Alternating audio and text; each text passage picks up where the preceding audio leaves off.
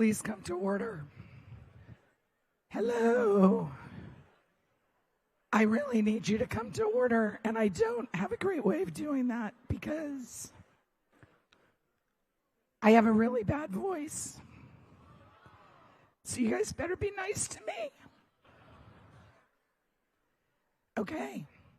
Town meeting is now back in session.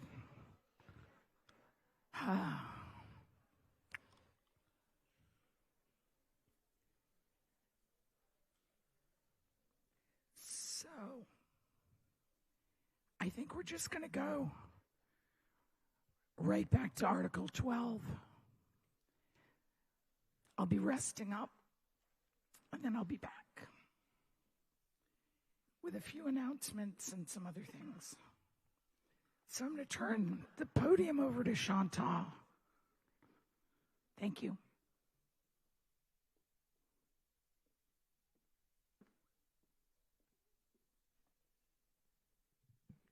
All right, good evening, everyone. Welcome back.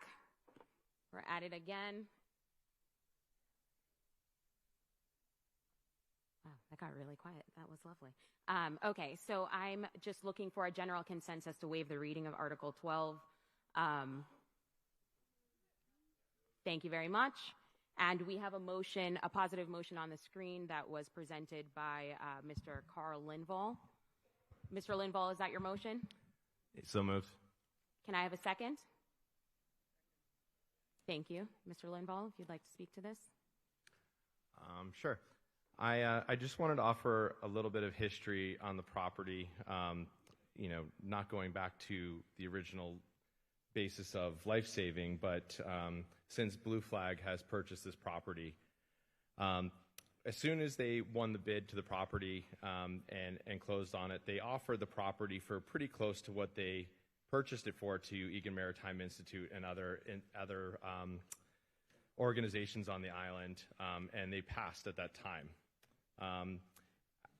After seeing no further interest from island organizations, they went through the process of designing and permitting for a hotel. 2 years of designing and permitting and over $1 million spent, including finalizing plans, design, marketing, septic, etc. Prior to listing it for sale, we again approached the same organizations that we had in the past and gave them another look at it and said, are you sure you still don't want it? We then listed the property actively and we received multiple offers in and about the price that we have negotiated with the town.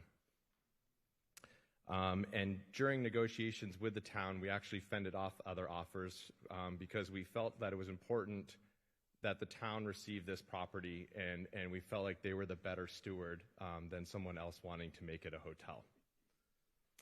We were really excited that at the thought when the town approached us at this continuing as a location where life-saving continued. This was a life-saving station.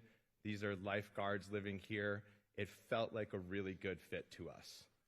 I'm not sure where any sort of turn has taken place with the town, and the news that a further $5.6 million was in renovations was news to me as of last night. I will say that the town has leased the property for this summer and feels that it is in good enough condition to house the lifeguards this summer. So I don't know if the money needs to be spent right away, but the lifeguards will be living there this summer. I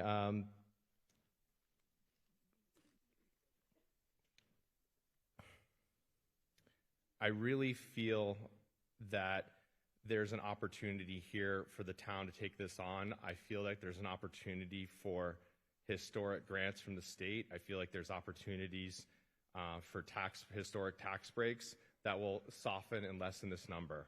I don't think that the 5.6 offered by the town last night needs to be done all at once. Thank you.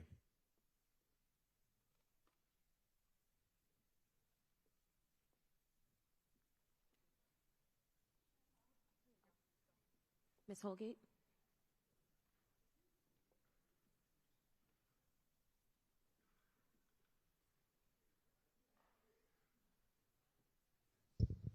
Can you hear me? Oh, yes. Good evening, Don Holgate. Unfortunately, municipalities don't apply for traditional historic tax credits like certain private owners or nonprofits can qualify for. However, I did want to make sure that people are aware that the town could apply for CPC funding because it is a historic structure. Definitely would qualify for any exterior work, which this does have a lot of really beautiful trim details on it. And again, just to kind of reiterate last night, we were a little bit leery from the beginning in what the overall price tag might be to do what needs to be properly done to make this property work as a town asset. But we didn't want to discard it without it coming before the entire body of town meeting and before we could really do the due diligence to put together an estimate of what the real cost above the $6 million purchase price will be. So I think that there are many benefits to the town acquiring this property. I think it's a really special piece. We would end up with a very significant amount of housing for summer lifeguards that's very close to the beach, and we would be able to end up with at least 2 year-round units that could go to other town employees. However, to be fair, money would probably be better spent building a new structure on property we own on Wade Drive that could house more people in a dormitory style. So it's a little bit of a question of, do you want to spend the money in the most efficient way to acquire the housing, or does this rise above that by it being the asset and the location that it is? Thank you. Thank you. I'd like to recognize Holly. Thank you, Madam Moderator. Holly Backus, Preservation Planner for the town. While I understand the Finance Committee on their recommendation to take no action on the original article, I felt compelled to set the record straight on some inaccuracies that were said last night before we closed. The preservation restrictions are not a bad thing. They help protect significant structures in perpetuity, such as the Surfside Life Saving Station, on an individually significant Victorian Gothic built by Charles H. Robinson, who was a prominent architect and builder, built in 1874. It was one of the earliest stations built by the Life Saving Services and the first one constructed on Nantucket. Excuse me, Holly, can you just speak into the microphone? Sorry. Thank you. It was built only in 100 days, believe it or not, for a cost of $2,500. That said, this structure and associated buildings benefit from a preservation restriction that protects $1.4 million to the public funding that went into preserving the structure from CPC and voted at none other than this body at town meeting. The condition of the structure was fine, except cosmetic wear and tear before Blue Flag ownership. Prior to their ownership, the town transferred the restriction held by the HDC at the time to NPT, the island's non-profit for preservation, and who has qualified to hold them. Prior to this transfer, and while the youth hostel still owned it, I inspected the property on behalf of the town and the HDC and documented it with photos, which are available to the public.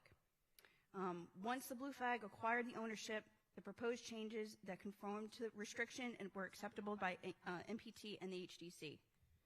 Historic structures are eligible for both federal and state tax credits. In addition, the town, if the town did acquire it, the town could apply for municipal historic grants from MHC, Massachusetts Historical Commission.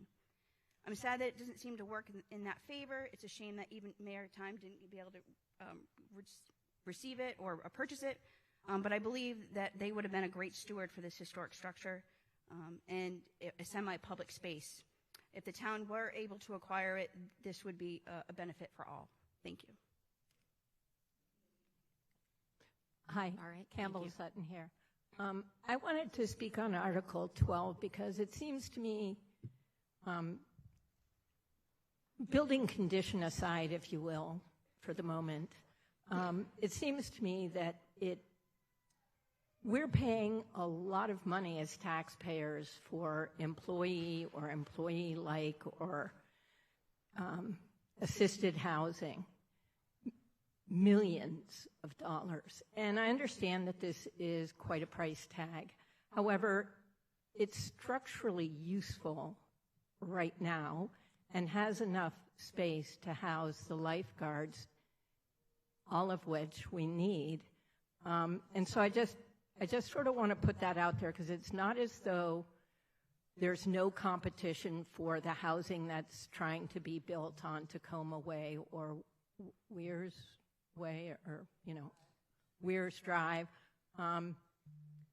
All that housing is needed. And I just sort of wonder to myself, is there a way that we make it so that it's, a 3-season resident, just for the dorm, just for the housing for the people that we need for our beaches, et cetera, versus trying to make it a 4-season establishment. So I just sort of like to put that out there. And to Holly's point, it is a wonderful structure. I would personally love to see something with a public-private aspect to it. And I believe the Finance Committee was to take no action.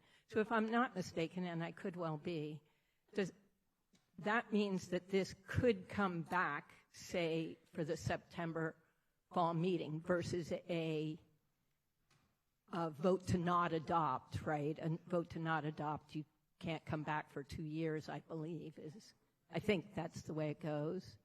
So I'd just like to also throw that out there for some thoughts. Okay, thank you for your time. Yes, Denise.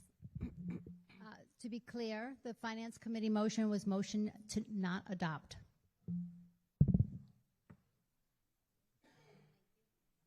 Sorry.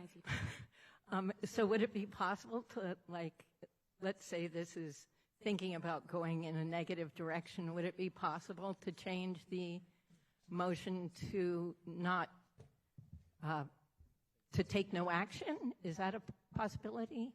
Or do we vote on this and then we would vote on a... Mr. Giorgio, if you could, please. Thank you, Madam Moderator. To you, to the previous speaker. You're thinking of a zoning amendment that has a 2-year bar. Whether you take no action or you move not to adopt or you move to pass over or you move to indefinitely postpone, it doesn't affect the ability to have this come back at a future town meeting at any time, including September. Okay, super. So I'll run back the other direction. Thank you. And I'd like to recognize you down front, please. Thank you. My name is Tracy McDonald. I am the real estate specialist for the Town of Nantucket. And I would like to speak, well, first I'd like to echo what Ms. Holgate said about the fact that I do think this is a special property. While knowing that, I have also been working with the owners to occupy the premises for our lease, which was as of April 1st. And so far we have been unable to do that due to disrepair. It's in significant damage, damages to the roof, leaking, no plumbing, well issues, septic issues, the list goes on. And so while we would like to use it for the lifeguards, as of yet we have been unable to occupy it for that purpose. Thank you. And I'd like far right corner, please. Thank you, Madam Moderator. I have a quick question. How long have we rented the youth hostel since for housing? Is this the first time or have we done it in years past? This is the second time, I'm being told.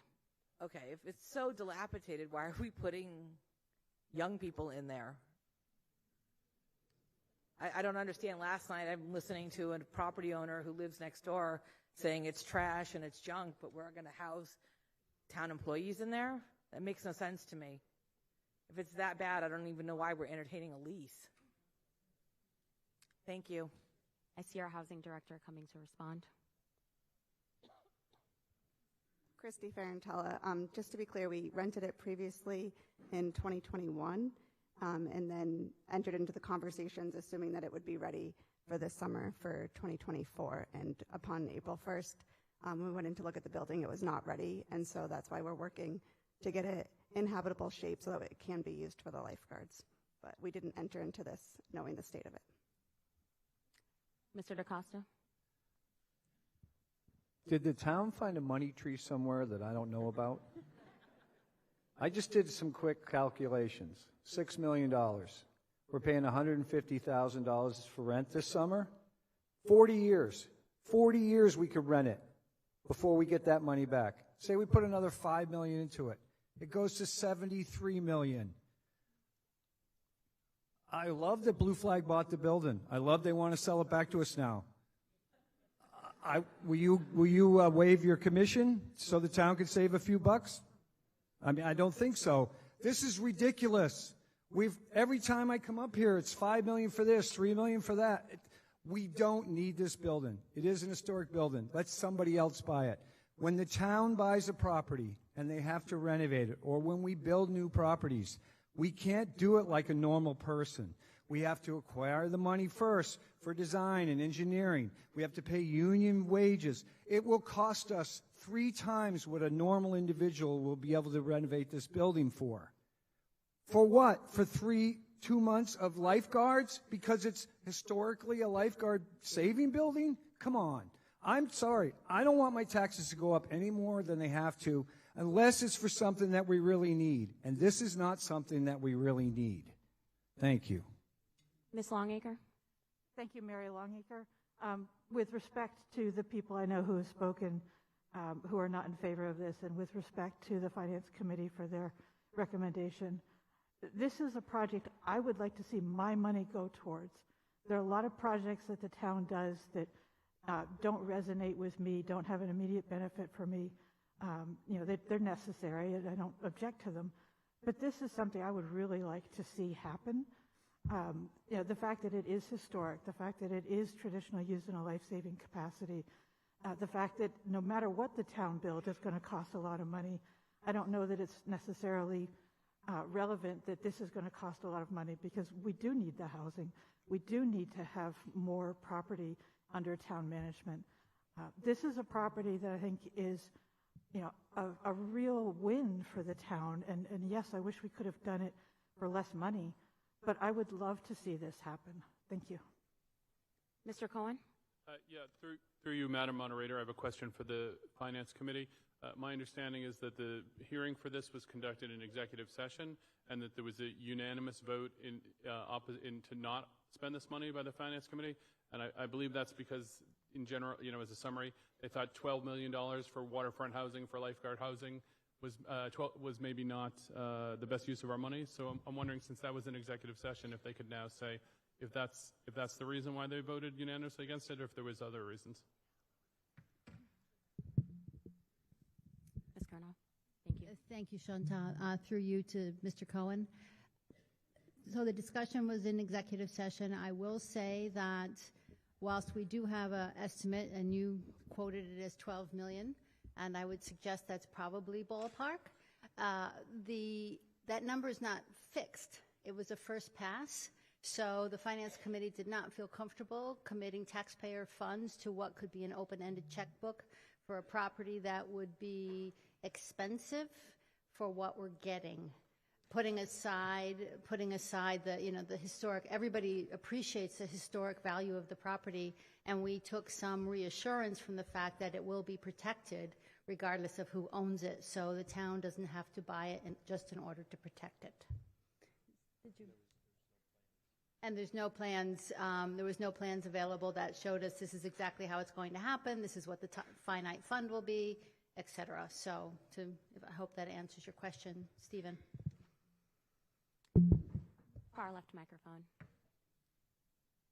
Sharon Ames, 1 Station Street, the abutter. I 100% agree with Mr. DaCosta, everything he just said. I also would like to say that we were there the summer that the lifeguards were there. That one summer. It was like living at times next to an absentee landlord. Cars were parked everywhere. People were coming and going all the time. They did go to bed quite early. That was great. But for the money that you're buying, these lifeguards are there how many weeks of the year? And I think that your $5 million is conservative. And I'm a wife of a contractor, especially the price of construction right now. I don't mean to sound negative. It's a beautiful building when it's beautiful. But as their abutters, we really hope that you do not accept this property. And Mr. DaCosta was very, very straightforward in what he said. Thank you. Thank you.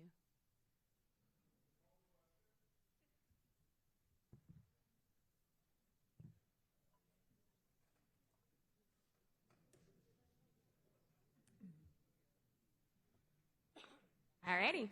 Okay, sorry. There's no need to vote on calling the question. Oh, yeah, no, I know that. Sorry. Whispering about other things. Okay, so we are going to, go to vote. One, to adopt, to accept Mr. Linvall's motion, and two, to not. So one is yes, two is no.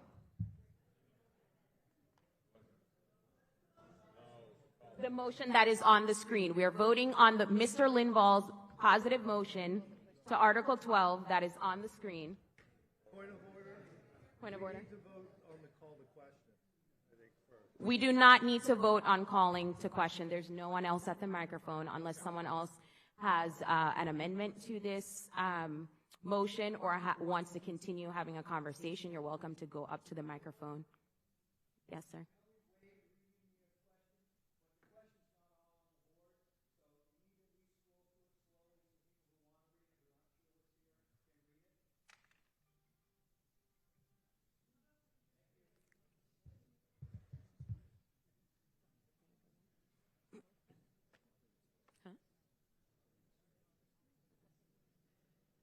So you guys really want me? Okay, let's read it.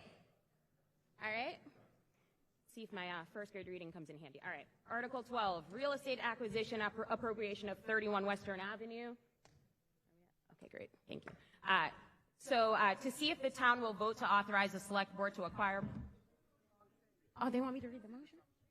Oh my God. Oh, okay.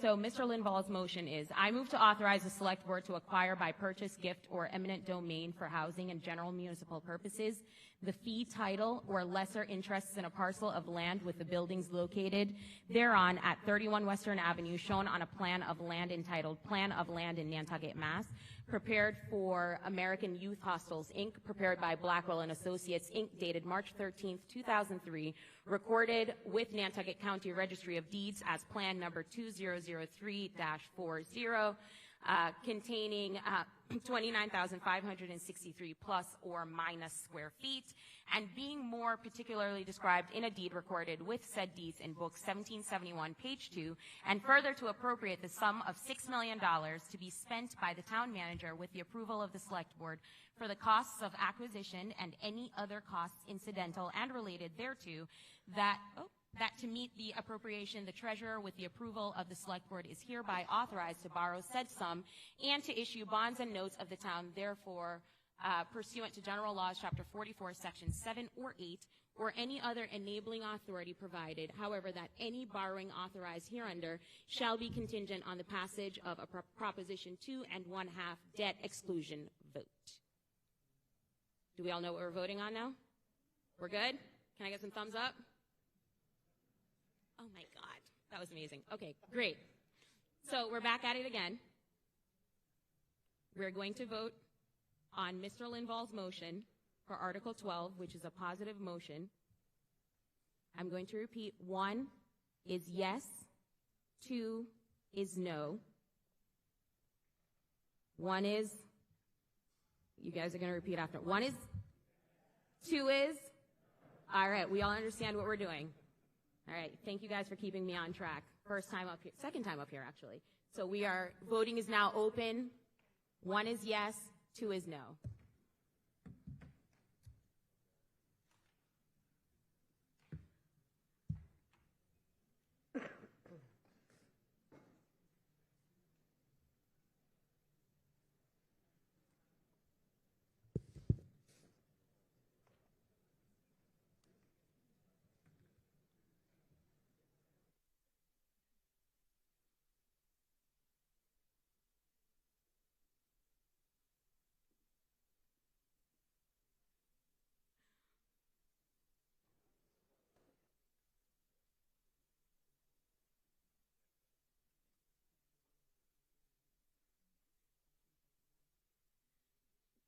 Voting is now closed.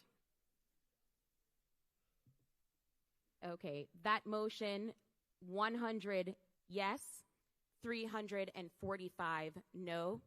That motion is not adopted.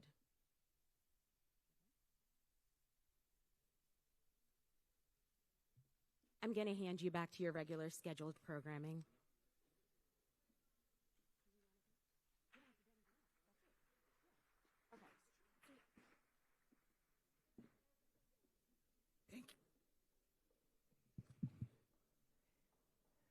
Thank you, Shanta.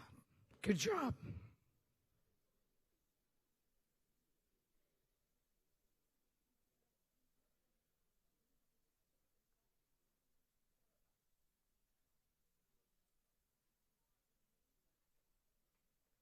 On this article, we're going to have to go back. Are you? No, wait.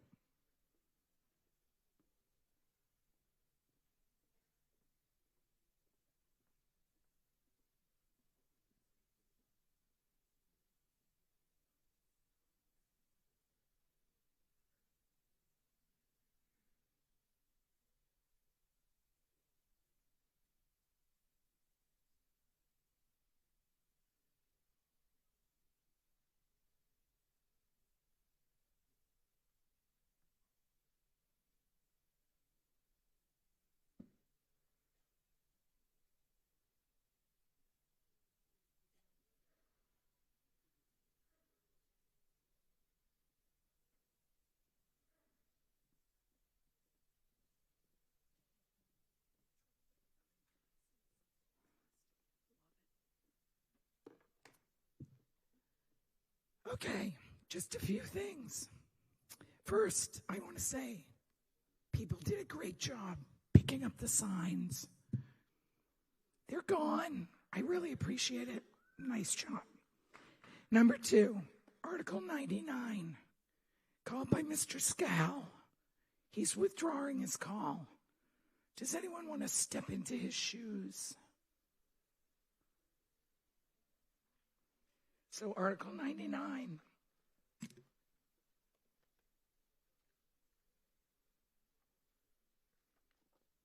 On page 167.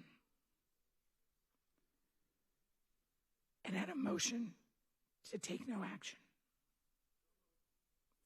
I think we'll go with that, right? So I'm going to do a voice vote because they're checking something on the clickers. So all those in favor, please say aye. All those opposed, no. Perfect. Thank you. Okay, Article 13. I feel like there was something else I was supposed to tell you, but if I think of it, I'll come back to it. Article 13 was called by Mr. DaCosta. It's on page 21. I'm not reading the Finance Committee motion. You should thank me for that. I'm going to recognize Denise Cronau, the chair of the Finance Committee, for the purpose of making that motion. Is there a second? Second. Motion is made and seconded. Do you wish to speak on this, anyone from the Finance Committee, or no? So we'll go right to Mr. DaCosta. Is he here? Yes. There he is. Okay.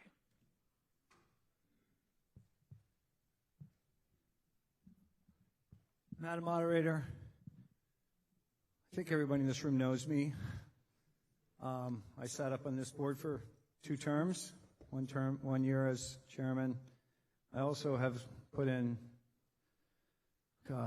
over 50 years of experience on the waters around Nantucket. So I may not have a PhD behind my name, but I know a little bit about what goes on in the oceans. I'm not going to sit here and tell you that I'm not a climate believer. I believe there is sea level rise and we have climate issues. Okay? I want to be clear about that. What I have a problem with is we're going to build a brand new DPW because we're worried that it's going to be underwater in 20 or 30 years. It's not going to happen. All right? The no-name storm, the 1990 storm, I don't know how many people in this room were here for that. Yeah, remember that? Water got all the way up to the monument of Main Street. All of Brand Point was underwater. all of Washington Street, and basically it stopped at the Bluff. Union Street down, all the way to Consu, and all the jetties from the cliff down. That was a 100-year storm. Did the DPW flood? No, it did not. But we're going to build a brand new facility because it might flood. I saw a video today where a town employee said we need to start planning for 500-year and 1,000-year storms. Are you kidding me? A 1,000-year storm? What is a 1,000-year storm? I think we got to, well, I'm not going to say it, but you all get an idea where you got to go if it's a 1,000-year storm. Look, I can't justify building a brand new facility because we think it's going to flood because some geek in a federal office punched a bunch of numbers into a computer and came up with analysis that, oh, in X amount of time, a third of Nantucket's going to be underwater. I'm sorry. I don't believe that, and I spend a lot of time on the water. Every place that floods right now, I can give you a logical reason for why it happens. Every one of them. Yes, water is higher than it was 30 years ago, or 50 years ago, or even 10 years ago. But it's not in feet, it's in inches. We don't need to build a new facility. Let's take this $1.2 million and fix what we have. Let's clean up all the crap out of there. Let's fix the buildings that are in disrepair. If we need to build more buildings, then fine. We'll build an additional building on Shadbush or on Sun Island. But we don't have to go and spend all this money for designs and engineers. A whole lot of people make a whole lot of people make a lot of money off of this, and it's our money. And I'm sorry. I've had enough of it, and I'm probably going to be up here again tonight complaining about this because at some point we need to start having some fiscal responsibility and really look at these numbers and say, do we really need to do this? So I would urge you to not vote for this, and I would urge the town boards, whoever they may be, and the finance committee and the new DPW director to sit down and figure out what you need to fix what you have, and then come back to town meeting in the fall if you want, or in the spring, and say, okay, we need $6 million, $7 million, whatever, but let's fix what we have. You don't tear your house down because it starts to fall apart. You fix it. Let's fix our house. Thank you.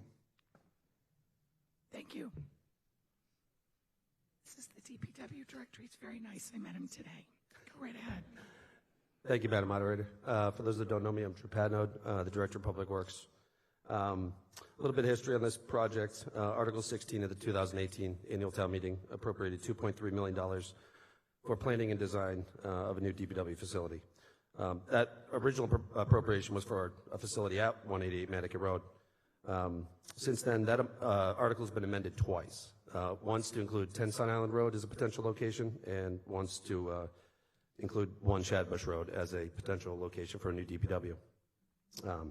Of that $2.3 million appropriation, only $700,000 has been spent to date. That includes a feasibility study that thoroughly examined all 3 locations, conducting for each site a climate vulnerability assessment, and development of resilient design criteria, site evaluations and conceptual layout plans, environmental and endangered species assessments, cost analysis, most importantly, and overall a complete comparison of the 3 potential locations for site selection. It was at this time that it became abundantly clear that 1 Shadbush Road it makes the most sense for the new DPW facility. If you look at the existing 188 Nantucket Road site, it is surrounded by wetlands on all sides. It is essentially the shape of an H or an X. So a layout and size of a facility that this department, this town, and this community needs simply is not feasible at 188 Nantucket Road. It's not just about climate change or potential sea level rise, but the cost of a new facility at 188 Nantucket Road far exceeds the cost at 1 Shadbush Road. You guys see how quickly new homes are built out here? Clear a vacant lot, it can be done by Saturday. But the impact, our operations at 188 Nantucket Road, we work 5 days a week, and a lot of the year we work 7 days a week. So disrupting our operations is a major factor for relocating. Additionally, the cost of temporary facilities to maintain the operation of the DPW while a new facility is being built dramatically increases the cost of a new facility, including the actual site itself and utilities and other upgrades. It just makes by far the most sense to move to 1 Shadbush Road, and we've recently completed a preliminary schematic design for the facility, which we're very happy and proud of. And we hope that you guys vote yes on this article so that we can build a facility that this community can be proud of, and we can continue to serve the island for 50, 75 years to come. Thank you. Thank you. Madam Moderator. Yes. So I Campbell would just... Sutton. Campbell Sutton, sorry. Just speaking as a citizen here. So I've been a supporter of 1 Shadbush as a new location. And I'll tell you why. I have a couple of reasons. I mean, I know that it's also the location that the Gun and Hunting Club or something along those lines also would be sharing. So there's some things there. But I've been a supporter of 1 Shadbush because of its location. I think that, okay, so when I used to organize the fair, right, and we would get DPW workers to help us set up, which was lovely.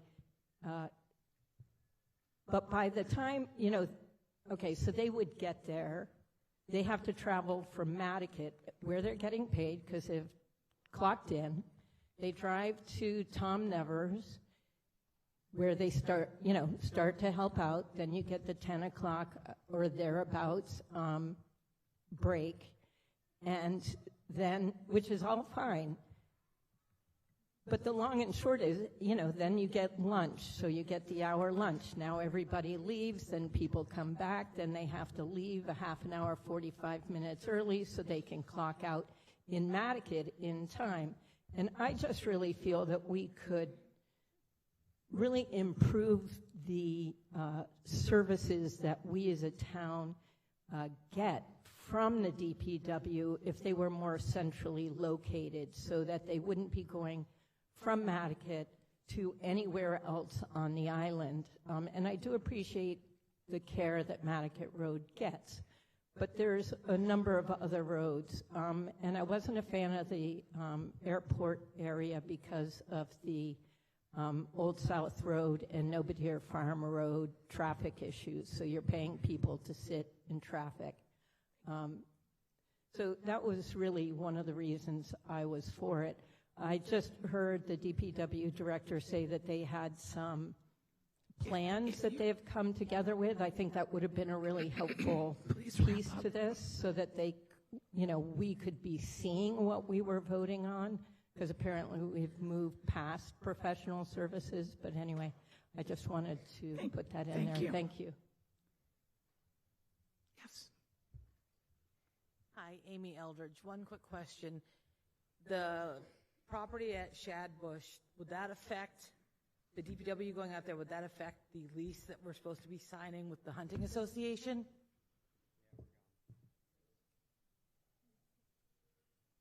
Yes, go ahead. I'm happy to report that I, as a select board member, have been in meetings with the Hunting Association, and we have a joint proposal for the property that meets their needs and the DPW's needs. So there is no conflict? It's a big change, but we have worked out a compromise that's been acceptable. Great, thank you. To all the parties. I have to clarify that. Excuse me. Sorry. Yes, Mr. DaCosta. I have to clarify that. The new proposal for the shooting range is 1.1 acre of land. No trap range, underground pistol range, and maybe an underground rifle range. You're not going to get to shoot skeet. You're not going to get to shoot with a shotgun at all. You won't have an archery range, and at best, you'll have an underground range. 1.1 acre. I live on an acre. So the answer to that is not true. It drastically changes what the shooting range is. Up at the back, Mike. If you could remove your hat. Yeah. Thank you. How you doing? My name is Raymond DaCosta. I just want to say, this doesn't really have anything to do with the article. However, If we can actually hit the number that's on the screen ticking down. I'm 33 years old. I beg everyone I know in my generation to come to this thing, and no one wants to come. We got a ton of articles to get through tonight, and every time we go over these alignments, you can see it if you're speaking. If it's at 15 seconds, please just wrap it up. That way we can get this done. Thank you. Mr. Halligan, I'm with you on that, Ray. I think the problem is that we're given all these expenses piecemeal. Maybe it's good to have a tennis court, maybe it's good to do this, but it would be helpful if the Finance Committee would say, look, we're bringing you X amount of construction to be spent today, and we think we can afford it because this or that. When you look at each one individually, you don't get a picture of where we stand on our budget. Thank you. Thank you. Okay, I think we can go to a vote. This does require a 2/3 vote. You're voting on the Finance Committee's motion. It's the motion that's printed in the warrant. It's also the motion that's on the screen. A yes vote will adopt that motion. A no vote will defeat the motion. It's 1 for yes, 2 for no. Voting is open.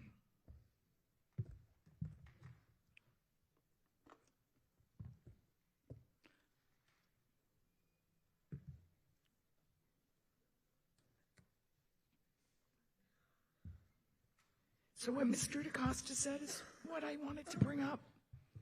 We have a lot to get through, and I'd really, really like to do it tonight. So I'm going to count on you guys to be succinct and quick with your comments and to the point and not to repeat. That's all. Also, I wanted to mention voting is closed. That there were some people last night who had warrants that had multiple pages, like the pages went out of order. Did anyone here have a warrant like that? You did? Yeah, okay. Okay, well, yeah, it's probably at the post office, but so there are some warrants that had these weird pages. I'm just trying to get a sense of how many there were. So, on this article, yes, 215. No, 253. It is not adopted.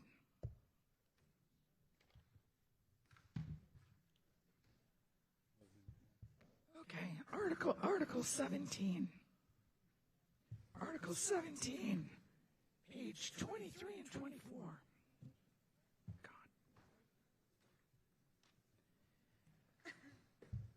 I'll recognize Ms. Cronow for the purpose of making the Finance Committee's motion. Move, Madam Moderator. Is there a second? Second. Motion is made and seconded. This was called by Mr. Donnelly. Is he here?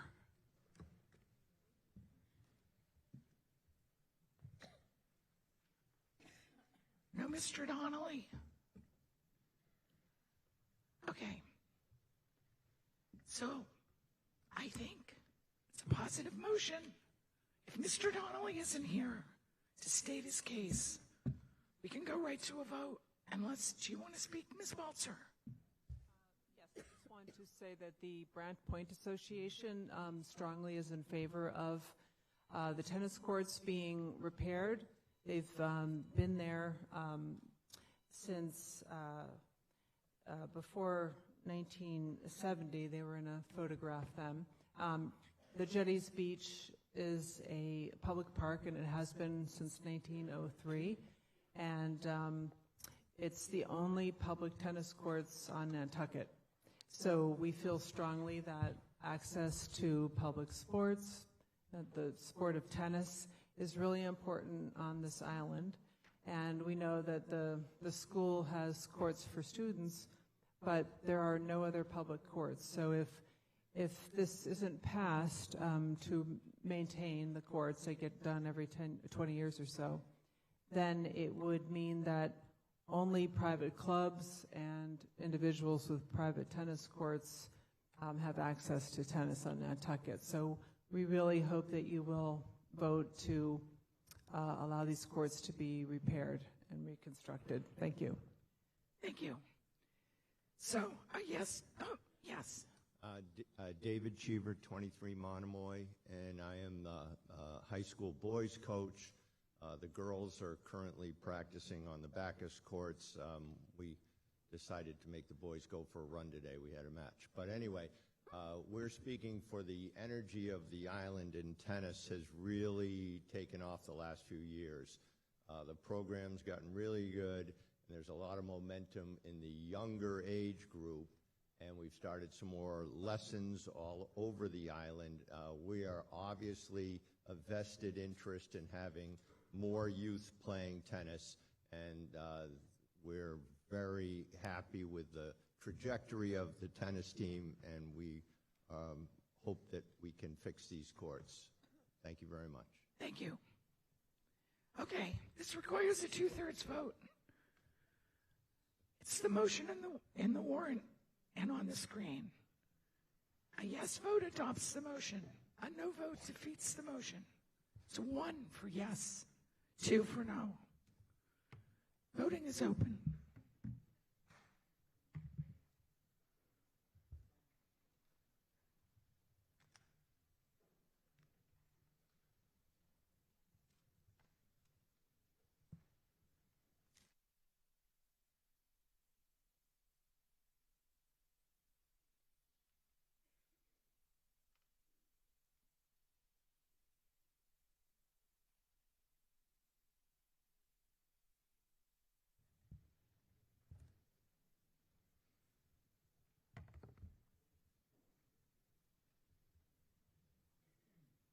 Voting is closed.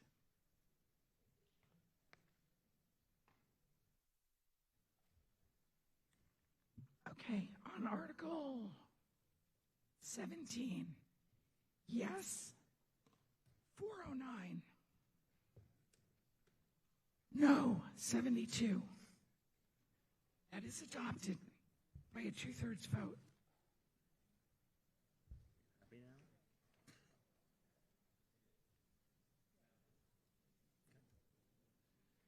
Okay. Article 18. On page 24. The motion is as printed in the warrant. Ms. Cronow. So moved, Madam Moderator. Second? Second. Thank you. Mr. DaCosta.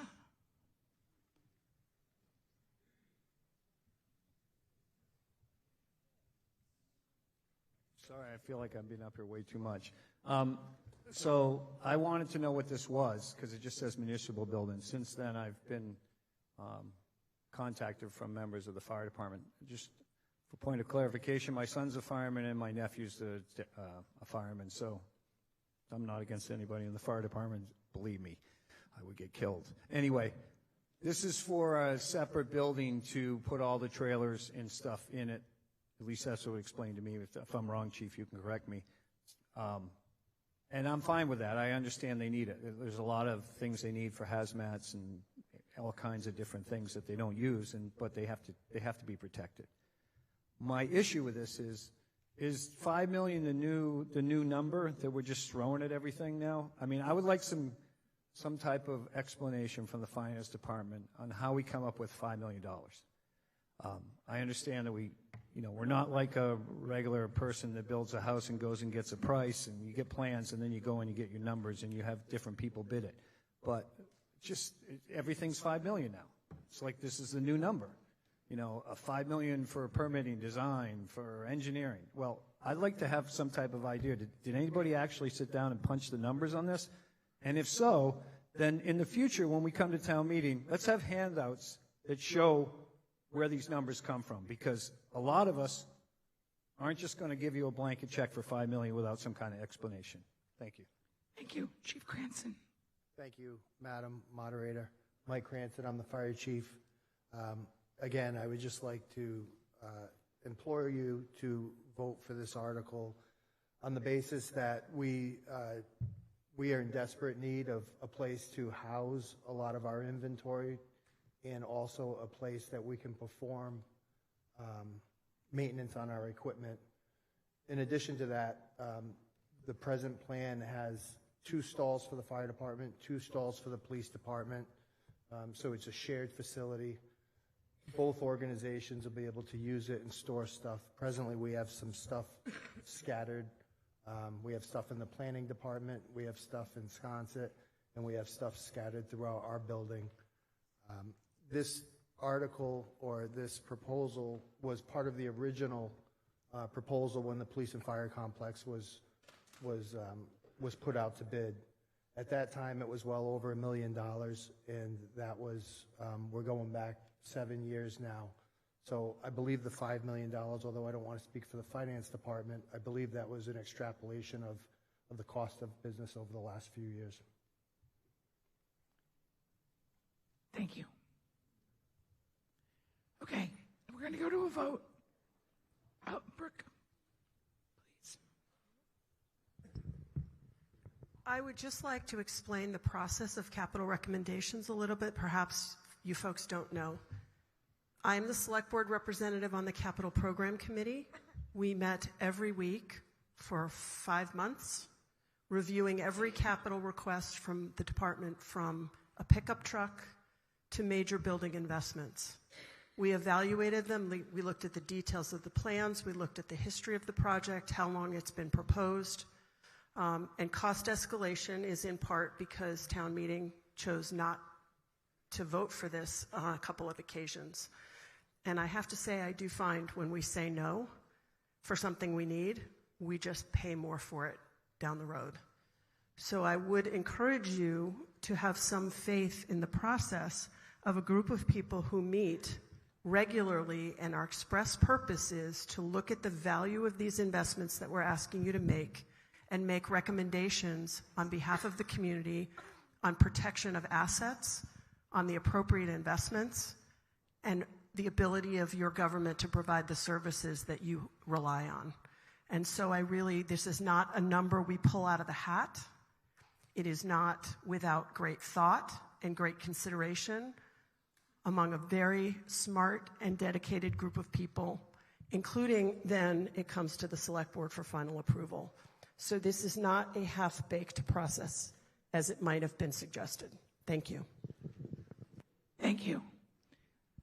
Madam Moderator, I'd just like to make a quick point, just because sometimes this happens.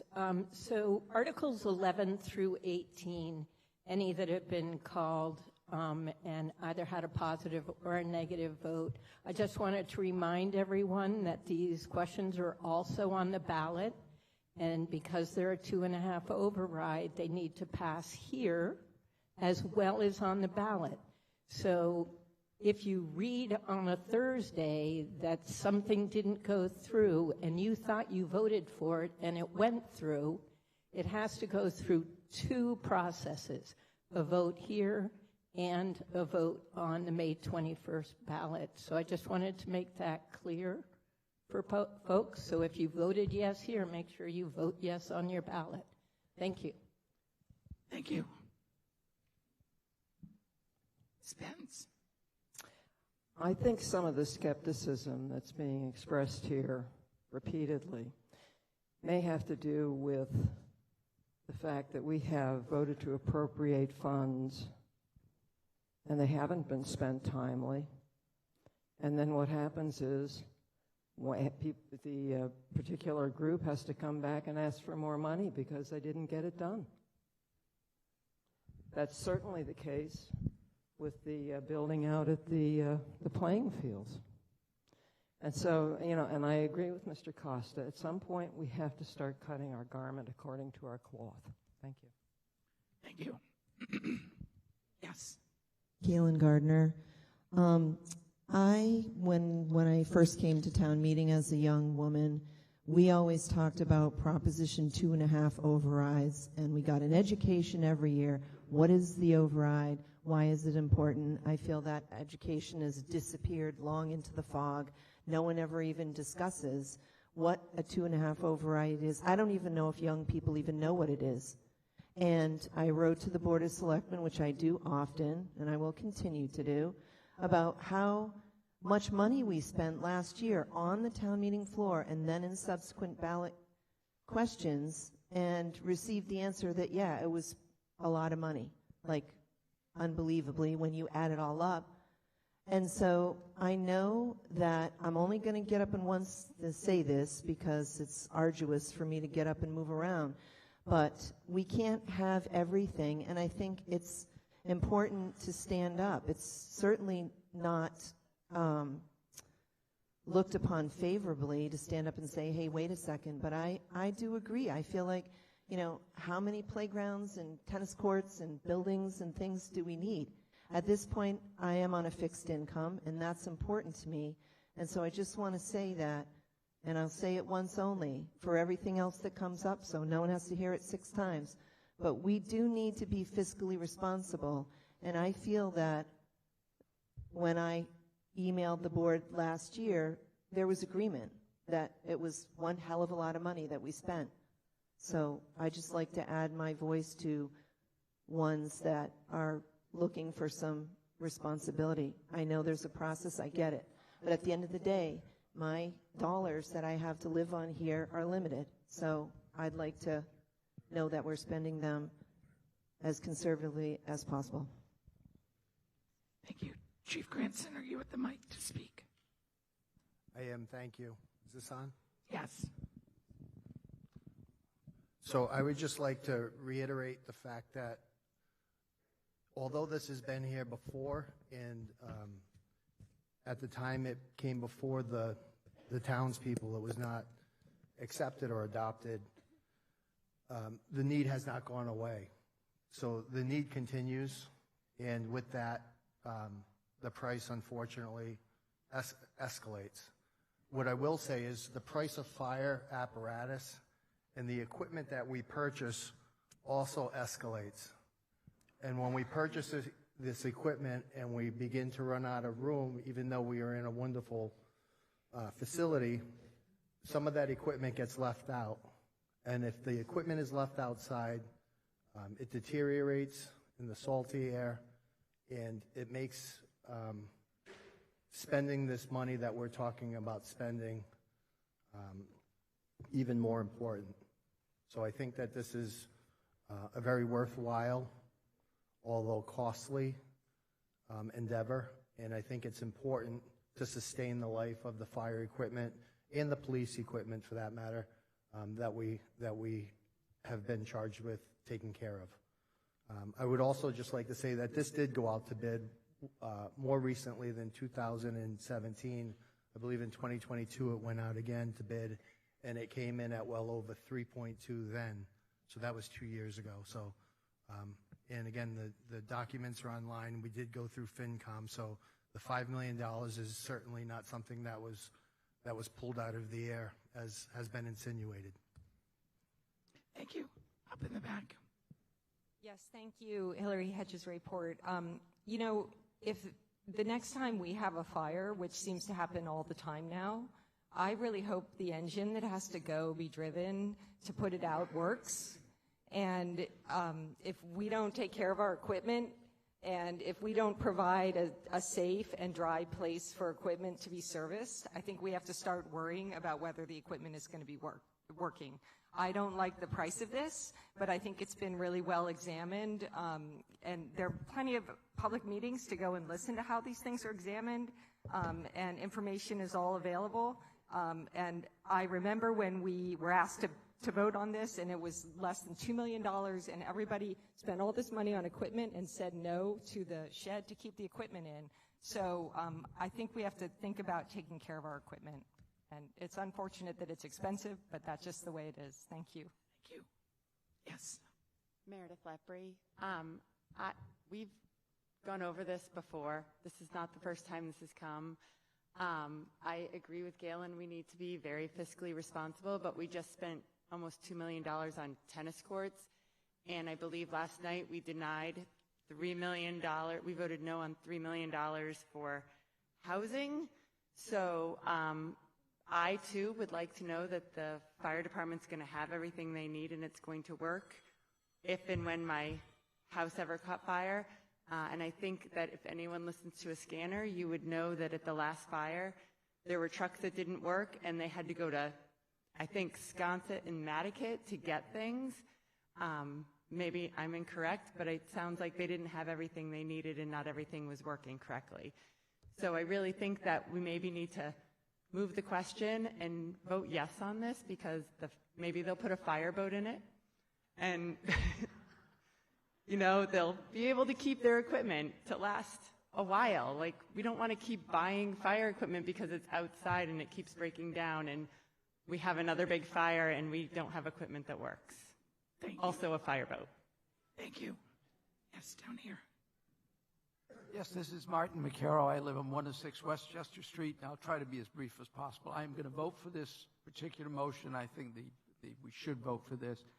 My issue is a bigger one. It's been touched on here, and that is we go through a list of things. We're looking at $1 million, and I've forgotten what it was, to build a new planning for DPW, but we don't know what the DPW building we're trying to vote for is going to cost. We really need to be able to present to voters a capital budget for this town that goes out for 10 years. We're talking about rebuilding our island home. What's that going to cost us? We know what the planning may be, but a town has a capital budget. I think that capital budget should be shared with this audience, and I think the town should be justifying that capital budget so we understand what we're facing, what the impact on our taxes will be, and we can understand how this, and I'm sure they're educated decisions. Those educated decisions are made. Thank you. Thank you. Yes. My name is Jeff Clayton. I move the question. Okay, I think we can just go for a vote. A yes vote. So we're not going to vote on the motion to move the question. We're just going to go to a vote on the motion itself. Requires a 2/3 vote. It is, as printed in the warrant. A yes vote will adopt that motion. A no vote will defeat the motion. 1 for yes, 2 for no. Voting is open.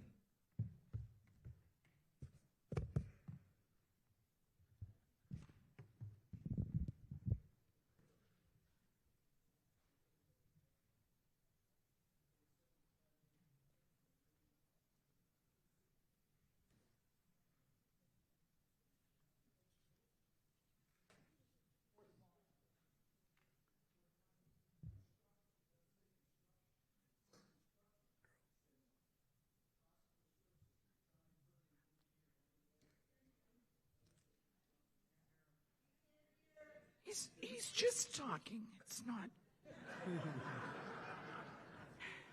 Because we're voting. Okay, voting is closed. On the motion, on Article 18. Yes, 397. No, 90. That motion is adopted by 2/3. Article 20. On page 25, the motion is as printed in the warrant. Ms. Gronow. So moved, Madam Moderator. Second? Second. Motion made and seconded. Ms. Perry, you called this, and I believe you have a motion to amend. And your motion is to amend the main motion by adding the language that's highlighted in yellow. Is that correct? Yes, ma'am. Is there a second? Motion is made and seconded. Ms. Perry. Thank you very much. I'll try to be very, very quick on this one. I think many of you know that I am a fan of government transparency, and so with this, I'm asking for a little bit of transparency. This project that I'm requesting funds do not go towards has been riddled with problems from the start, and transparency is one of those. The project that I'm asking funds not go to has been a bit of a hot topic. I think affordable housing is a very noble cause. I'm not saying funds don't go to affordable housing. I just think that this one project is maybe not the best use of our funds. The project is one that the fire chief has said there are many concerns with. Sewer requires a $6.5 million upgrade for it to go online. They're asking for tons of waivers. This is a project that sits on a one-way in road in the largest year-round neighborhood. So I'm curious what would happen if there were ever an emergency and how everybody would get out. That's never been addressed. The town decided to drop the lawsuit because they said they couldn't win this, but they never told the ZBA regarding that. The developers then lost the case. And I'm asking that this article go through so that the vote on this article will now put decisions on where the funds are spent right back into town meeting control, because they have to come back to town meeting to amend this vote if you would like funds to go towards that. So I'm proposing this amendment because I'm in favor of transparency, and that's what this is all about.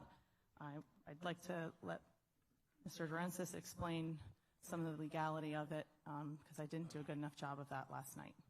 Thank you. Okay, thank you. Mr. Durensis, if you could be brief.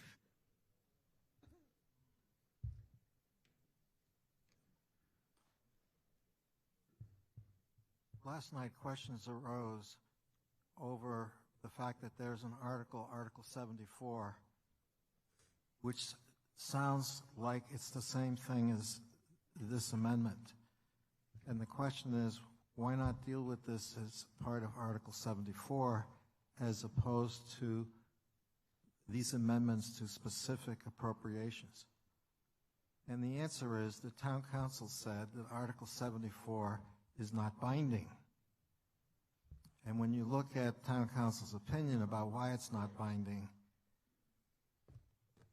this is the solution. This vote is binding. This vote has teeth.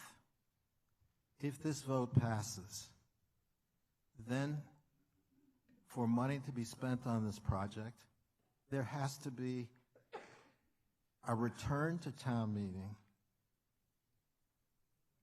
with a request for funding to be approved, notwithstanding this language. That means the transparency that we've all been looking for will actually happen. As part of that transparency, I can say that we have asked the town of Nantucket what its relationship is. We've asked for paperwork. We've asked for copies of contracts. This talks about how so many units are going to be devoted to different types of housing.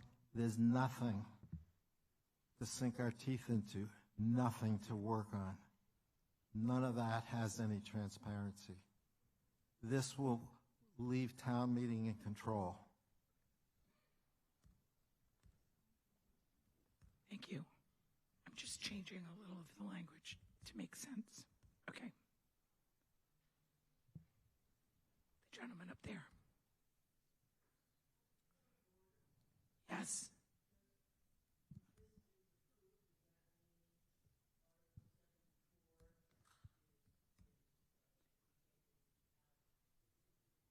We're not going to be doing Article 74. We don't have a motion that I've approved on 74 at this point. So yes, no 74 if this is adopted. Thank you, Madam Moderator. My name is Burton Balkine. A lot of you might know me as Spruce. I'm not a very good public speaker. I'll try. I don't know anything about affordable housing, although I do know it's good. It's a good thing. And I know that Surfside Crossing is a bad thing. Why? They have cost this town so much money in lawsuits. That alone, I think, should allow us to accept Megan's amendment. So, in keeping with the moderator, I'm going to say thank you for listening to me, and I hope you vote no, vote yes on her amendment. Thank you. Thank you. Mr. Sullivan.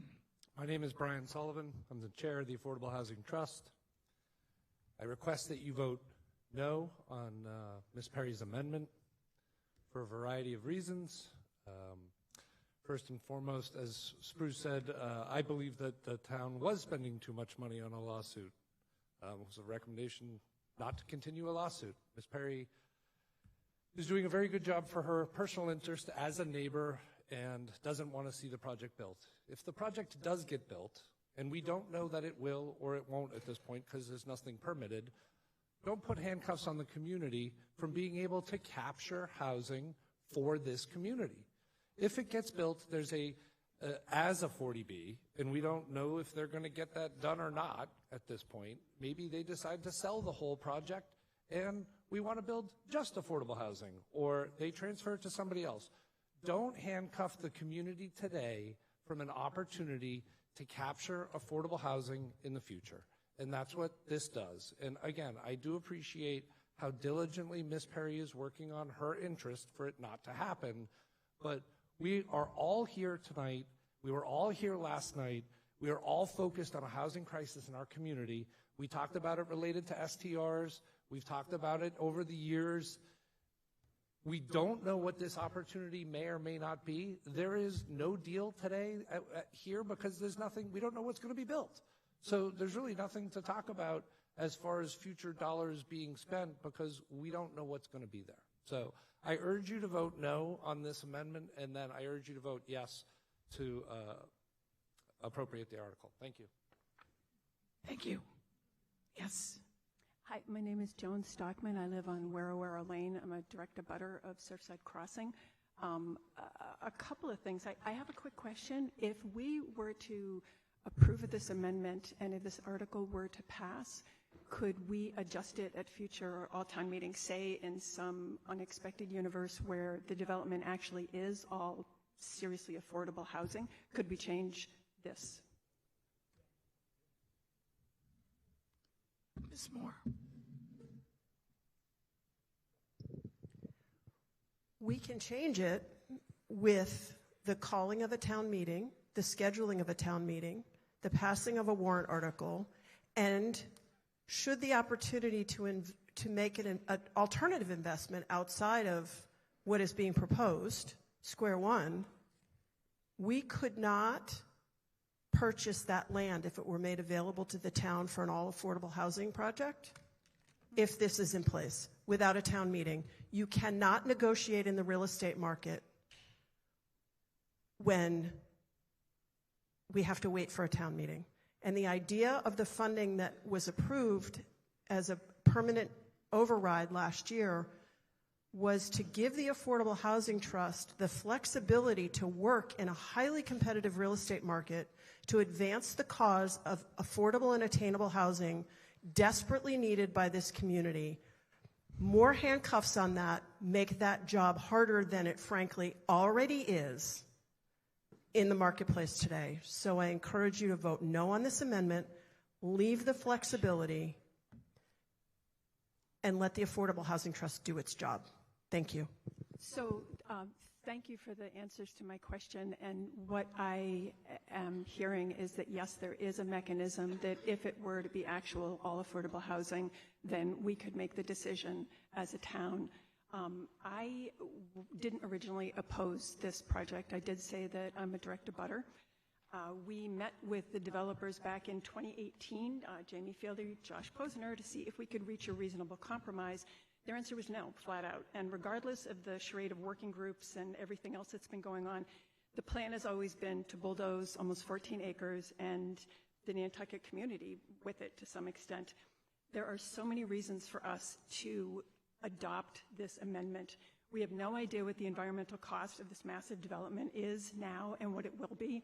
The developer denied environmental consultants access to the site to determine what kind of flora and fauna were at risk, and that was it for 14 acres. No trees, no bats, no problem. The fire chief reviewed the plan and deemed it unsafe. I'm really relieved to see that Article 18 has passed because, as I said, I live right next to the property, and these are going to be 18 massive buildings that are the size of the Veranda House, and one of them is even larger than that. And so, you know, the fire chief had already said originally when he reviewed, the former fire chief, when he reviewed the plans, unsafe. The infrastructure, we're ending up paying for upgrades to the infrastructure. And the stormwater system's insufficient for the magnitude of this project and to deal with the level of impervious surface, which is approximately 75%, and it's all in a wellhead recharge district. My experience, the Surfside Crossing developers have not operated in good faith, and I have no reason to believe that this is going to change in the future. And this is not about town or state support for a project like Sachem's Path, which is 100% affordable. This is millions of dollars that enriches the rich guys with our tax dollars. And the question is that how you think it should be spent? And the profit part is important because this is the most important thing to me. It's not being pulled out of, I get it, I'll stop in 1 second or 3, the thin air or conjured from nothing. It's being extracted from this community and from my neighborhood and my home. And what's the cost of the night sky, the sound of the peepers, the quality of life, the sole source aquifer? These are all things that are being taken for us. And I think that that's really unfair. So thank you for hearing me. Thank you. Up at that microphone. Yes. Hi. Oops, little high. Okay. Campbell Sutton here. I had a question on the motion itself, and I didn't know about this amendment. So I totally support this amendment. I was on the work group with the ZBA for South Shore Crossing, and they did not act in good faith. So that's just I said it at the time. But anyway, and I don't find a problem with coming back to town meeting to get approval, especially if we're looking at another like Richmond development type of thing. I think, the people should have more say than that. But so my original question was, so this is $45 million, which in my little mind is a lot of money. It doesn't require a 2.5 override, nor does it require a 2/3 vote. It's just a majority vote. Whereas when we were doing $1.2 million for the tennis courts at Jetties, not only does it require the 2/3, it requires the 2.5 override. And so you can see where I'm like, okay, $45 million for 50% plus 1, $1.2 million for 2/3 plus a 2.5 override. So I'm confused on that balance. I'll get you an answer on that. Thank you. Mr. Turbot. Thank you, Madam Moderator. Through you, to answer those questions, this is not proposed as an override because if town meeting remembers previously, we have allocated $6.5 million that we appropriated as a transfer in the Article 8 in last night's budget. So the intention is with this, as we had explained when we did the override, was any borrowings from going forward would be coming from that override that was approved very graciously by the voters last year. Secondly, I guess this would be the time to kind of talk about one of the big concerns with this amendment and seeing it now.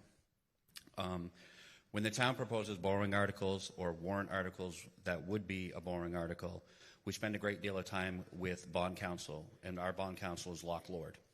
We spend a great deal of time showing them the warrant articles as well as the motions. To see an amendment that alters the borrowing article that has been already previously approved by bond counsel, I'm a little hesitant to think we haven't shown this to bond counsel, so I have no idea what their opinion on the amendment to the article would be. So I would respectfully ask everyone to vote this amendment down, given the fact that we have not had an ability to present this to bond counsel. And it is a 2/3 majority vote like every other borrowing. Okay, I'm sorry, I didn't see that. Did that answer your question about the override? Yeah, so it sounds like the $45 million is coming from the 6.5. Yeah, the debt service for the up to $45 million of borrowing would be paid from the $6.5 million override annually. Correct. Okay. And that one was in perpetuity, correct? That is correct, yes. Thank you. So, and I can see where this wouldn't seem appropriate, but I think, I'm starting to feel like what we see is some tension between what citizens are really hoping and looking for and what housing or, just governmental structures are trying to impose upon people. And so I think you're starting to see some of that come up with the questions that people are having. Thank you. Thank you. Ms. Lepre. I actually would like to hear what Attorney Durensis is going to say. Can I give him my time? Sure. Thank you. Mr. Durensis. Thank you. I am a town council in many communities, and I can tell you that it's the ordinary rule for municipalities that they have to get a town meeting vote to acquire property. That's pretty much the standard rule. The exception is for the Affordable Housing Trust. That's one of the very few exceptions there is. But the standard practice is a municipality acquires property, there's a town meeting vote. Here, the same process can be followed. And in the other towns where I'm town council, we buy and sell real estate all the time. We can sign a purchase and sale agreement, and we put in a condition subject to a town meeting vote. It's no big deal.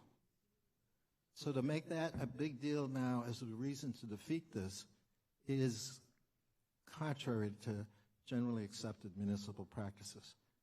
The other point I would make is the one about the bonding authority. I deal with dozens of bonding motions. This will have no effect on the bonding authority that the town has already. This is dealing with one particular bad project that would require the town to come back and justify and explain and provide transparency. That's all this does. So I think that's not an accurate argument. Thank you. Mr. Holland, did you want to speak? Thank you, Madam Moderator. Tucker Holland, just a citizen here today. I am the former housing director. I gotta say, I'm confused by this amendment and why we're talking about it. It was presented last night in conjunction with another article. Town meeting overwhelmingly voted down, so much so that it was withdrawn from Article 10. Now we're talking about it again. I'd like to ask who in the room, please raise your hand, if you would like to be told where you can and cannot live. Am I missing? I don't see anyone raising their hand. That's what this amendment is doing. It is telling year-rounders where they can and cannot live. I am holding in my hand the contract or whatever secret document Ms. Perry and her attorney are suggesting is out there that is the agreement between the town and the developer. I'm holding it right here. Everyone see it? Because there isn't one. What this simply is doing is, what the intention of this article is for there to be funding for the Affordable Housing Trust to look at all options to provide desperately needed year-round housing. And the only way that I'm aware of that some of these funds potentially could end up in this particular project that Ms. Perry is concerned about is if a year-rounder raises their hand and says, I want to live there. I don't want a single-family home. A condominium actually works better for me and my family or my household. So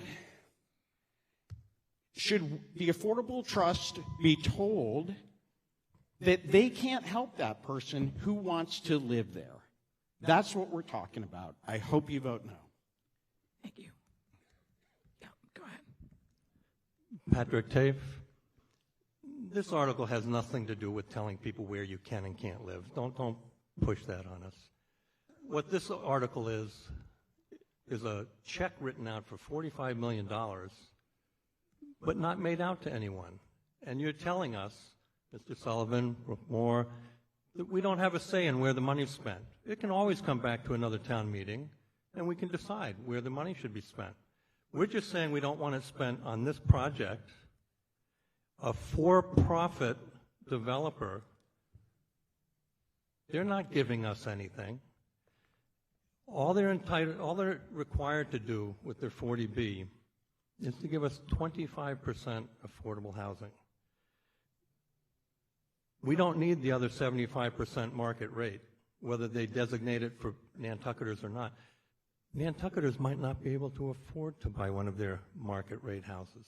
So for the 25%, I'd like to know where my money's going and not just have a check made out that could be given to anyone, especially a for-profit development. Ms. Moore. What is being proposed is a closing cost potentially here is the ability for a year-rounder. First of all, there are people who would like to live here year-round who will be able to buy market-rate condominiums because it's a price point we don't have in the market. And I know of people who would like to buy at that price point. And second of all, for those who can't afford the market-rate price point, the availability of these funds will serve as down payment assistance or a deed restriction buy-down to ensure that that unit is perpetually, forever a year-round unit, and it is then affordable to someone like a teacher, a firefighter, a DPW worker, a nonprofit director, all the people in the community who are desperately bouncing around from home to home might be able to have a piece of Nantucket to call their own because the Affordable Housing Trust will be able to offer them financial support in exchange for a deed restriction on a unit that was market rate in the 75-25 ratio of a 40B, and it becomes forever a year-round unit. That's what these funds might be used for at the Surfside Crossing project. If you want to refuse that opportunity to some of the people that I've made mention, if this project moves forward, that's what Ms. Perry's asking you to do. If you want to leave that opportunity open for year-rounders and for us as a community to acquire deed restrictions so those units stay year-round forever, then vote this down. Thank you. Thank you.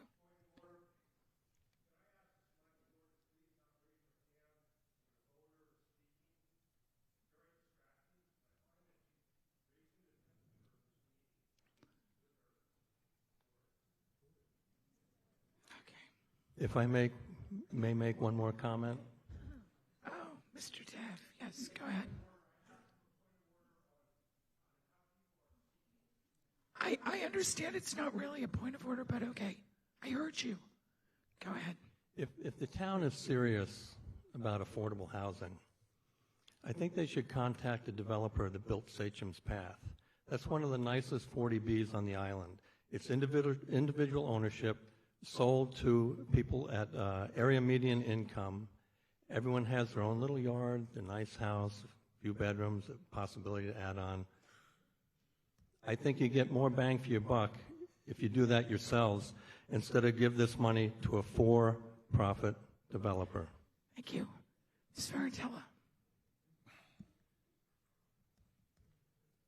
Challenged. Okay. So Article 20 gives the Affordable Housing Trust the authorization to borrow $45 million. The trust would be servicing this debt from the $6.5 million override as previously mentioned and would add no further burden to the taxpayers. These funds would be used to create affordable housing and to keep us in safe harbor and prevent unfriendly 40Bs and to prevent home ownership opportunities. To date, town meeting voters have graciously appropriated $84 million to the trust.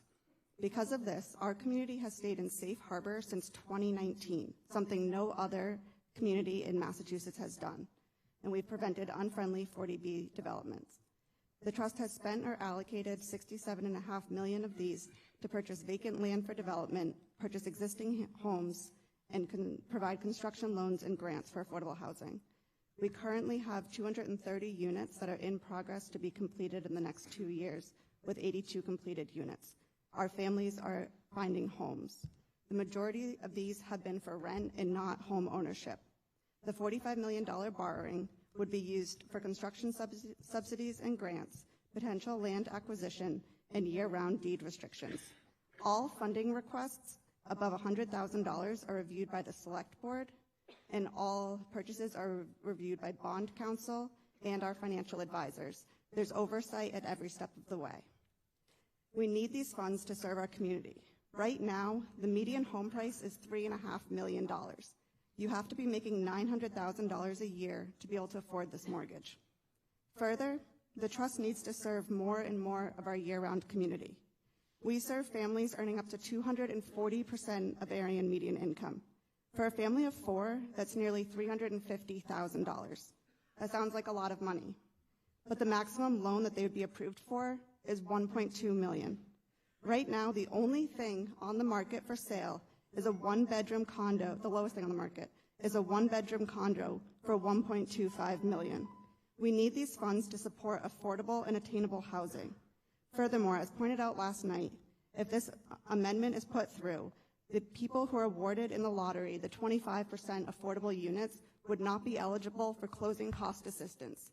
Imagine being able to finally get a home on Nantucket and you can't afford the closing costs and you can't be eligible for it because of this amendment, because you can't purchase in this community.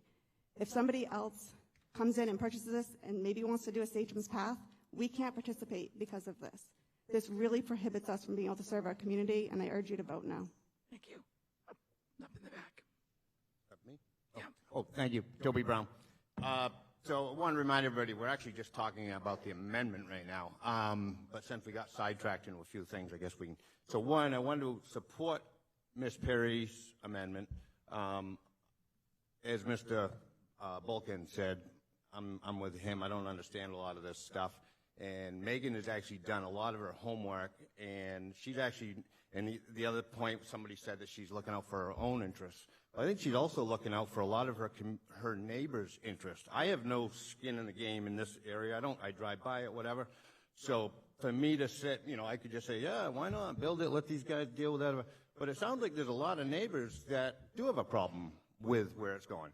And then on Mr. Holland's point, this is not telling a local person where they can and cannot live. This is telling us taxpayers what we as taxpayers want to support, where our money goes where. That's not telling Joe Blow, whatever, hey, you can't live here. This is a total different ball game. And then lastly, on the affordable housing, once again, because they got sidetracked, I go back to the same point. This is not just helping the locals who have roots here, like we said before, and it's not the affordable housing's fault. It's to do with state regulations, this, that.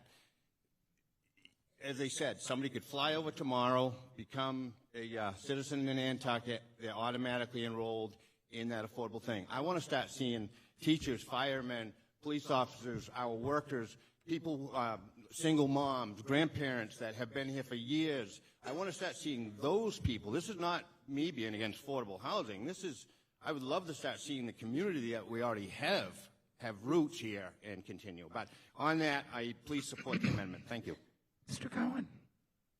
Yeah, Stephen Cohen. I don't represent anyone on this, but I think there's a lot of confusion as to what we're actually voting on. There's a lot of legal mumbo-jumbo up there, and we've heard people, are you for or against Surfside Crossing and those kind of things. This amendment would do 4 things. It would prohibit the town from using money to buy year-round restrictions at that location. It would prohibit the town from buying additional affordable housing restrictions at that location. It would prohibit the town from awarding closing cost grants to the affordable housing unit winners, and will prohibit the town from acquiring units for employee housing. So if that's what you want to do, kill all the good stuff, vote for this article. Otherwise, you should be against this article. This amendment is the very definition of cutting off your nose to spite your face. We're going to say no to year-round restrictions. We're going to say no to affordable housing. We're going to say no to closing costs. And we're going to say no to employee housing because we're somehow going to stick it to them, the developers. I mean, it makes no sense. I think that the Affordable Housing Trust should have all the arrows in its quiver to make whatever happens at Surfside Crossing as year-round friendly, as affordable, and as good for this community as it can be. And taking away that power is silly. Thank you. Thank you. Yes. Yes, you. Philip Ross. Can I call the question? Yes, you may. Okay. So Mr. Gross has called the question. Requires a 2/3 vote. Are you calling the question on the amendment? Yes. It requires a 2/3 vote. If it passes, we'll go right to a vote on the amendment. If it's defeated, we'll keep talking about the amendment. We're voting on the motion to move the question on the debate on the amendment proposed by Ms. Perry. So if you vote yes, we will stop debate on the amendment and we will vote up or down on the amendment. If you vote no, we'll go back to discussing the amendment. Once the amendment is taken care of, then we'll go to the article as a whole. Is that understandable? Okay. So, motion to move the question on the amendment. Yes is 1, will adopt the motion to move the question. No will defeat the motion to move the question. 1 for yes, 2 for no. Voting is open.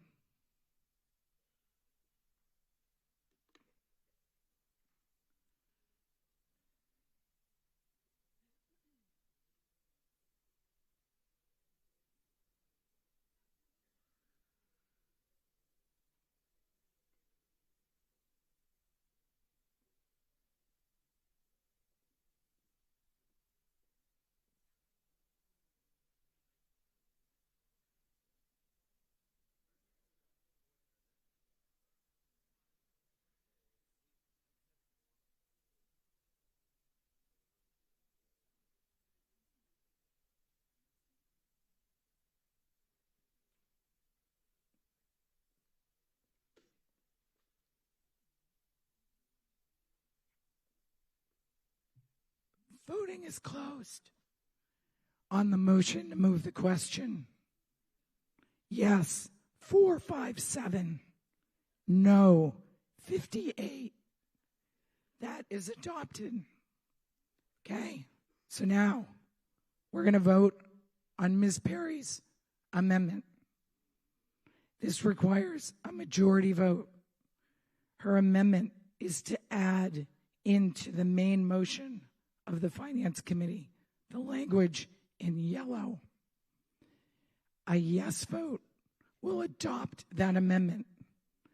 A no vote will defeat that amendment.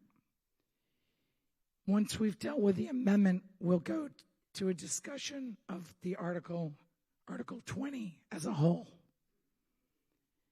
So yes for 1, no is 2. Voting is open on the amendment only.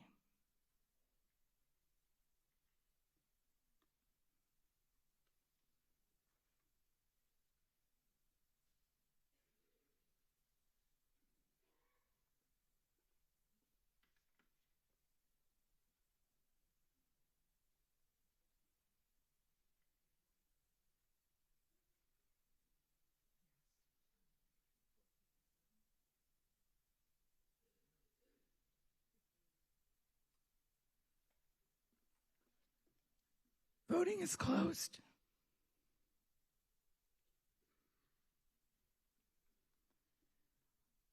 On the amendment, yes, 185, no, 330, not adopted.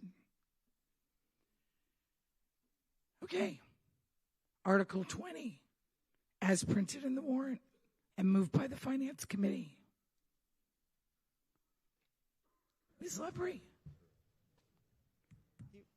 So I guess I spoke about this at the special town meeting. This just seems like, again, a lot of money, and I understand, but I think that there's also a lot of questions after all of the open meeting law violations that have happened.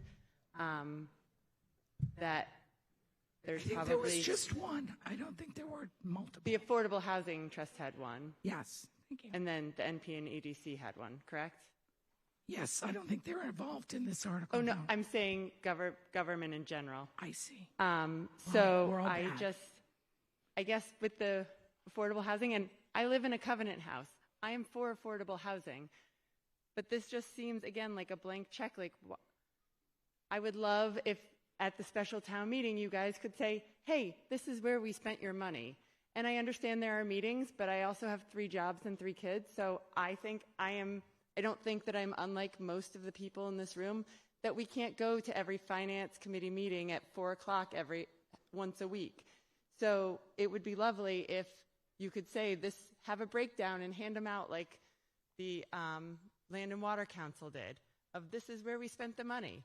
Because I think that that would really help people to say, oh, you spent $20,000 on architecture. I don't know the cost of things.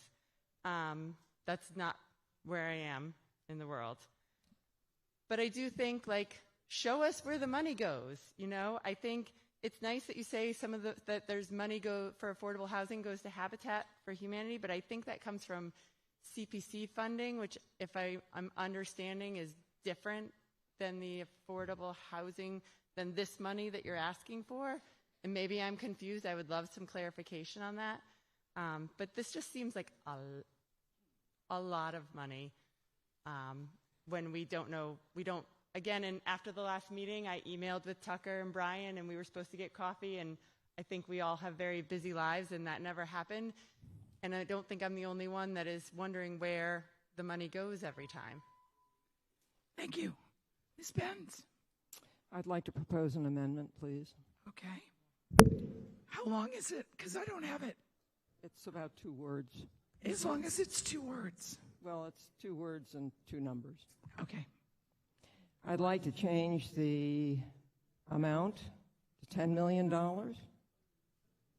and I'll explain why. We've heard tonight about... Wait. I'm sorry. That's your motion. My motion is to reduce the amount to $10 million. Is there a second? Okay, that motion is made and seconded. Go ahead. You've heard tonight the concerns about costs, and you have heard from people about what I would have to call a lack of transparency or accountability in reporting to the taxpayers of this community, our congregation here, what this money is going for. I am going to introduce at the next special town meeting a bylaw change that will require all of these amounts to have backup and explanations for the amounts of money that are being spent. For this particular purpose, I don't think that there will be any damage in the next 3 or 4 months, and I think if $10 million is needed to do something, we can do it in increments. We don't have to do it in these enormous numbers that would frighten everybody. So that is why I'm proposing the amendment, and I hope you will vote for it. Okay. So on the amendment only, do you people at the microphones want to talk about the amendment?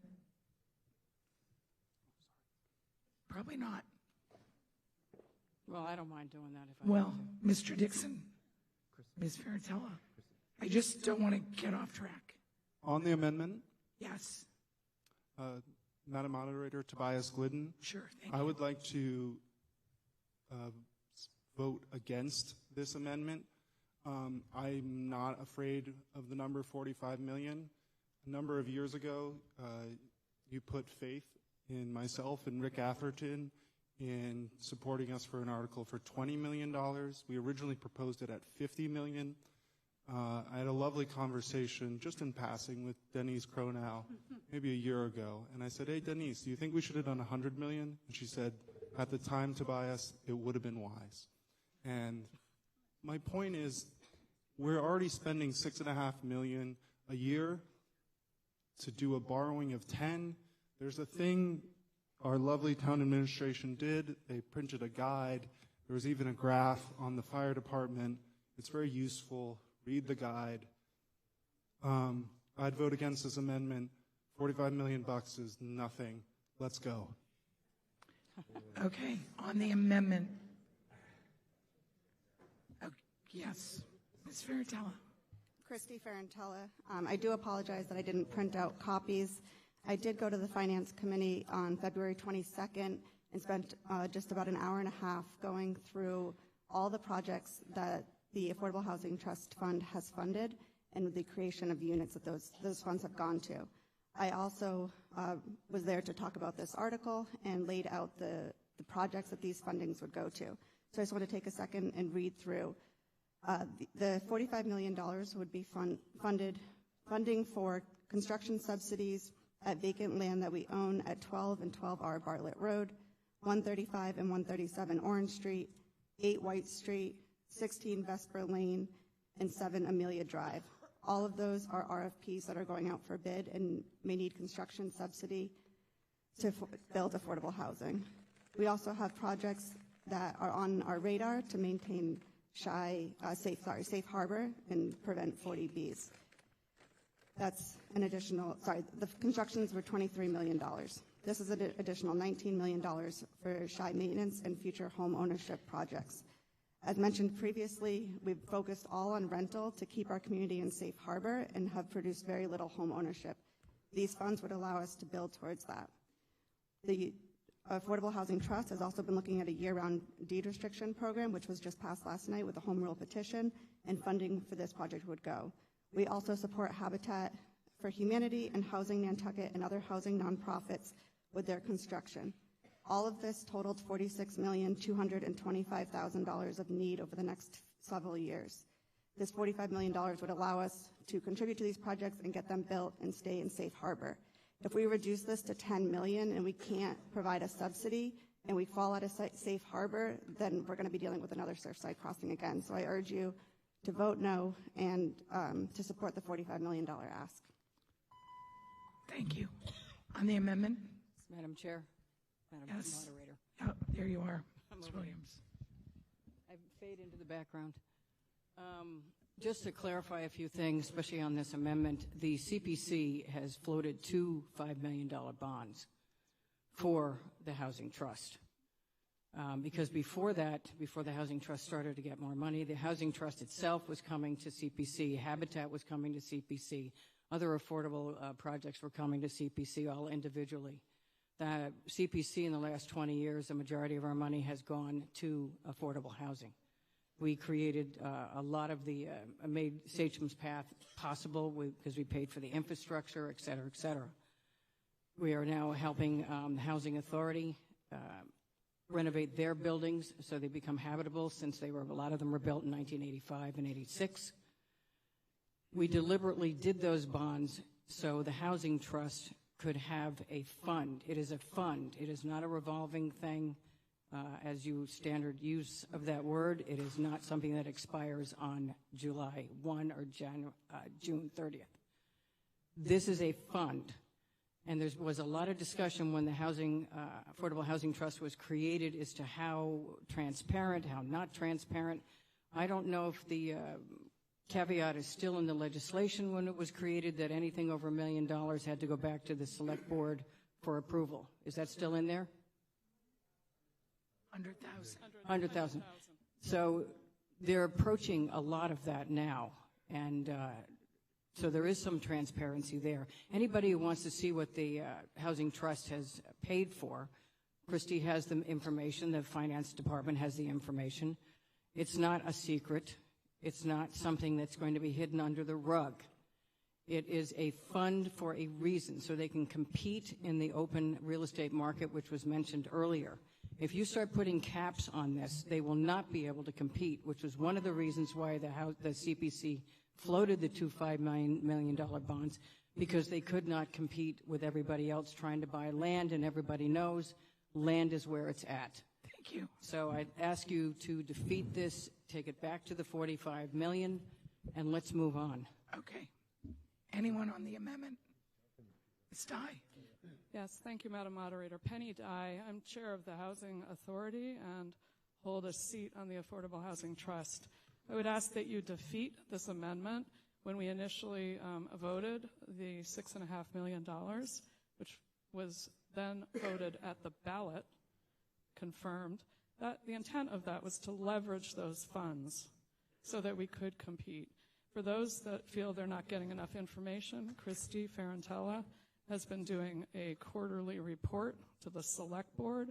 It's online, it's on YouTube, and there's a lot of information on our website available to anybody, no matter how many jobs they're working. Thank you. Thank you. Ms. Bergman. Hi, I'm Mary Bergman, and I've heard Sachem's Path mentioned a lot tonight. I live in Sachem's Path. I'm speaking because, as Christy mentioned, we need this $45 million for projects including builder subsidies. I heard somebody earlier say, why can't we build something that looks like Sachem's Path? I wish that developer would apply. That developer did apply for a property on Orange Street, and their bid was over what, am I getting this right, Brooke, that there was, it costs money to build affordable housing that looks good. I think we need $45 million to do it. I urge you to vote no on this amendment. Ms. Gardner, are you wanting to speak on the amendment? No, I'm just waiting because I'd rather speak to the article, but I don't want to walk back and forth. Okay, I don't blame you. I'm sorry. Yes. My name is Peter Hoey. I worked in the municipal bond business for 30 years, and I was chair of the Neighborhood First Advisory Committee, which made recommendations as to how to use the $20 million that you passed at town meeting 4 years ago, I believe. I'll put this in the form of a question to perhaps Mr. Turbot. People keep saying $45 million is a lot of money. $6.5 million a year is a lot of money, and that's what you passed last year. My understanding is this $45 million is not on top of that. It's simply cash flow. And you're going to pass this. We're going to sell Mr. Turbot 20 years worth of bonds in the municipal bond business at 3% or 3.5%. We have to pay back the $45 million plus maybe $15 to $20 million in interest. Less than $50 million, less than $60 million. And we have $6 million every year to do that. And that's an average debt service of about $3 million a year. So we already have passed twice as much money as we need to pay back this $45 million. Am I misunderstanding, or is that the way this works? Right. So $45 million is not, quote, a lot of new money. You already funded it a year ago. Thank you. Thank you. Through you, Madam Moderator. That is exactly right. This $45 million authorization would give the Affordable Housing Trust the ability to operate in the market. It is not on top of the $6.5 million that has been authorized as the override. The debt service, actually the previous speaker pretty much nailed where we had calculated the debt, the principal and interest payment to be approximately $3 million a year when we ultimately permanently borrow all the funds if they're approved at the $45 million level. It is not adding another 40. It's only for cash flow purposes because some of the projects that are going to be undertaken will be potentially in excess of $6.5 million, and we need the cash flow to be able to support those projects. It doesn't add anything on top of that. We would use the override to pay that debt service. Thank you. All right, I think we're going to, on the amendment. Yes. My name is Joe Wright, and I think it's important to say there are a lot of people who seem to suspect that there are people with shovels that are just disposing of money. The article, list of articles is published in December. You can look at it, and the dates when each article will be discussed are posted. You can watch either online at the same time when the meeting is called to discuss the issue or the article, or you can go in after the fact and look. So it's possible to look at the article and see the discussion that took place. In this one, there are a list of specific projects which was presented, I think, on the 23rd of February. And so this has been very, very carefully thought out. Thank you. Thank you. Okay, we're going to go to a vote on the amendment. It requires a majority vote. A yes vote will adopt the amendment and reduce the appropriation to $10 million from 45. A no vote will defeat that amendment. It's 1 for yes, 2 for no. Voting is open.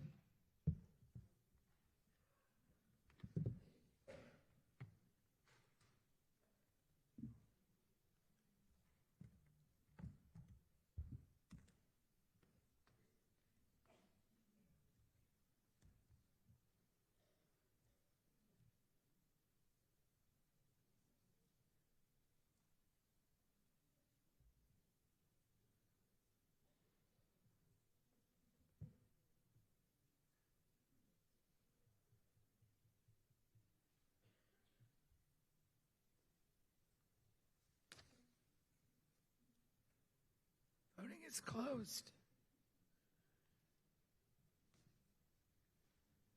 On Ms. Penn's amendment, yes, 85, no, 407.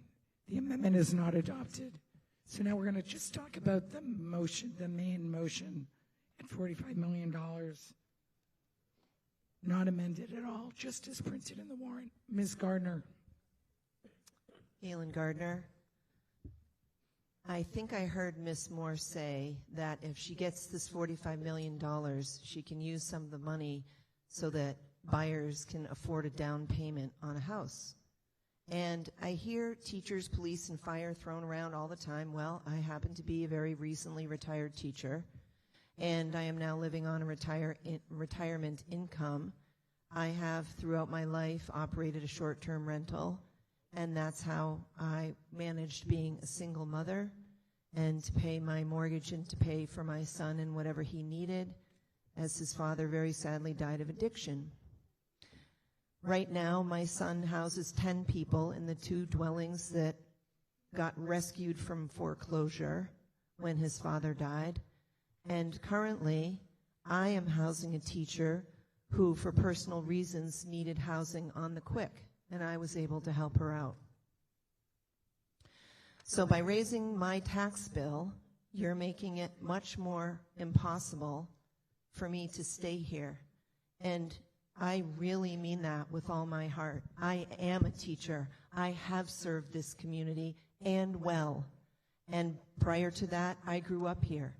And I find the environment of Nantucket to be increasingly hostile by these massive fights over short-term rentals and housing, when we really know that we all need to be able to play together in the sandbox, and leadership is not making that happen. It's just the same old fight.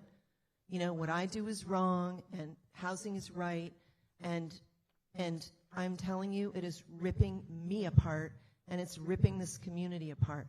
I am no fan of 40Bs. I'm no fan of Surfside Crossing. I never have been. It's a for-profit development, and we're writing a blank check for $45 million so somebody else can make a down payment, and I get to sell my house and leave. Thank you. No for me. Thank you. I just want to make sure that people have seen the voter's guide to the warrant articles that was out on the table, because it has in it what impact each article will have on the tax rate. And under this one, it does say no additional general funds would be necessary for the payment of this borrowing, and there would be no additional impact on the tax rate. Is that correct, Mr. Turbot? Okay. Ms. Blois Murphy. Which one? Blois Murphy, Melissa. Oh, that's it. That's it. Thank you. My name is Chantal Blois Murphy. While I wear a lot of hats in this town, I'm here simply as a private citizen to say that in order for some of us to even be able to play in that sandbox, we need to be able to afford to set foot in the sandbox. We need this funding. I'll give you just a really quick story that 2 years ago, I was looking at moving off island because my housing fell through and we were desperate as a small family. I'm a municipal employee. I also own a small business, and I serve on a number of boards in this community because I wholeheartedly believe in the values that this community has. However, I was about to leave because I had no choice, because I had nowhere to live. And it was quite literally due to a miracle that I was able to eventually purchase a home for little to no money. And I swear, I still thank God every day that we were even able to do that. But there are a lot of people who don't get those opportunities, and this is why we need this funding to be able to assist our teachers, our DPW workers, our police officers, our firefighters, the people who are serving your coffee in your favorite coffee shop, your restaurants, your landscapers.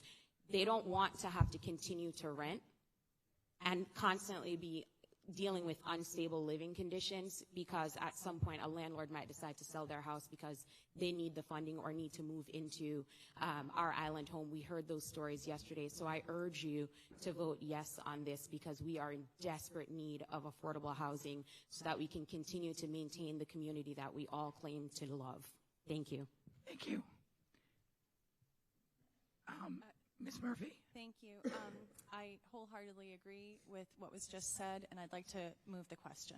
Okay, I think we can just go to a vote on Article 20. So, we're not going to vote on the motion to move the question. We're just going to vote on the main motion on Article 20, which is the Finance Committee's motion as printed in the warrant. It does require a 2/3 vote. I don't think it is noted as such in the booklet, but it does require a 2/3 vote. A yes vote will adopt the motion. A no vote will defeat the motion. It's 1 for yes, 2 for no. Voting is open.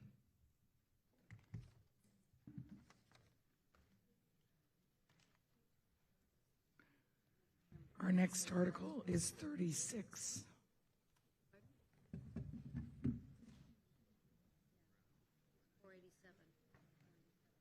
We are going to have to pick up the pace if we're going to get out of here before 1 o'clock.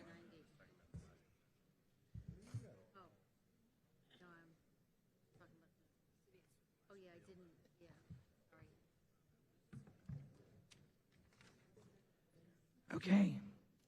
On Article 20, yes, 389, no, 128. That is adopted by a 2/3 vote.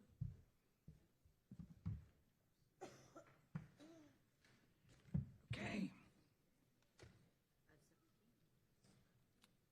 Article 36, pages 43 to 44 of the warrant. Finance Committee's motion was not to adopt. The sponsor has provided a motion, a positive motion that's shown on the screen. I'm not going to read it. You can see the whole thing. I will recognize Ms. Holgate for the purpose of making that motion. Gail Holgate.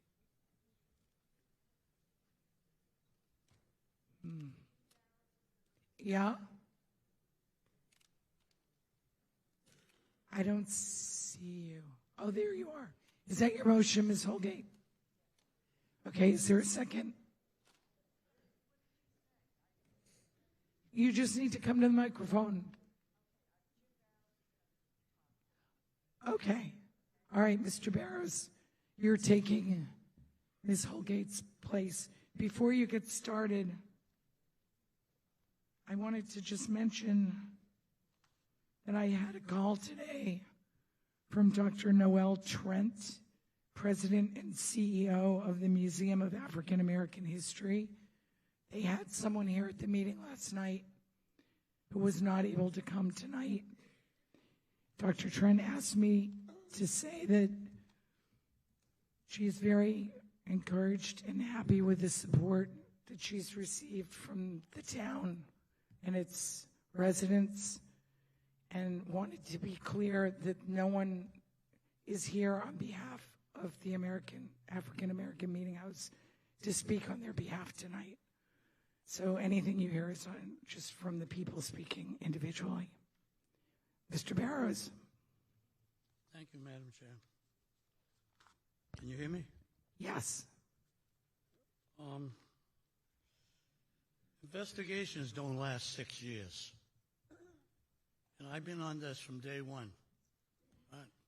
I've had little cooperations with, we'll start off with the Attorney General, Maura Healey, when she was the Attorney General. We had a conference call with her. 10 minutes into the meeting, they told us they were told not to help us.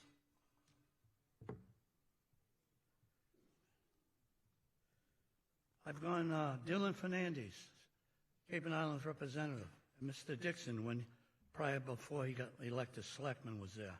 We had a conference call with them. 3 years ago, they were going to help us. I haven't heard anything. Julian Sy, I had a meeting with him, not in my backyard. What are we hiding here? Let's get this over with. I heard last night, Nantucket's a special, special place to all of us. You know? Why can't we get this sore spot cleaned up? Because somebody doesn't, or some people don't want it cleaned up. For what reason? I'm not guilty. You know? The African American Meeting House in Boston has done nothing to help me. One excuse after another excuse. I'm here for Nantucket, walks of all life. I got subpoenaed to Superior Court, and I had to go there and sit at an all-white Superior Court jury on a hate crime on a black museum. At one point, someone asked me the question of if I was intimidated by being in that room. And my response to that gentleman was, did you ask to be born white? Did I ask to be born black? I'm just here just to get this thing over with. For us, you know, for these young kids, you know, for the adults, for everybody. I mean, I got a lot of friends in Nantucket, walks of all life. And we talk as you know, we don't look at each other as color or this or that. You know, we had a confession. We've had somebody indicted by the Superior Court, goes in there, implements the fifth, and he walks out the door, and nothing happens to him. No consequence. Nobody gets. Is that fair? So I'm just asking you guys to help us. Let's get this behind us. Okay? We want to hire a private investigator, ours, our choice, not by anybody in this room. You know, we have to do it this way. Somebody that we can trust. Thank you. Thank you. Mr. Williams. Clifford Williams. I was at the Board of Selectmen's meeting when this all started. I was at the appeals court the other day in Boston, and I just want to say I would like the town of Nantucket, the Board of Selectmen, town administration to quit spending my money to perpetuate this lie. I was there, mistruths. I don't want to offend anybody. Attorney Eckert went up there and made some statements. Made some statements that were incorrect, and I don't know why after so many years we just can't resolve this. I hope you can vote yes. I went through this at the airport years ago when I found misappropriations of money. I was told I didn't know what I was talking about, and then it turned out I was correct, and unfortunately a lot of money was lost at the airport as a result of people looking the other way. So I think it's time to vote yes, have this independent body look, even though it's not written up there, I don't believe, independent body of investigators to look at this and resolve the matter. Thank you. Thank you. Okay. On the motion, seeing no one, this will require a majority vote to be adopted. A yes vote will adopt the motion. A no vote will defeat the motion. It's 1 for yes and 2 for no. Voting is open.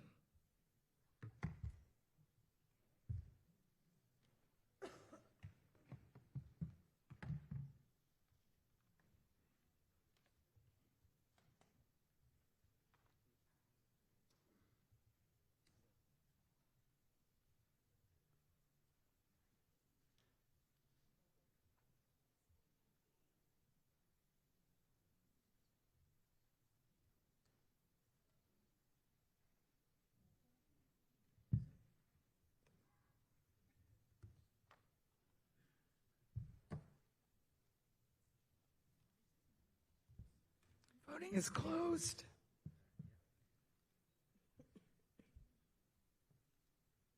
On Ms. Holgate's motion on Article 36, yes 387, no 115. That motion is adopted. Okay. Thank you. 37.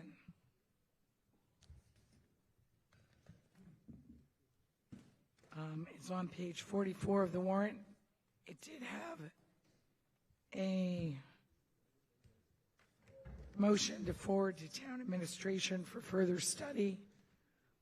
I do have a positive motion from Leah Hill, the sponsor of the article. It says printed on the screen right now, and you can see the whole thing. Ms. Hill, are you here? I'm right here. Right here. Oh, there you are. Okay. The Navy with this. It's me. Is that your motion, Ms. Hill? Yes. Is there a second? Motion is made and seconded. Ms. Hill. Thank you. Massachusetts paid family and medical leave is paid leave up to 26 weeks for qualifying medical conditions, such as caring for your own serious health condition or a family member with a serious health condition. Massachusetts PFML is a relatively new program and went into effect in January 2021. All private businesses are required to opt into PFML unless their benefits are better than what the state offers. 3 years ago, myself and a former colleague approached town admin and HR, suggesting that it should be something that the town should look into and move forward with.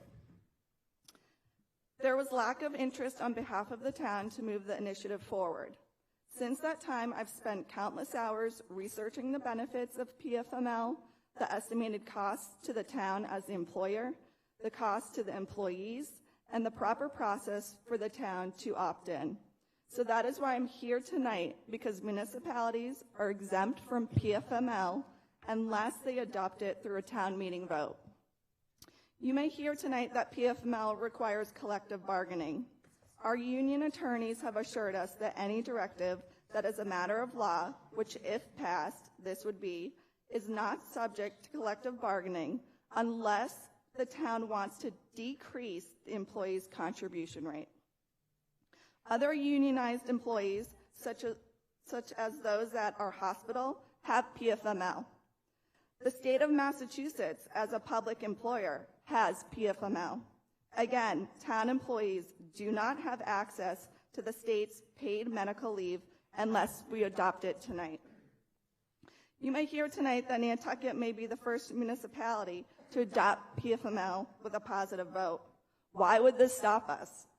Nantucket as a community takes pride in being leaders within the Commonwealth and being the first for many things.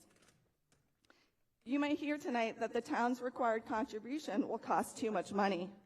The state subsidizes 99% of the paid benefit. The employee and the town split the remaining 1%.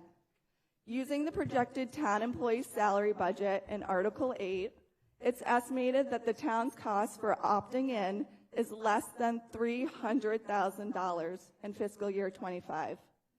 You may also hear that the PFML contribution rates have increased. Everything in our lives has increased thanks to inflation. The 0.1% increase, or 10 basis points, is an overall insignificant amount. Town of Nantucket employees do not have paid medical leave unless they have accrued paid time off. The town currently follows the federally regulated Family and Medical Leave Act, or FMLA, which only offers up to 12 weeks of unpaid leave for a qualifying event. Employees are required to work for the town for 1 year and 1,250 hours for eligibility. In the past 5 years, there were 250 FMLA filings for town employees, meaning that at some point in the last 5 years, almost half of town employees have filed for medical leave. This data proves that town employees are in need of help. We all know cost of living is extremely high here, and even a day or two without pay causes a snowball effect. If employees don't have enough accrued leave to cover their time out of work, it can cause very real financial burdens. How does someone pay their rent or mortgage while on unpaid medical leave? No one should potentially lose their housing or go into significant debt because of an unplanned medical condition, especially when there's a low-cost program we can opt into to avoid that. Town employees have access to purchasing private supplemental insurances, but these policies are expensive and have many confusing and strict criteria to meet in order to receive a benefit check. The cost of these supplemental policies vary from employee to employee and are generally up to 3 times more expensive, with a payout about 7 times less than what PFML offers. Opting into PFML would not affect these policies or the eligibility for the employees to purchase new policies, as has been confirmed with the companies holding these policies. I want to share a real-life example as to why the current FMLA policy is problematic. An employee who works for the town for many years came down with a debilitating medical condition. They didn't qualify for FMLA because they didn't meet the requirement of working 1,250 hours in the last year because of their medical condition.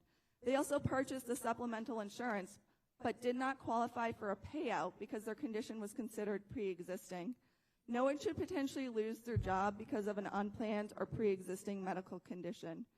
You may hear tonight that town employees have access to sick bank, but these are structured differently from union to union and do not apply to non-union employees.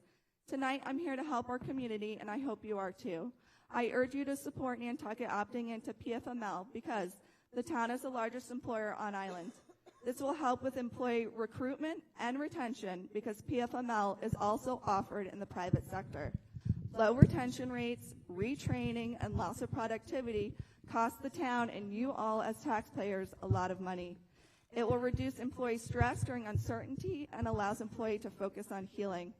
It is an inclusive and equitable benefit that covers both union and non-union employees and is available to most Massachusetts workers. It benefits the overall island's public health by easing stress and economic burdens when caring for a sick or new family member. Low cost, again, less than $300,000 to cover 600 plus employees, but has a very high impact. Please. And probably the most important reason why we should vote yes on Article 37 is that we pride ourselves in being a caring, supportive, and compassionate community. These are teachers, firefighters, policewomen and men, your family members, your friends, and your neighbors that work for the town and make up our year-round community. So, for less medical stress, Article 37 is a yes. Thank you. Ms. Gibson. Thank you. Libby Gibson, Town Manager. I really want to say I appreciate Leah's passion about this, and she has spoken to us. It is the responsibility of town administration to evaluate proposals such as this and determine how they could be funded, implemented, and administered. We have also thoroughly researched this proposal. The state program that is being proposed is not designed for municipalities. That is why none have opted in.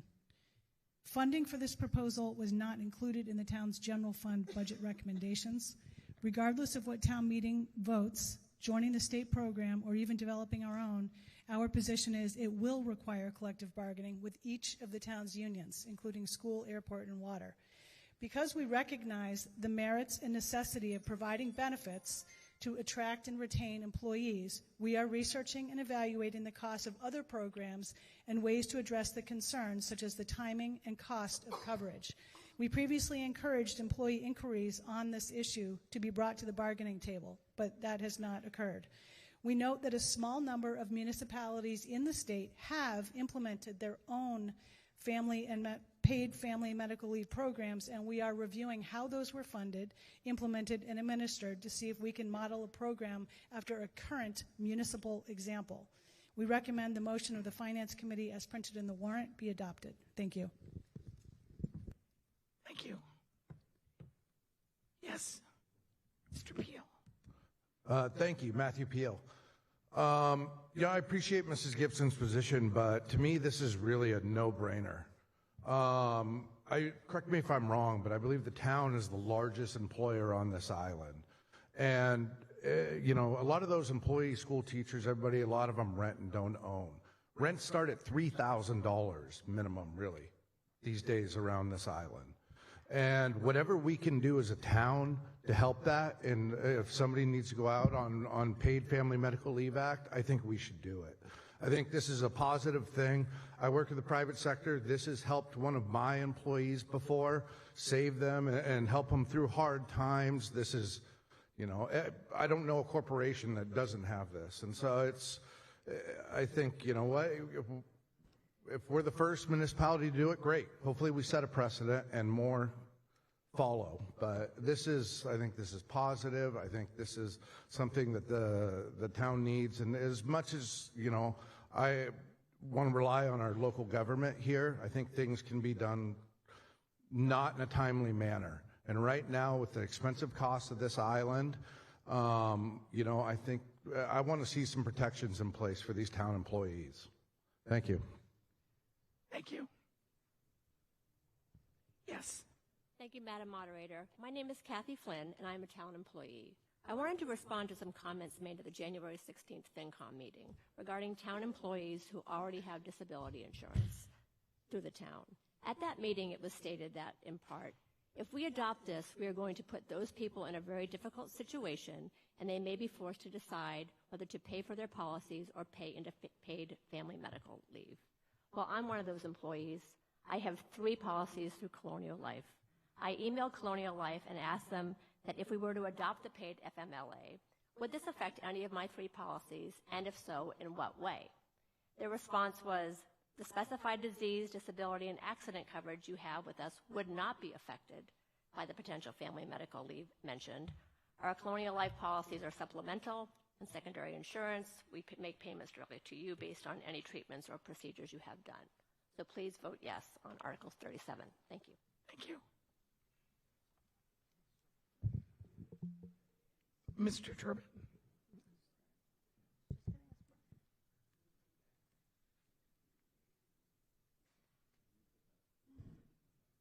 Which would you like? The email that we sent to Mary. Oh, right. The website.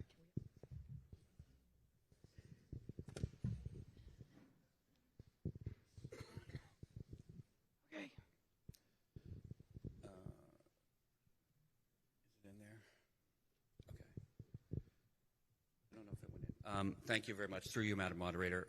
I think it's very important to first note that I don't disagree that the town does need to do something, and we have been working on that, reviewing additional short-term disability policies, reviewing any of the other paid family medical leave policies that various communities have adopted. But I think that there's a few really important things that everybody in this room needs to understand about how this might potentially impact the people that we all want to help.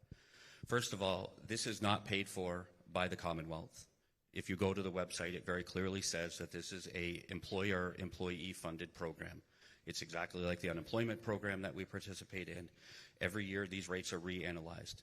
If you look at the rate that the town, if we had participated, the total contribution for the town and the employees during calendar year 2023, this operates on a calendar year basis, would have been $396,000 total. That estimate for calendar year 24 rises to $560,000, over a 40% increase in 1 year. This is not the program to help everyone when we are subject to the utilization of every employer across the Commonwealth, who will then, and those rates will be adjusted. Will double in almost 2 years, the town and the employees' share of this program. That's one important thing to note. The other thing to note is that since 2023, the Commonwealth of Massachusetts has been waiting for a determination by the Internal Revenue Service on the taxability of these payments from the Commonwealth for this program. It is potentially very likely that the IRS could determine that these are taxable wages from the Commonwealth and must be reported on your W-2 or 1099, actually, possibly, and included on your tax return. That is a big risk that we would be taking, not knowing that. Participants in the town's short-term disability policy do not pay federal or state income tax because of the way the plan has been adopted. And lastly, what I think is one of the most important things, because people talk about when you get close to retirement, participation in this plan will impact every single employee's retirement benefit calculation through creditable service reductions and or potential retirement benefit payments, which ultimately could lead people to have to work even longer to reach the benefit that they were planning on reaching. I think that there is a better way to do this. I think that is for all of the groups that are concerned to sit with the town, identify everything we're trying to cover, and come up with a plan that works for the town of Nantucket, not enroll in a plan that was designed to cover the majority of private employers who do not offer these types of benefits. Thank you. Mr. Saad. Thank you, Madam Moderator. Billy Saad. I am speaking as a citizen and on behalf of my fellow coworkers. A vote yes on Article 37 is a vote for year-round families. We're talking about roughly 600 people that work for the town. All of us sitting up here, we have families. We live here. I mean, we're doing gymnastics to argue over $300,000 when we just approved, I don't know, $60 million. Ask yourselves why.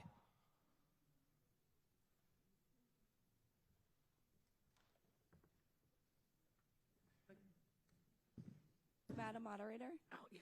May I comment on Mr. Turbert's comments? No, in a minute. Okay. I want to hear from people who haven't spoken. So the woman in the red sweater up there can speak. I will give you an opportunity. Oh. Hi, everyone. My name is Katie Perales, and I am what you would call a wash-ashore. I moved to Nantucket 22 years ago and just celebrated 20 years working for the town. You may have bumped into me at the HGC office a long time ago. I could have taught your children at the elementary school, answered your questions when you called the airport, or most recently, told you as nicely as possible how much you owe in taxes. I have seen a lot and done a lot in the past 20 years and feel that the town of Nantucket has been a great employer and would choose the career path over again if asked. This is why I am disappointed that town administration is not in favor of this article. I've spent the time to learn about this state benefit and how it works. There is no smoking gun or hidden stuff. It is a low-cost, high-reward program that would support employees and their families if and when they need it. Please take a moment and think about all the families this would help and vote yes. Please vote yes. And just in a response to Brian Turbert's comment about the worry of this being taxed money, I would rather get paid when I am out on medical leave and have it taxed than not get paid at all. Thank you. Thank you. Ms. Lepre? Yeah, hi. I'm sorry that you guys are hearing so much from me tonight, but there's just a lot I'm passionate about. And this is one of those things. This, as my husband said, is a no-brainer. If I'm a family nurse practitioner, and I could work at the hospital, but I choose to work at the elementary school as the school nurse. And I love it, and it's a wonderful position for my family. But if I worked at the hospital when I gave birth to twins, I would have been able to take advantage of this, and I wouldn't had to have taken 2 months unpaid. Now think about that. 2 months unpaid with 3 small children at home. So this would have helped me if the town had adopted it. Instead, because I work for the public schools, I thankfully gave birth in July, but I got paid for 40 days. The teachers are allowed to take 40 days paid.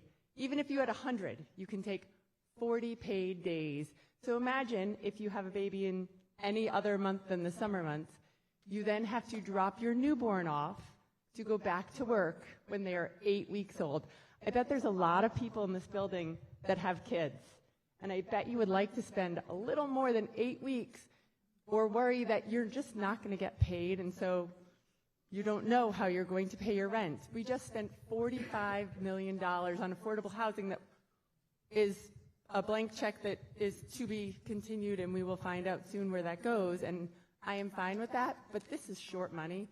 I believe that we just turned down $3 million for affordable housing last night, so why don't we take the money from that and can we put that towards this? That seems like a logical answer, because I think that the town employees need this, and I think anyone that's had a medical issue or has children would be in favor of this. People need time to take care of themselves. So please vote yes on this. Thank you. Yes.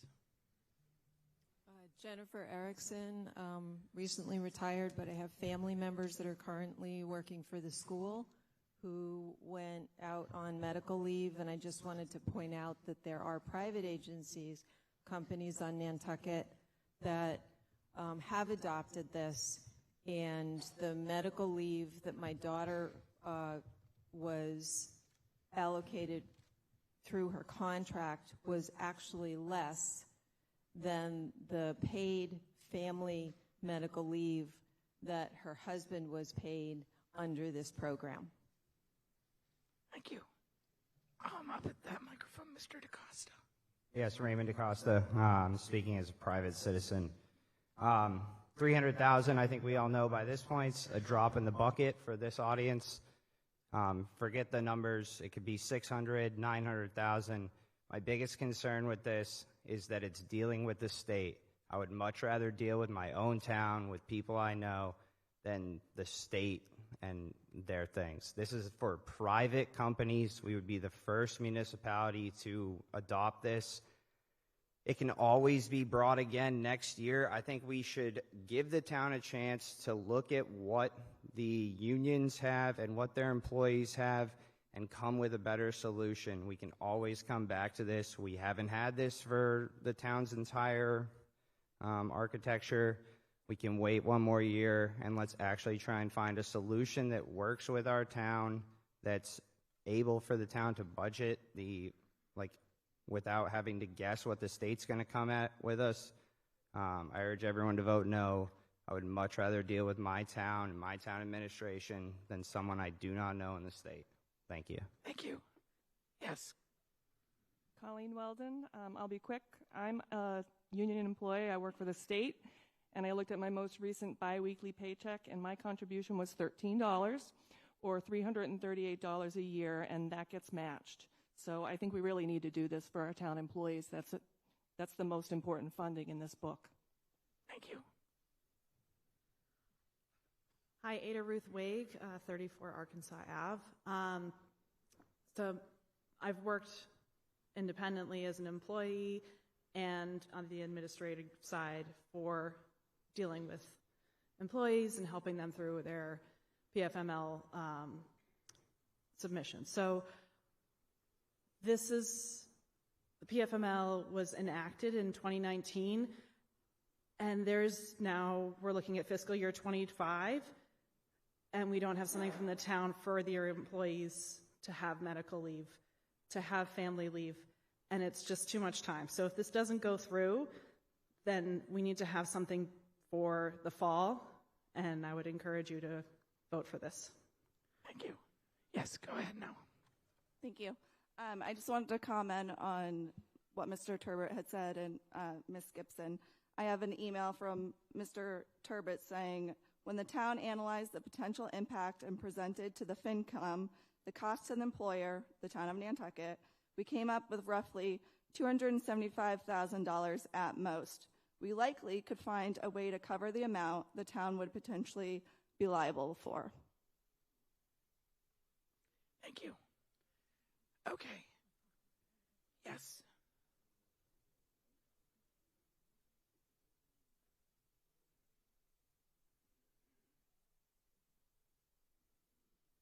Good evening, everyone. Good evening, Madam Moderator. Good evening, everyone. My name is Stephen Welch. Speaking on behalf of myself, I am a town employee. I'm a numbers guy. I like to look into details. Makes me feel good. I can sleep at night. I want to clarify a couple things. This is not a utilization rate-based program. The state determines your contribution rate by the number of employees. That's number one. So our rate, if the town adopts this, is not going to be increasing, such as a workers' comp or a unemployment insurance. However, this does follow the distributed funding model. And what I mean by that is that the town, the employee, contribute a particular rate, which is 0.42%, which is infinitesimal for the town, and the employee contributes 0.46%, and that's a percentage of each of their hourly wage. That rate has increased, again, an infinitesimal amount since this program has been implemented. I know that because before I started working for the town, I ran a company, and every company in Massachusetts is required to pay into this, and if you have less than 25 employees, you're able to opt out of some of the point fours that we're talking about. Real quickly here, I'm going to just bullet these off. The disability insurance short-term is dramatically more expensive, and if you have a pre-existing condition, it's through the roof, and there's a 12-month waiting period, and there's an additional period if you had a pre-existing condition. There's a probationary period and then a pre-existing period. Retirement, if someone were to utilize this, you can use this benefit as a top-off to other employee benefits. You're not required to use not bank time with the town and therefore decrease your retirement. However, I think we want to be very clear that if you were to utilize this for 2 weeks and you utilized the full 2 weeks, that would be the extension of your retirement period. It isn't a disproportionate or geometric calculation. It's time for time. If you could wrap up. Yeah, 2 quick points, I'm sorry. One, collective bargaining agreements are not what they're chalked up to be. You don't sit down and negotiate with people. You exchange a list with the town, and then they give you a list back. And I don't think it's very productive. And lastly, and I think most importantly, I think someone said that this is not offered municipalities. Every state employee is covered by this program. Every state employee. So I hope that's helpful. I did have some other information to share. Thank you all. Thank you. Mr. Bates. Yes, Robert Bates. Please move the question. Okay, I think we're ready to vote. So, we're voting on Ms. Hill's motion. A yes vote will adopt the motion as printed on the screen. A no vote will defeat that motion. It's 1 for yes, 2 for no. Voting is open.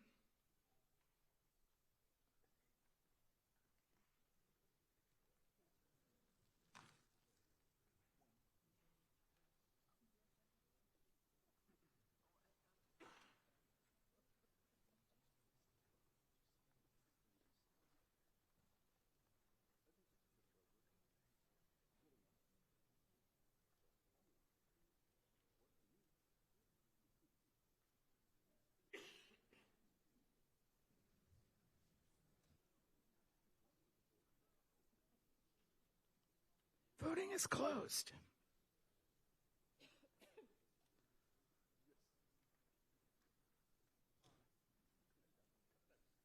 On Ms. Hill's motion, yes, 380. No, 112. That motion is adopted. Okay. Now, we're going to get into zoning now.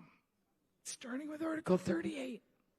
So I just want to tell you, you're going to notice some of the articles, including 38, have a notation that the planning board has determined that the subject matter of the article qualifies for the housing choice exception. And what that means is, if the article qualifies for the housing choice exception, passage only requires a majority vote as opposed to the 2/3 vote that most zoning requires.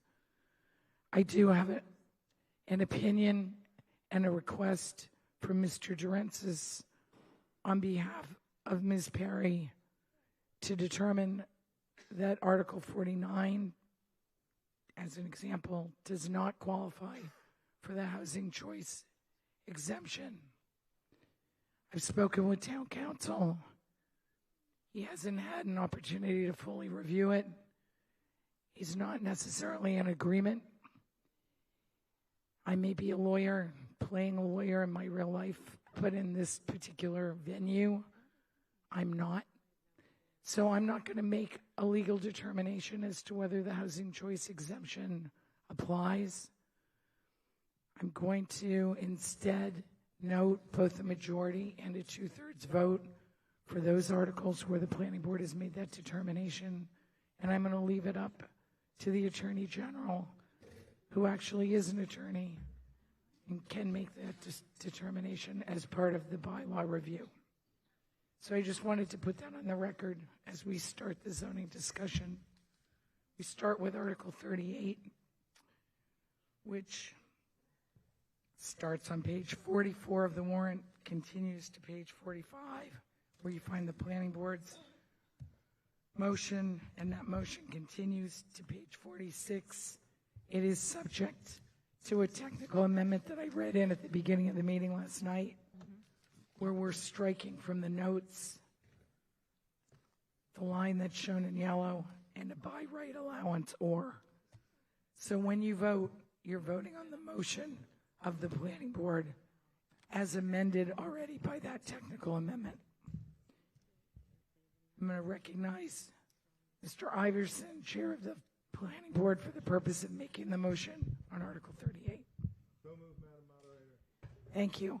Now I'm going to go to you, Ms. Camp, because you called this article.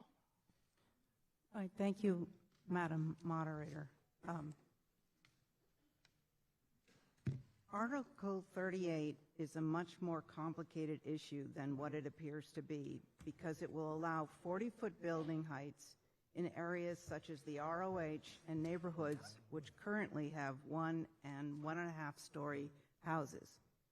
This auditorium is approximately 30 feet plus, depending on where you measure from.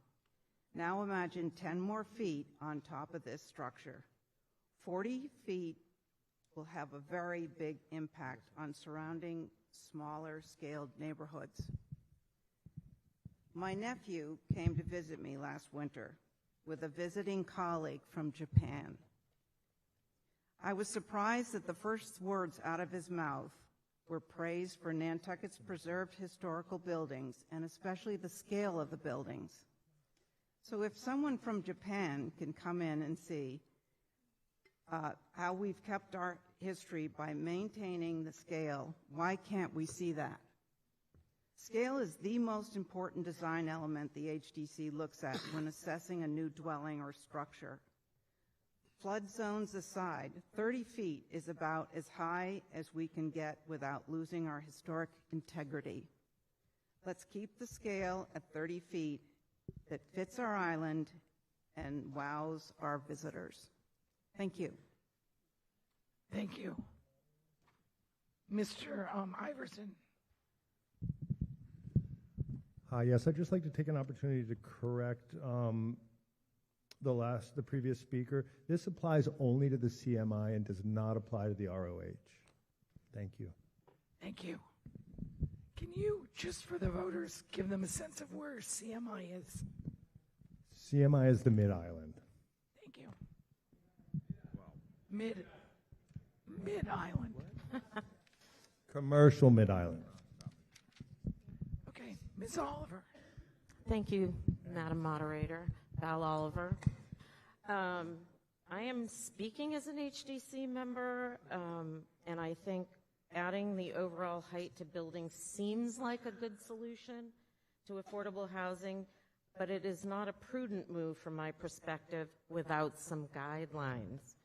It is too generic a statement to allow 40 feet, but I do appreciate the move from by right to special permit. I sat down with Meg Trudell from Planning and Christy Ferrantella from the Housing Advocate recently, so we could kind of discuss this before the meeting and understand each other's perspectives and goals. I understand going up gives more units on a smaller lot, but giving somebody the idea that they can go 40 feet, boom, with everything, and then sending them to the HDC causes huge issues, and we have these contentious and arduous meetings arguing. They said we could have 40. We're saying you can't.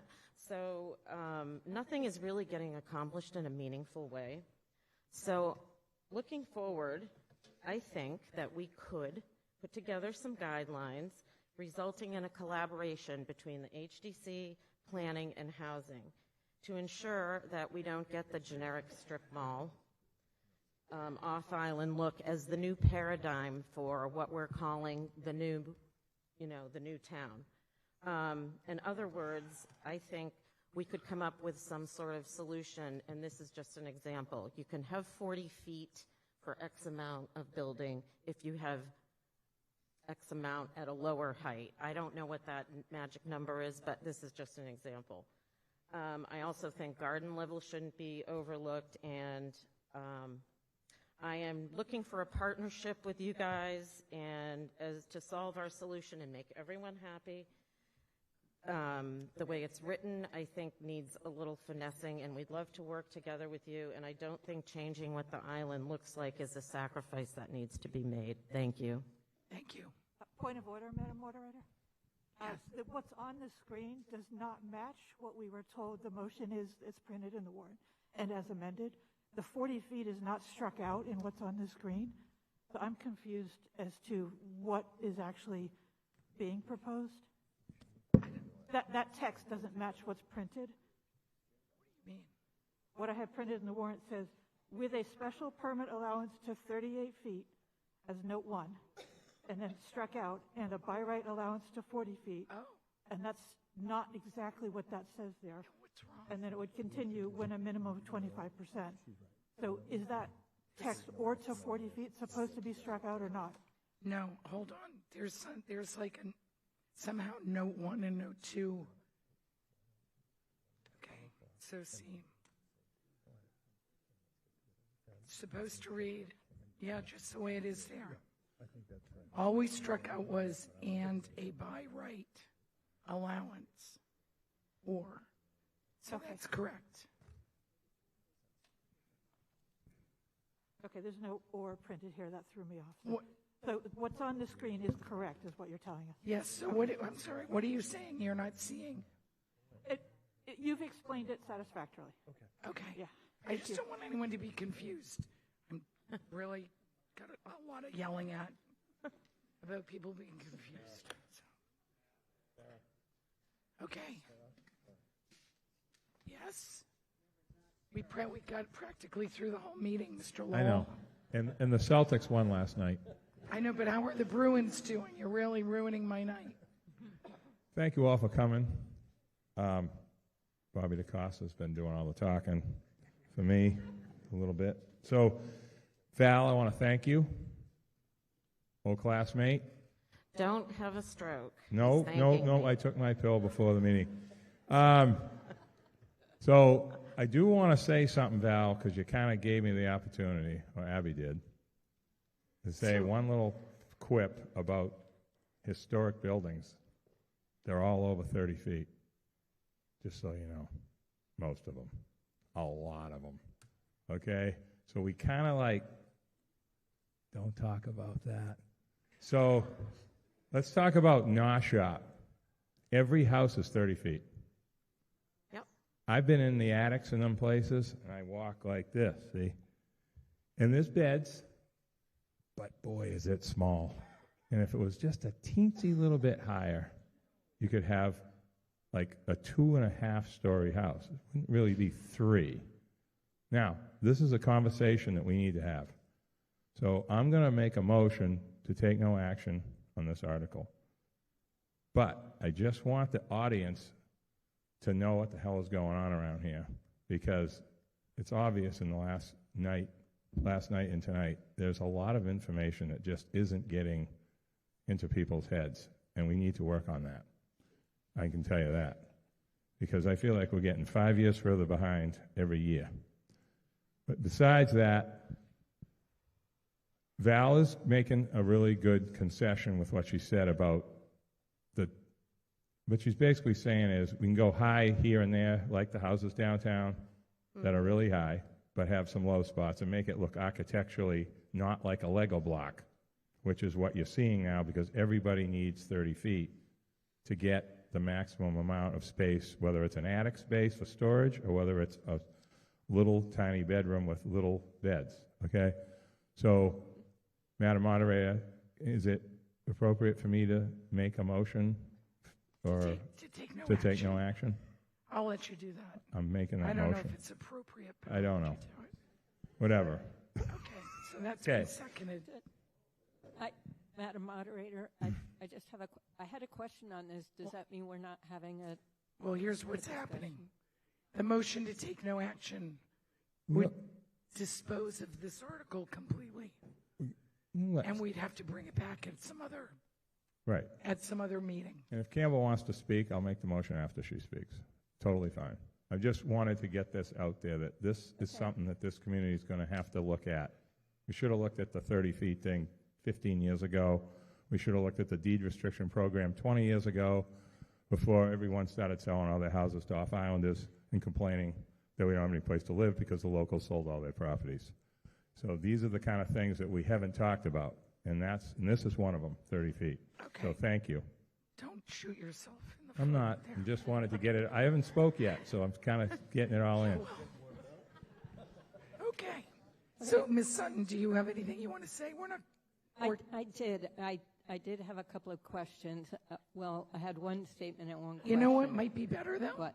Is maybe we take no action, and then you work with Val and... I would just like to say as a point, in CMI, in the commercial mid-island, which I believe is like sort of from Milestone Rotary over to William Street and, you know, between Sparks and Pleasant, that maybe down to Orange Street, that area, the two large parcels of land, one between the Sea Grill and the Boys and Girls Club, is already frozen at the 40 feet height, as is the one from the property that goes from Cumbies to Housefitters.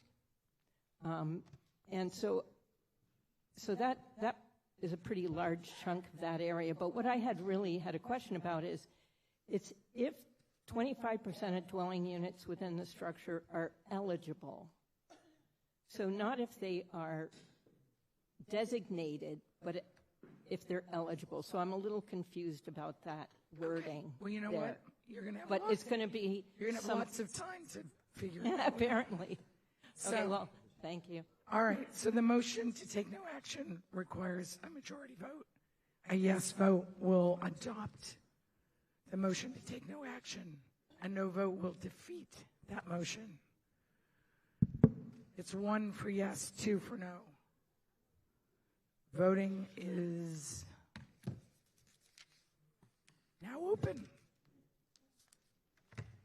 And you're voting on just the motion to take no action.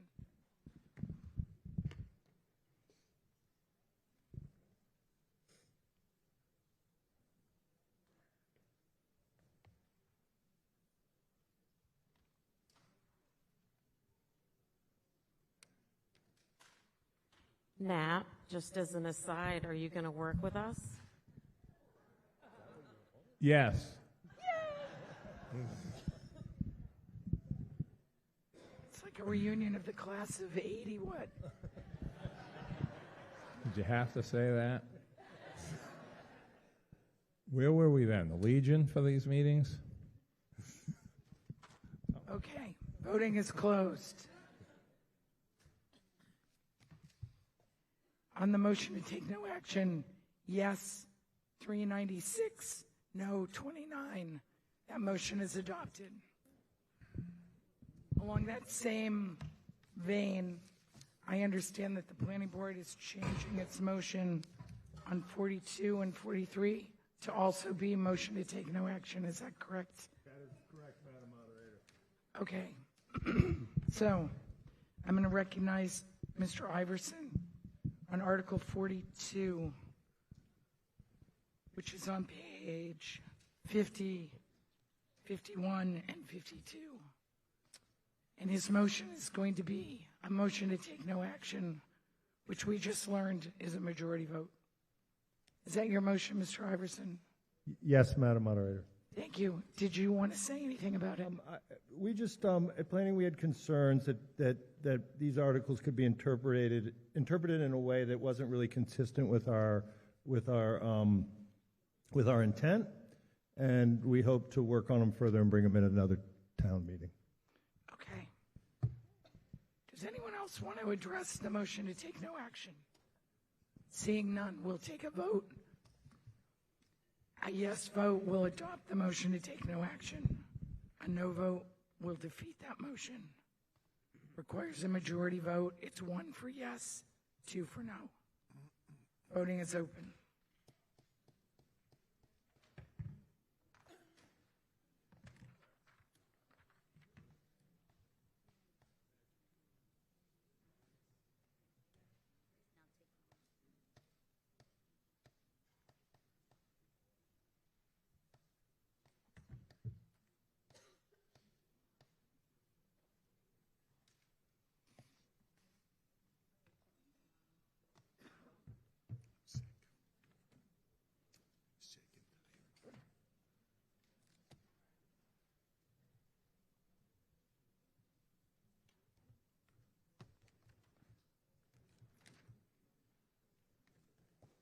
Okay, voting is closed.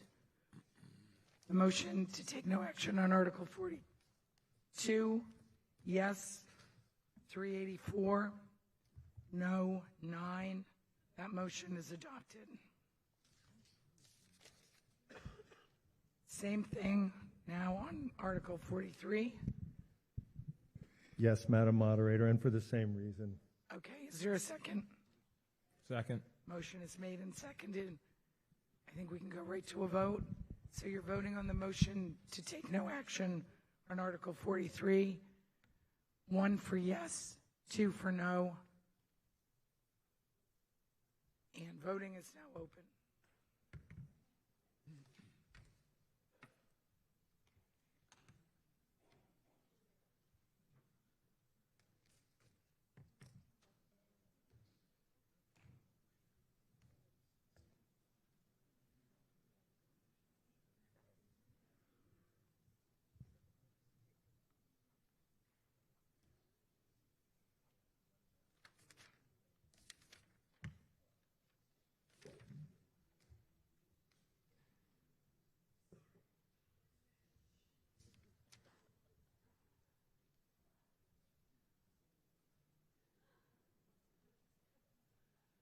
Voting is closed.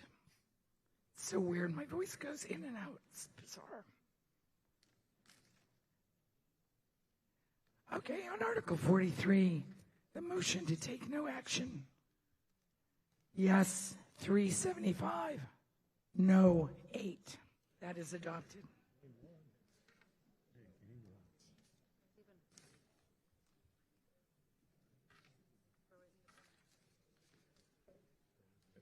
Okay.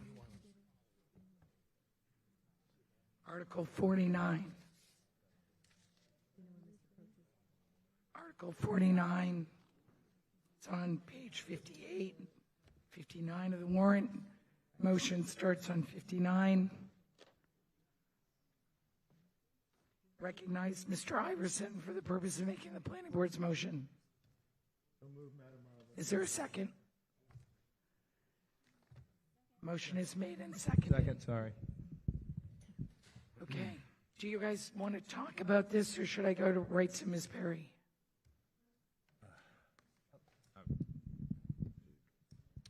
I'll talk briefly about it.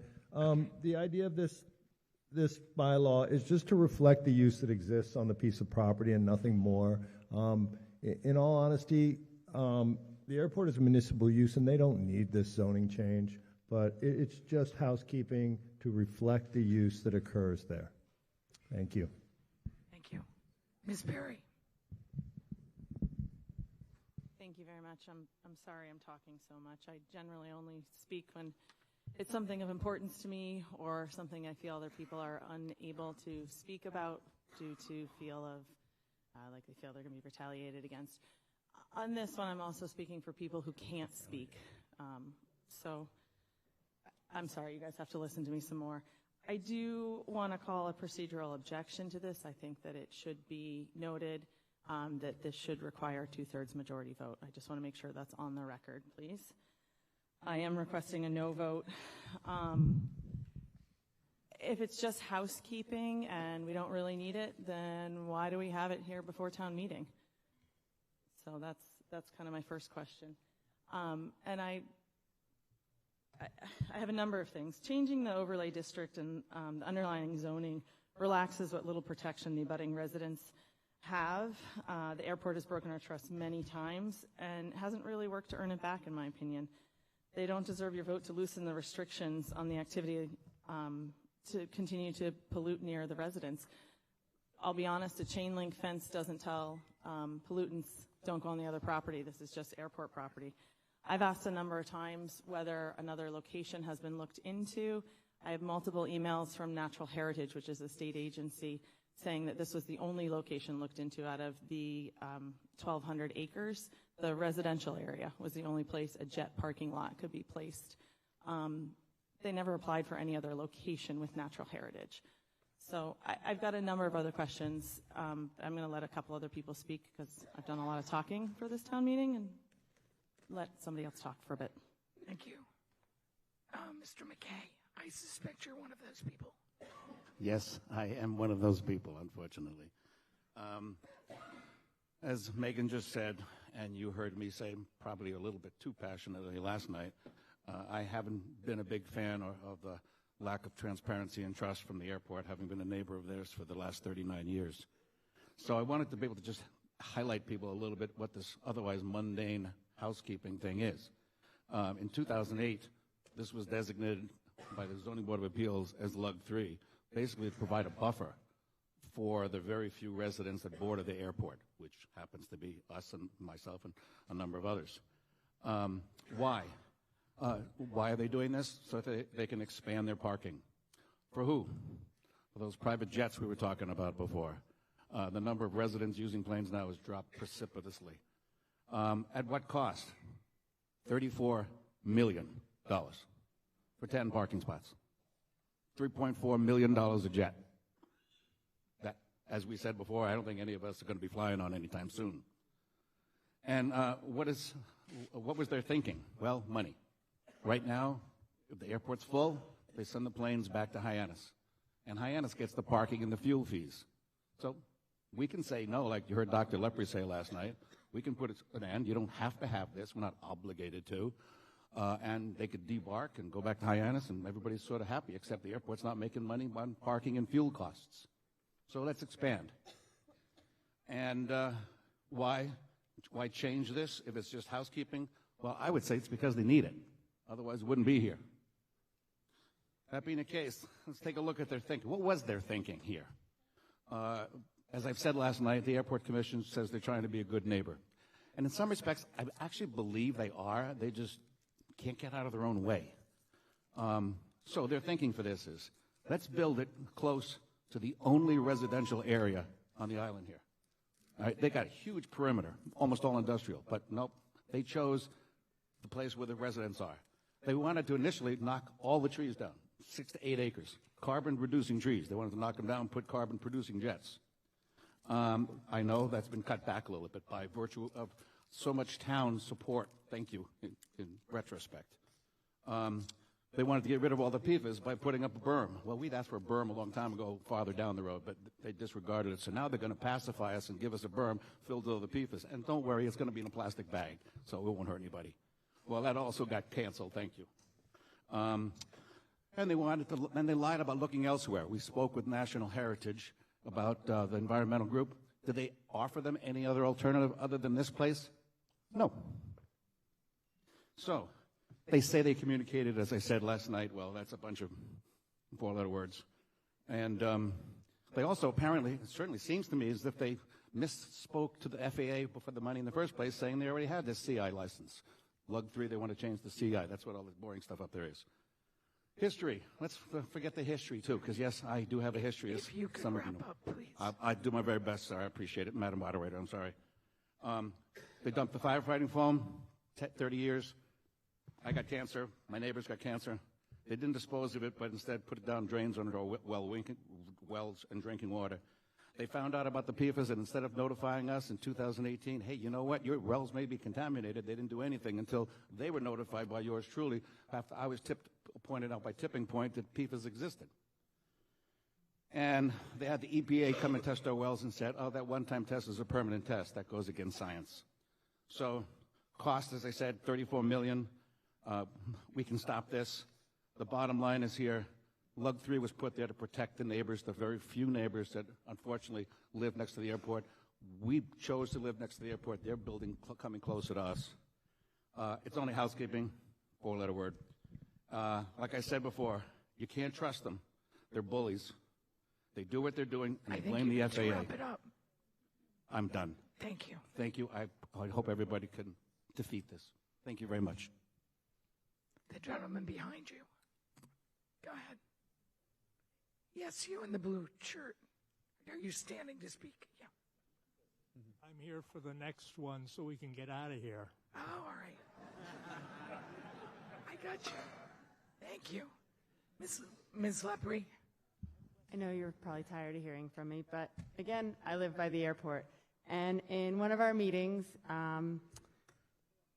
the airport manager told us that this was for the health and safety of the airport and that these plans were made 20 years ago. Well, I wasn't coming to town 20 years ago. I'm sorry. Maybe I should have been. I don't think I was living here then. But again, it couldn't be changed because this plan was in place for 20 years and apparently things can't be changed. Now, my concern is he said that it was for the health and safety of the airport and that parking jets on the other side of the airport was going to cause a problem because if there was a plane that went on caught fire, they would have to put an ambulance or a fire truck across an active runway. But I don't know how, I don't think, and I asked this question and he said it's happened a few times. I find it odd that a plane that is off would burst into flames. And it sounds like they're taking the health and safety of the private jets and the people who own them over the people who live there, who have cancer, who have children that have been affected, have ingested PFAS, and we don't know the long-term effects. We know it can cause cancer. I ingested it. I lived there for a year before I found out, and I didn't find out because the airport told me. I found out because Nantucket Tipping Point told me, and because one of my good friends saw the ad and said, we used to put the foam out there. You should not drink your water. So I think that the airport has a history of Can we not stick always to the zoning change, please? Yeah. Okay. If they didn't need it, they wouldn't ask for it. They lied on all of their paperwork saying that they had commercial land. It's not commercial. It's residential, and I think that we heard from Ann Faniff yesterday that this was done to protect the neighbors. Let's protect the neighbors.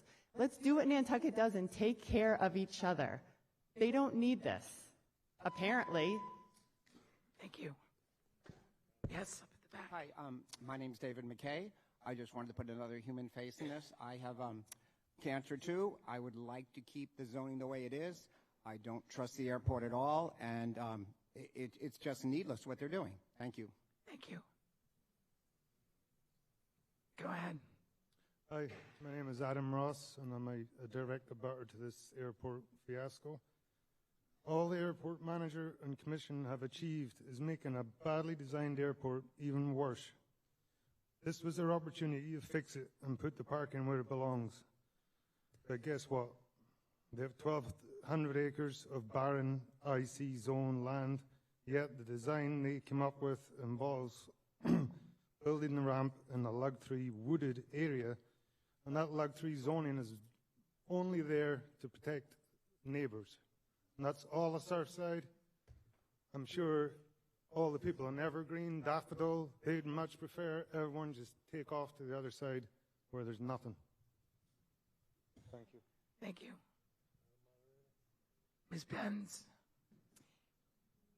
If somebody could answer this, I'd appreciate it. Could somebody tell me what form was filed with the federal government for this application? Was it an SF 424?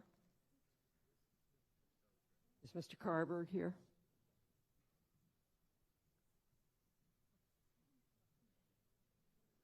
I don't see him. Well, this is what I want to read. This is a form that's supposed to be, I happen to have worked for the federal government for many, many years. And I saw many of these. This form says, this is the application, by signing this application, I certify, 1, to the statements contained in the list of certifications, and 2, that the statements herein are true, complete, and accurate to the best of my knowledge. I also provide the required assurances and agree to comply with any resulting terms if I accept an award. I am aware that any false, fictitious, or fraudulent statements or claims may subject me to criminal, civil, or administrative penalties. It's from the U.S. Code, Title 218, Section 1001. I'm really having a hard time understanding what this has to do with this zoning change. Because apparently the application for the grant did not comply with the requirement that that lot be commercially zoned. That's what I understand.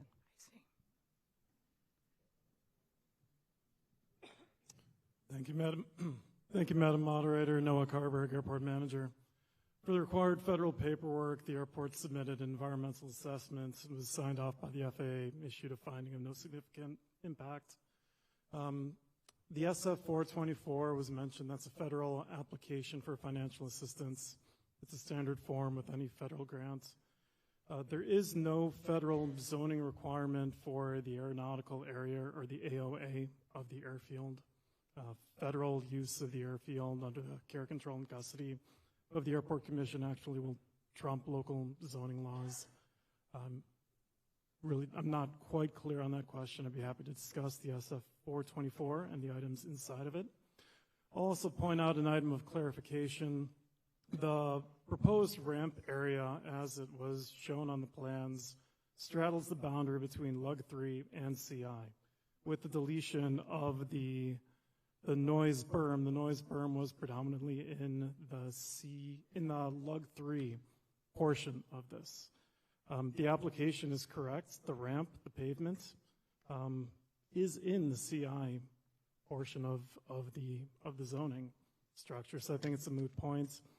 And on top of that, while representing the airport as the airport manager, I would love to support the town's zoning master plan. It doesn't matter. I understand people are upset with the project. They don't like the airport right now. You want to not adopt this article, that is fine. It doesn't change how the ramp is used and administered.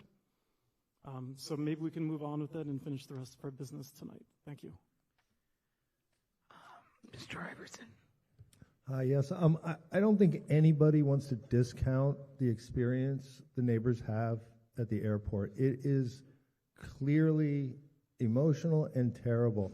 I just want to make it really clear that voting this down will not change anything. And I'm not saying that in support of the airport, and I'm not saying that despite everyone that stood up and shared their experience, because it's real and it's terrible. But I don't want anyone here to think that if you vote this down that it's going to change the outcome of the airport project, unfortunately. And I'm just saying that in a practical manner. It's a bad situation and it's terrible, but this zoning change won't affect it whether you vote it down or not, because it's a municipal use and the airport will have the right to do what they want to do. Mr. Halloran. Two things. The discussion we're having about the airport and parking private jets basically is the same discussion we're having about short-term rentals. It comes down to what we want Nantucket to be. That's number one. Number two, I would like something from the council here. What is the relationship of the town to the airport? Do we own the airport? Do we not own the airport? Do we have any leverage over the airport? What is our relationship to the airport? Mr. Giorgio.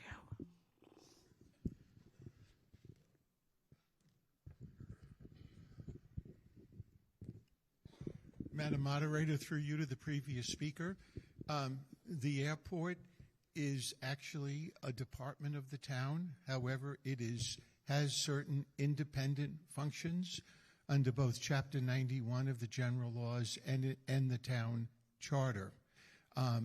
The airport, however, is operated as an enterprise fund, which means that all money expended by the airport, other than, of course, grant money, has to be appropriated here at town meeting. And so that's why I believe we've already dealt with the enterprise fund budgets, appropriating money for the various enterprise funds, and that included the airport.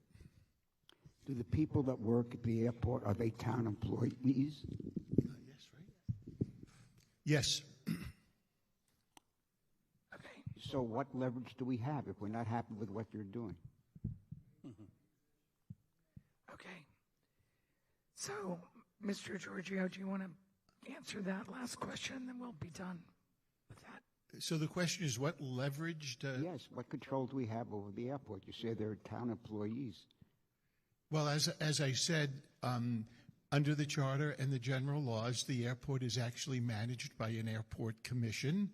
I believe it's 5 members. Those commissioners are appointed by the select board, but they have certain independent authority under the general laws, but they have to come to town meeting like any other department to have monies appropriated for them to operate.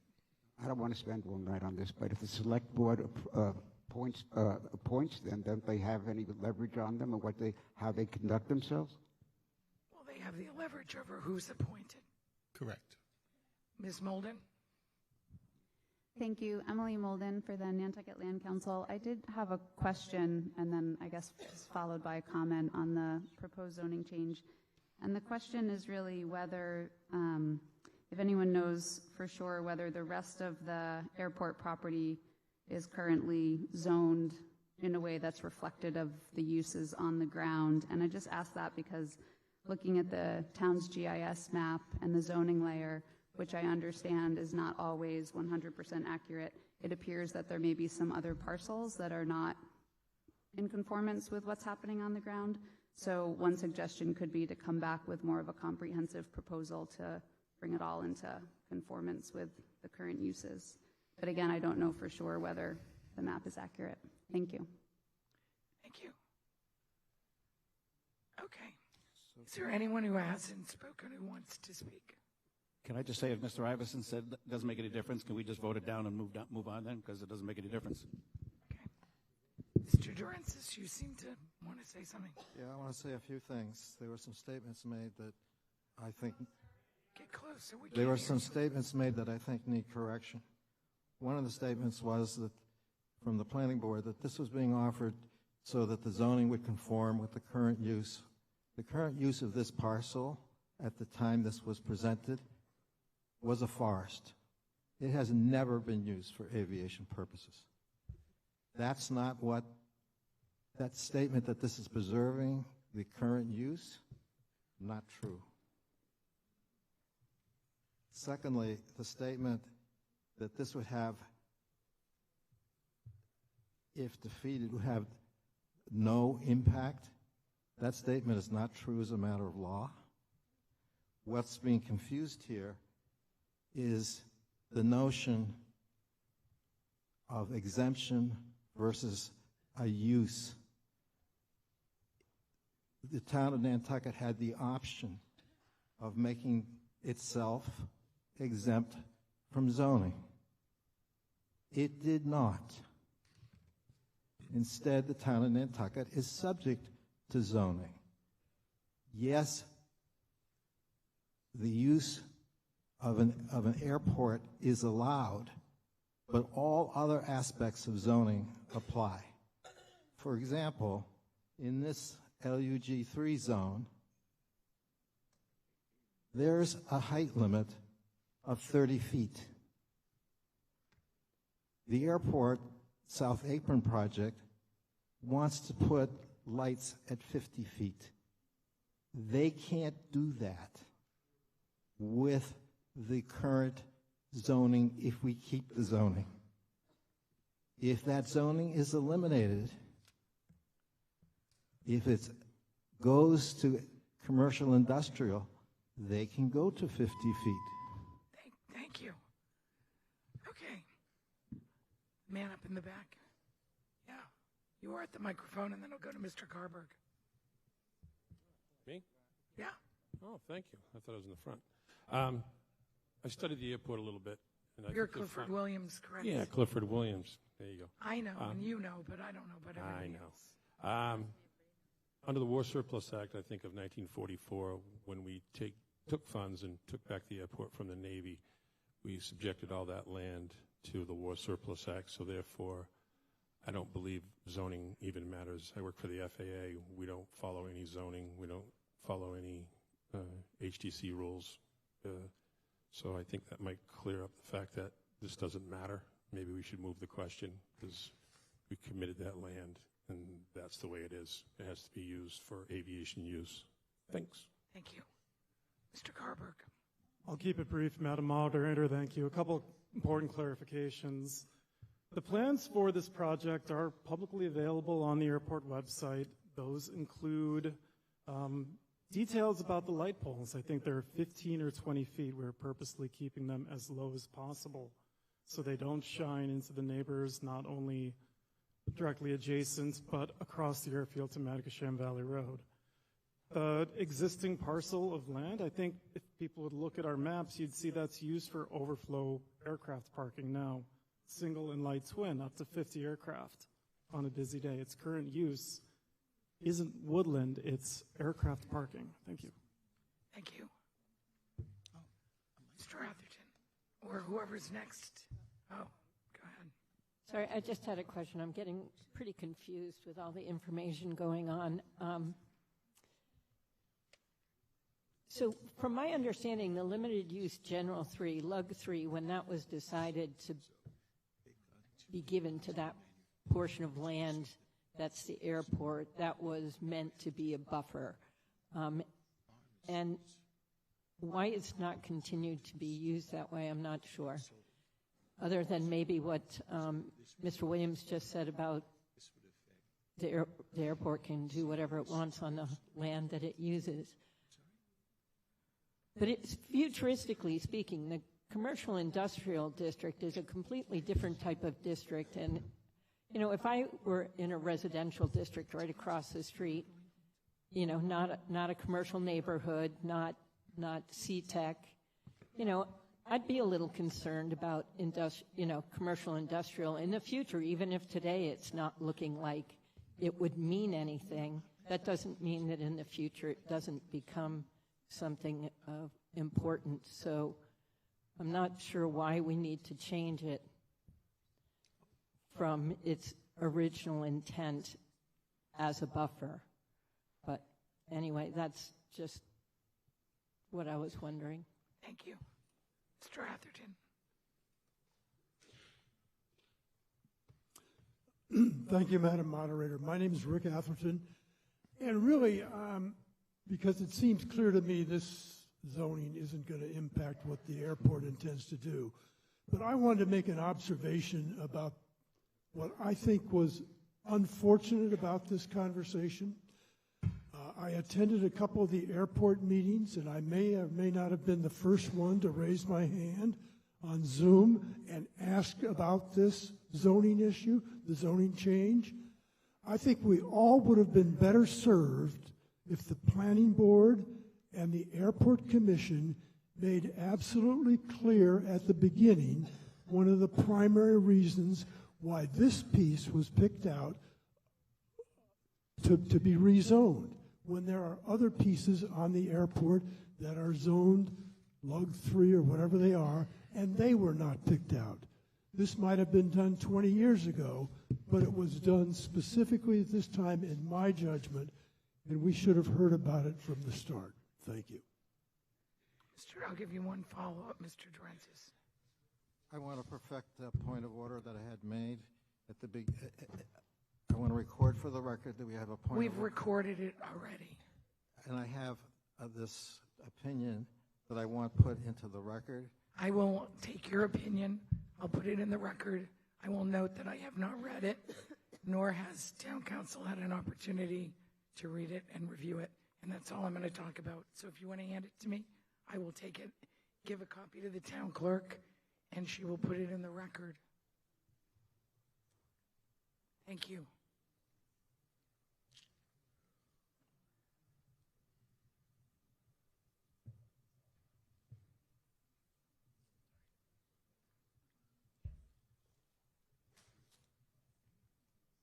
Okay, so I think we can go to a vote. Oh, Ms. Gardner, sorry. Thank you. Sorry, I am pretty passionate about water. One of my favorite subjects that I worked on with kids as an elementary school teacher was environmental health. And I did a bunch of projects, one that was wonderful with the Land and Water Council. Everything that's happened at the airport is a complete travesty, and the problem of PFAS is, in my research that I did and my work with kids, absolutely hands down one of the most serious problems facing fresh water. And the people who have really brought this to the fore, former students of mine, Mary Lepre and Megan Perry, I admire them with my entire soul for the work they've done to bring light to this issue. I have been colleagues with Ann Faniff, who's one of the most highly regarded teachers in the district, the McKays, who've done incredible work in the area of health for our community. Dick Sheehan and Mimi Huber, highly respected members of the community. And I silently pray and support every step they take. And I think our vote here tonight is important to tell the airport, you know, whether it changes anything or not, your vote telling the airport that they've been a bad neighbor is very important to the psychological health of our community. And so that's how I'm going to vote, and that's what I want to share with you. My work with kids taught me that water is really important. We're all made up of 85% water, so if you think PFAS doesn't affect you and you haven't gotten your well tested, you might want to. Thank you. Okay, so we're going to vote on Article 49. According to the Planning Board's determination, it only requires a majority vote. However, because I'm not making a housing choice determination, I'll note both the 2/3 and majority vote so that the Attorney General has all the information to make a determination. So, a yes vote will adopt the motion of the Planning Board. The Planning Board's motion is as printed in the warrant with the technical amendment. No technical amendment. Just as printed in the warrant on page 59. A yes vote will adopt that motion. A no vote will defeat the motion. It's 1 for yes, 2 for no. Voting is open.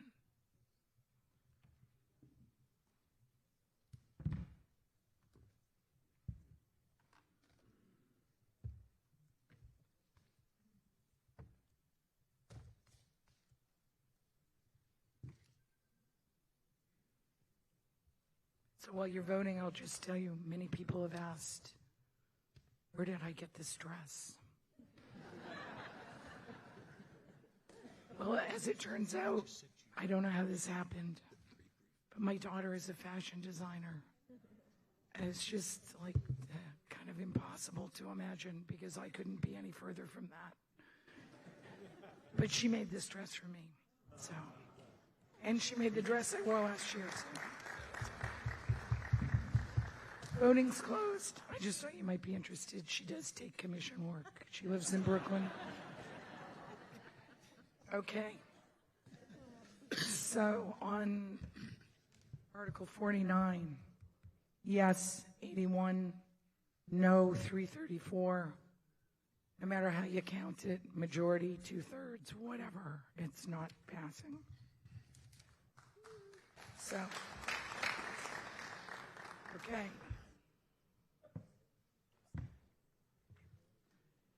We are going to Article 53.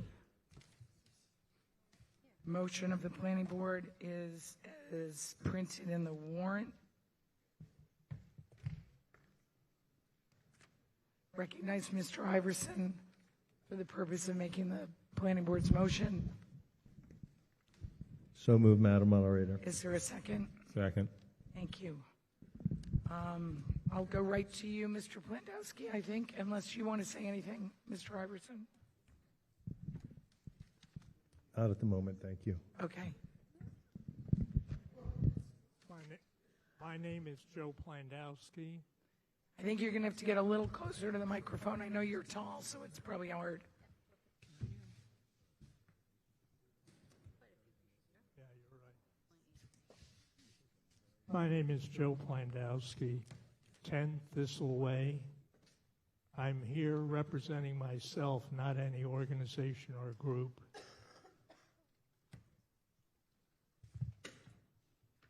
An article regarding 25 Rugged Road. Rezoning was proposed 2 years ago at the annual town meeting and was voted down. It should be voted down again. Why? The west side of Rugged Road, from 25 Rugged Road southward, is zoned at Lug 2. The east side of lots on Scott's Way, which are also Lug 2, and abut Rugged Road's Lug 2 lots. Article 653 is seeking an accommodation to carve out exactly one of those many Rugged Road L2 lots into R20. The reason given for this is that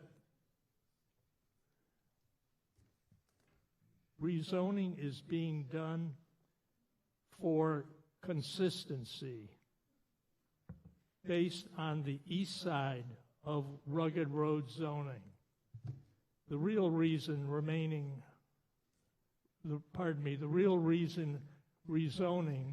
is in Article 53. It's to allow an individual to form and sell a building lot. Little consideration is given by Article 53 to neighborhood L2 consistency. Also, little consideration is given to the traffic already on Rugged Road. Consider this. In the first quarter mile of Rugged Road, we have plenty of traffic. For example, there is, in that quarter mile, Beach Plum Village with 40 homes, Second Place with 18 homes, Maple Lane with 9 very large homes being constructed at this time. There's also employee housing with at least 2 houses. And on top of all of that is the Lighthouse School, which is located on Rugged Road at Fairgrounds Road, with staff parking, a playground, and a lineup of vehicles dropping off students in the morning and a lineup in the afternoon picking those students up. Also, Lighthouse School just announced expansion of its pre-school program and the addition of 6th grade class. I asked that a no vote be taken on Article 53. Also, I noticed in the Nantucket Land and Water Council flyer that they are seeking a no vote for reasons other than zoning inconsistency and traffic. Thank you. Thank you. That's a perfect segue to you, Ms. Malden. Thank you, Madam Moderator. Emily Molden for the Nantucket Land and Water Council. We are particularly concerned and opposed to this article for a number of reasons. This and adjacent parcels along Rugged Road and Scott's Way to the south are currently zoned Lug 2, which serves as an appropriate transition between the increasingly developed Fairgrounds Road area to the west and the Camp Richard Boy Scout property with the state forest zoned Lug 3 to the east. This article is also very unusual in that it seeks to decrease the minimum lot size from 80,000 square feet to 20,000 square feet on only a portion of the lot, a 20,000 square foot portion. I was frankly surprised to see planning board support for this unusual technique, which facilitates subdivision where existing zoning does not allow it. This property would require the same portion of the property to this proposal would require the same portion of the property to also change from the country overlay district to our town overlay district in order to conform to our master plan. However, there is no article in this year's warrant to make that change. Alternatively, this lot is currently eligible for the creation of a secondary and a tertiary residential lot through the Covenant program. We are being asked to change zoning and the designation of our planning districts for the isolated creation of a market rate lot, which will completely disincentivize the creation of potentially 2 Covenant lots. We understand that individuals have hardships they may be trying to address, but the purpose of the Covenant program is to provide people with an opportunity to create additional lots beyond what zoning allows, but to do so with the public benefit of permanently restricting those lots to support affordable housing. The Covenant program is an alternative that our town boards and our community needs to embrace and support. For all of these reasons, we ask that you vote no on Article 53. Thank you. Thank you. You must have timed that one out. Perfect. Yes, also at that microphone. Go right ahead.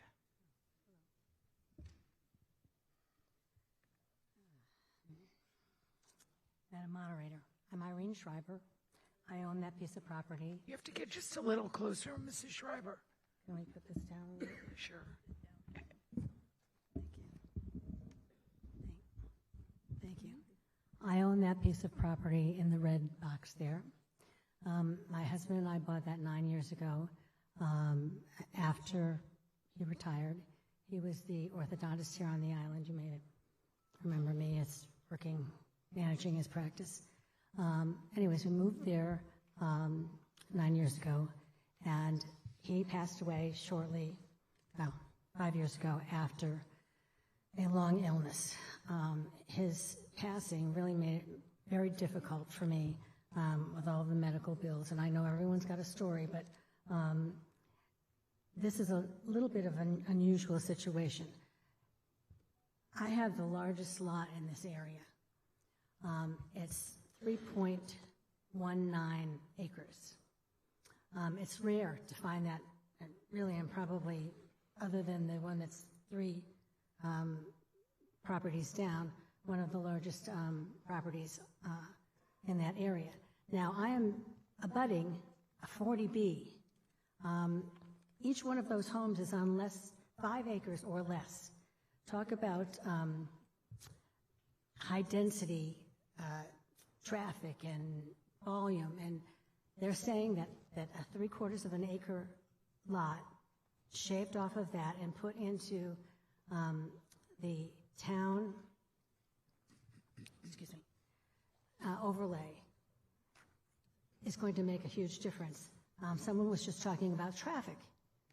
If I put one home on that lot, on that small 3/4 acre lot, it's not going to create any more traffic. It's not going to change the look or the appearance of the area at all.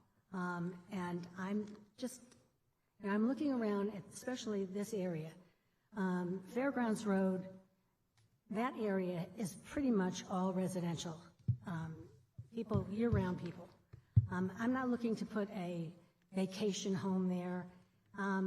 This will go to probably one of the people that I know, or people on just regular working people on this island. I mean, I'm not looking to, I don't know.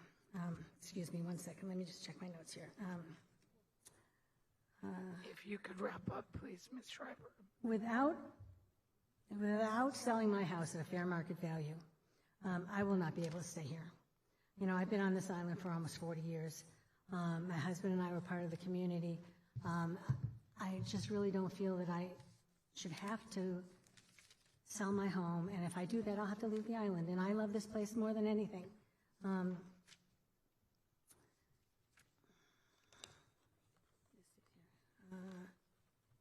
I think that's about it. Okay. It's just that my property is abutting all of these. It's a high-density area, and I just don't see why this can't be done. Thank you. Mr. Meerbergen, I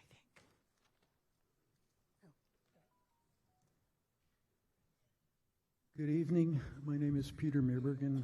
I live across the way. And to me, this is outright selective zoning. I'm not sure what the legal terms are. But in order to zone, if everybody chose to zone according to how they felt, then zoning wouldn't count. Zoning is zoning.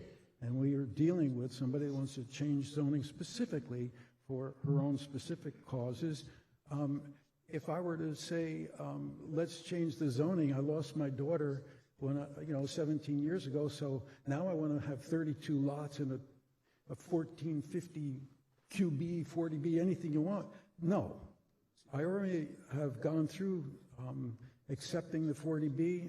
I'm not going to accept any more zoning changes. This is somebody who wants to change the zoning for her own sake. She could do a covenant lot, I believe, or two with the tertiary, but that, there's legal stuff that can be done, but I do believe this should be voted no. Absolutely not. Thank you. Thank you. And I didn't take up my 2 minutes. Thank you. Ms. Williams, I'll give you some history of this area. could you just state your name? Linda Williams, I think everybody everybody knows. figured that out. I'll give you some history here. Everything you see up there was LUG2. Because of the way Mid-Island has developed, it has become incredibly dense. Up in that upper left corner up there is an R10. The green was LUG2. It was changed to R40 because it was on one side of the 40B, which is that very dense area in between with minimum 5,000 square foot lots. Some lots are smaller. They gave them R40 to give them a little bit of help with the change in the zoning to R40 from LUG2. It went, they were allowed more ground cover. So everything you see on R20 over there at one point was LUG2 because nobody lived on Fairgrounds Road. My first lot was down the street, and nobody wanted to live there at that point. I was back in the late 70s, I think, mid-70s. There's a lot of subdivisions. There was another big subdivision that was just approved at the end of the road. You have Sakanow, I believe, is in there. You've got that several lots up here with this subdivision. It is not spot zoning because R20 is directly across the street. This particular lot happens to be well over 30 acres. And so it's exceeding the LUG2, which is 2 acres. She wants to carve off one 30,000 square foot section in order to help her keep the rest of it. Now, the rest of the remaining lot is conforming. It's over 2 acres, even if carving off the 30,000. The 30,000 was so it couldn't be subdivided any further. So it's going to be a 30,000 lot. It's going to be a large lot, larger than the one across the street, larger than anything on Sakanow, larger than most of the lots there, certainly larger than the 40B lots, which are right next door. The argument that this is going to create traffic is kind of ridiculous on one lot. There's a unique situation here. Eventually, this is going to have to go town overlay because this lot is serviced by sewer, by water, by bike path, the shuttles at the end of the street, which is a very unusual situation for LUG2 because I lived in an LUG2 zone that was now changed to LUG1 and all of us subdivided. So it's an unusual situation because it is serviced by all utilities. So I ask you, and I got to remind you one more thing. A few years ago, you guys voted in favor of the Ryder family, who was in some difficulty because of inheritance, and you allowed them very specifically to subdivide for them on Chatham Road. This is a similar situation where there's a very unique situation with this particular homeowner. She's not creating any nonconformity.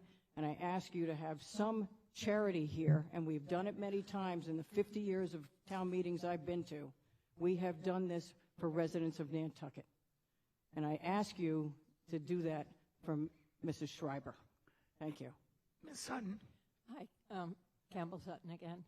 I just wanted to make a couple of points because when this did come up 2 years ago, and I did speak against it then, as I will this evening, the planning board, I don't believe, had a positive motion back then, as Mr. Lowell had said at the meeting, at the planning board meeting when this was being reviewed, that Rugged Road was going to be the area that R20, or residential 20, which means 20,000 square feet, was going to end, and Lug 2 would be safe on the other side. I'd also like to say, unless there's been a change in the state law, having a 40B next door to you is not allowed, or is not to be used as an excuse for downzoning in areas around the 40B. So I don't think that that's an appropriate, unless of course the state law has changed. Looking at the 40B that is there as justification for reducing the zoning in Lug 2 is not appropriate, as far as I know at this time. The other piece that goes with this, again, I spoke about futuristically.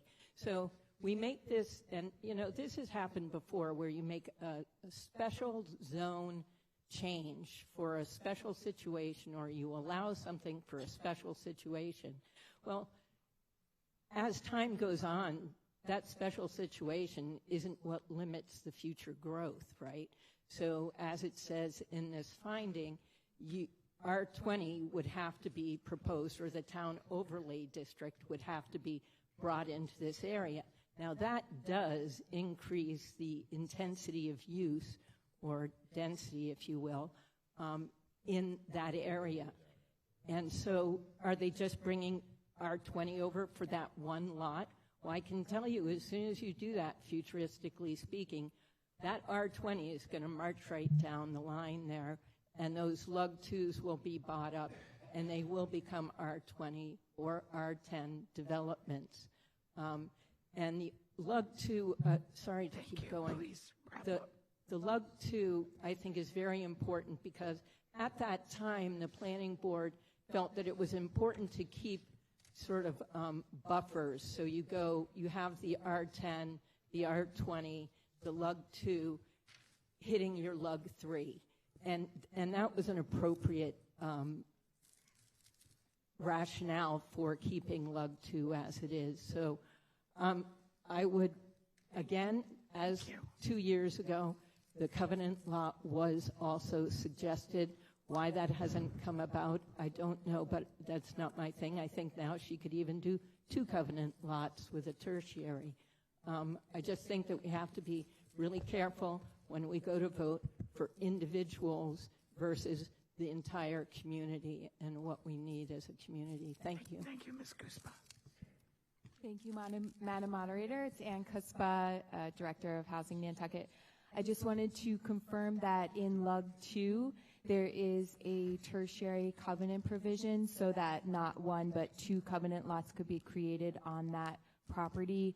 And by special permit, the lot size could get reduced to 20,000 square feet for each covenant property. So that could go to income qualified islanders. Thank you. Thank you. Okay. So I think we're going to go to a vote. This is another situation in which the planning board has determined that the vote qualifies for the housing choice exemption, thereby requiring only a majority vote. We'll record both. Yes. Okay. Quick, though. Yeah, just quick. 1-0 Bruins. Thank you. Charlie, is it 1-1? Oh, sorry. This has been one hell of a passionate 2 nights.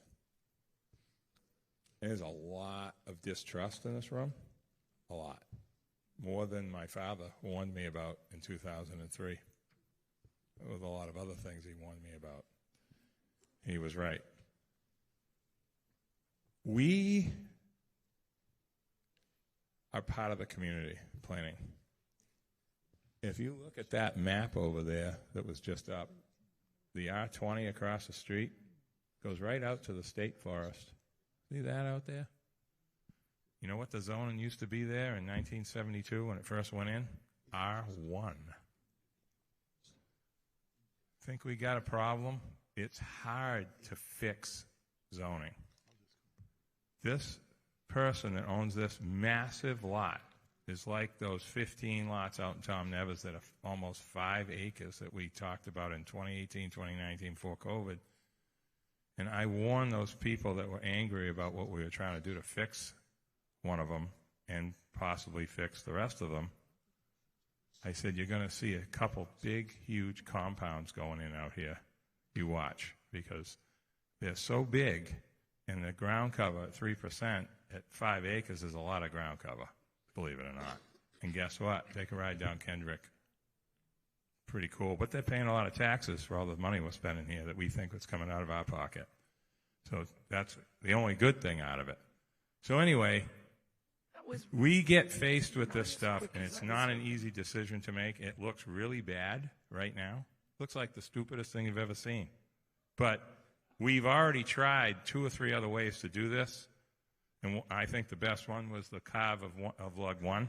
Now we do have 2 covenants, as Ann just said, but the value of a covenant lot has dropped really low, real low, like free almost. So this is where the deed restriction, some of the money that was just appropriated, can maybe help some of this in the future. But this is a tough situation to be in, and I understand how everyone feels about what they're seeing on the screen. So thank you all for attending this and dealing with it and figuring it all out like this is a public hearing. Thank you. Thank you. Okay, we're going to go to a vote. A yes vote will adopt the planning board's motion as printed in the warrant. A no vote will defeat that motion. 1 for yes, 2 for no. Voting is open.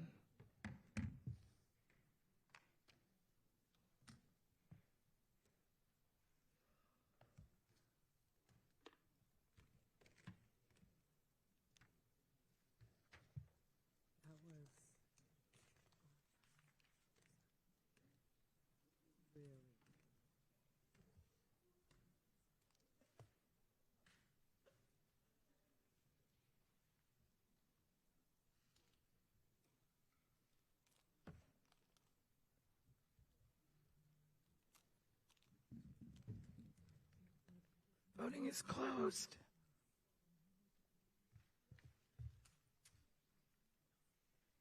Yes, 139.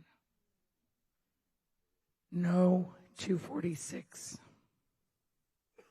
That is not adopted by either a majority or 2/3 vote.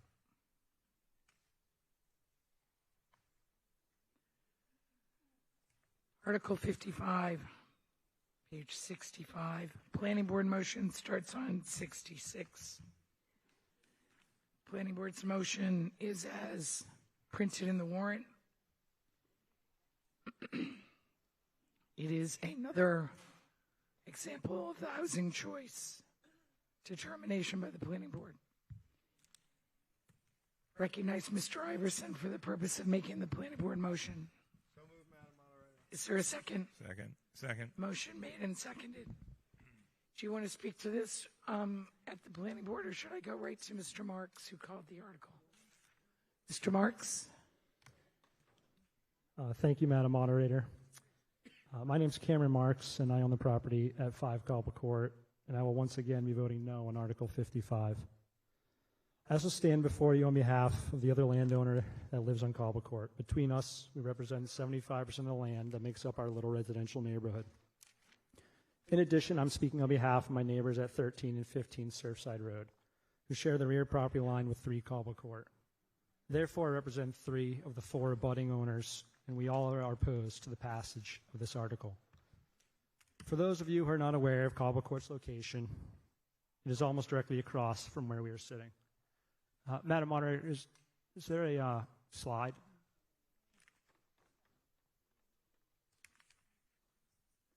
It's coming. Thank you.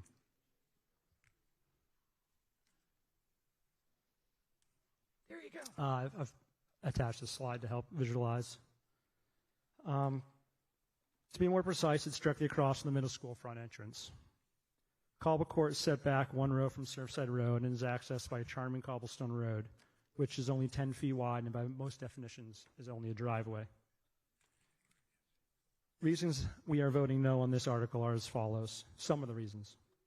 One, Cobble Court is currently zoned as R10 zoning, which has a minimum of 10,000 square foot lots with a maximum of 25% ground coverage. It also has a 20-foot front and 10-foot side and rear setbacks. In my perspective, these zoning requirements embody a true residential neighborhood on the edge of town. If this article were to pass, the requirements would change to 7,500 square feet with 40% ground coverage, with 10-foot front and rear setbacks and only 5 on the side. Therefore, the lot size requirements would shrink by 25%, while ground coverage percentages would increase by 15%. And this would undoubtedly change the character of our little neighborhood. Secondly, this lot in question is oversized at 15,000 square feet. It has enough frontage to allow for a subdivision and would result in not one but 2 commercial lots, each with 3,000 square feet of allowed ground coverage. While we could do the same to our oversized lots, we value the neighborhood over the potential monetary gains because we know that in doing so, we would undoubtedly change the character of our neighborhood permanently. Thirdly, this article qualifies under the housing choice law, resulting in modification concerning the yard sizes, lot area, setbacks, and building coverage requirements to allow for additional housing units beyond what would otherwise be permitted. If this article were to pass, it allows for multifamily housing and mixed-use development outside the zoning requirements of CN. This will undoubtedly change, this will undoubtedly change the characteristic of our neighborhood.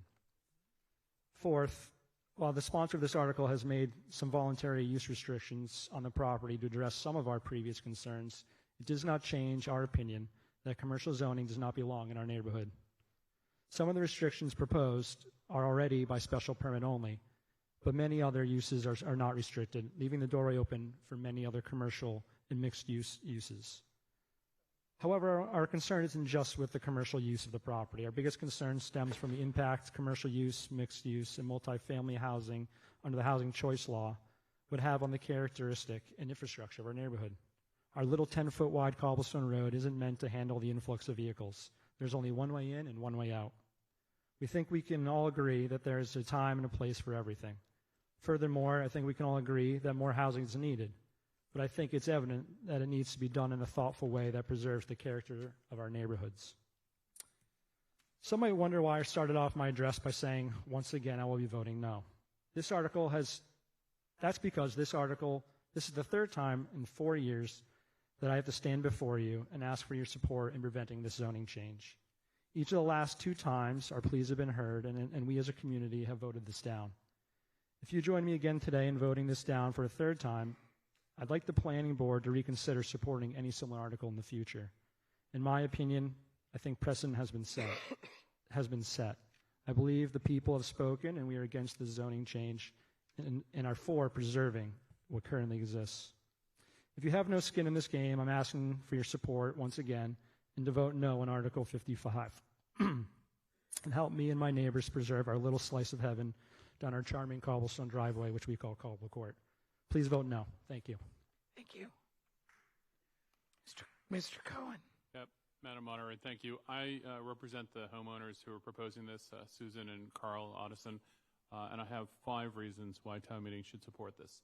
The first one is that the desire here is to take an oversized lot of 15,000 square feet and to create 2 smaller lots that would be more affordable and more available to year-round people.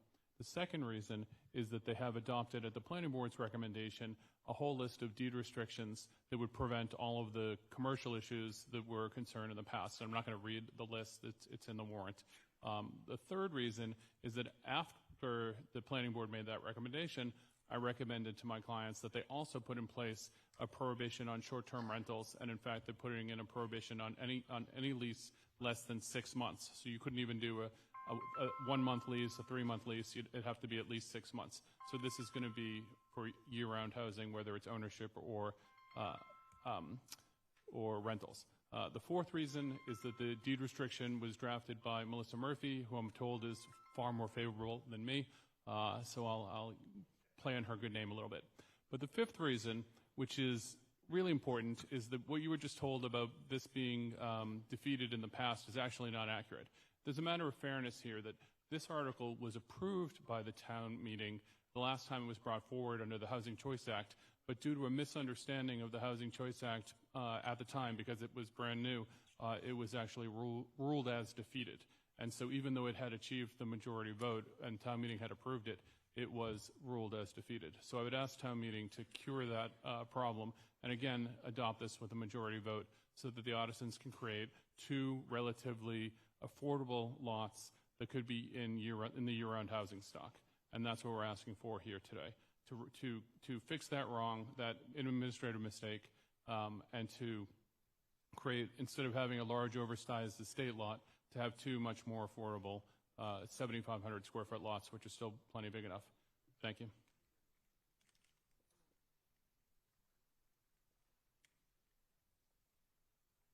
Okay.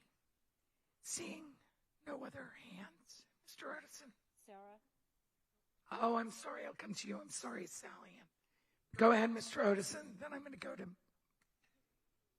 I'm Carl Odison, 170 Orange Street. My wife Susan and I are sponsors of this article. Mr. Marks has some wrong calculations. The roadway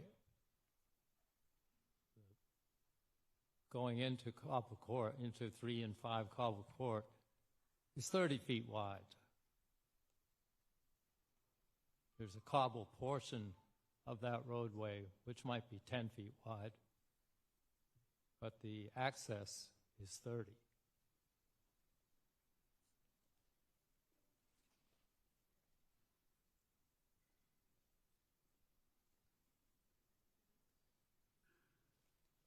Mr. Marks is a very fearful man. I think, well, let's leave Mr. Marks out of it, okay? All of his suppositions are based on fear. And he's not very accurate on the way he describes the situation. This land was, for generations, had been in my wife's property. We would in no way do anything to minimize the property at Cobble Court or our own reputations by doing something stupid as what he's suggesting.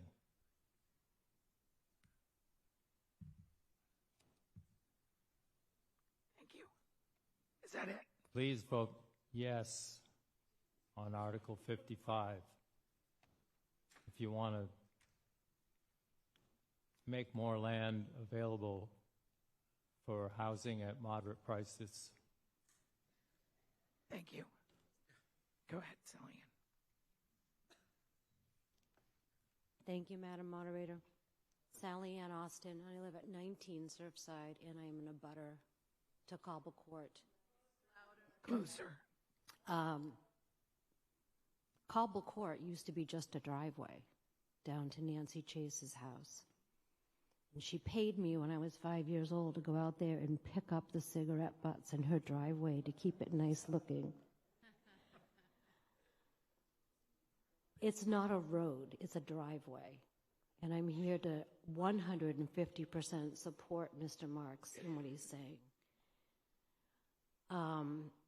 If we go back to the article that we just voted on, we're back to spot zoning again.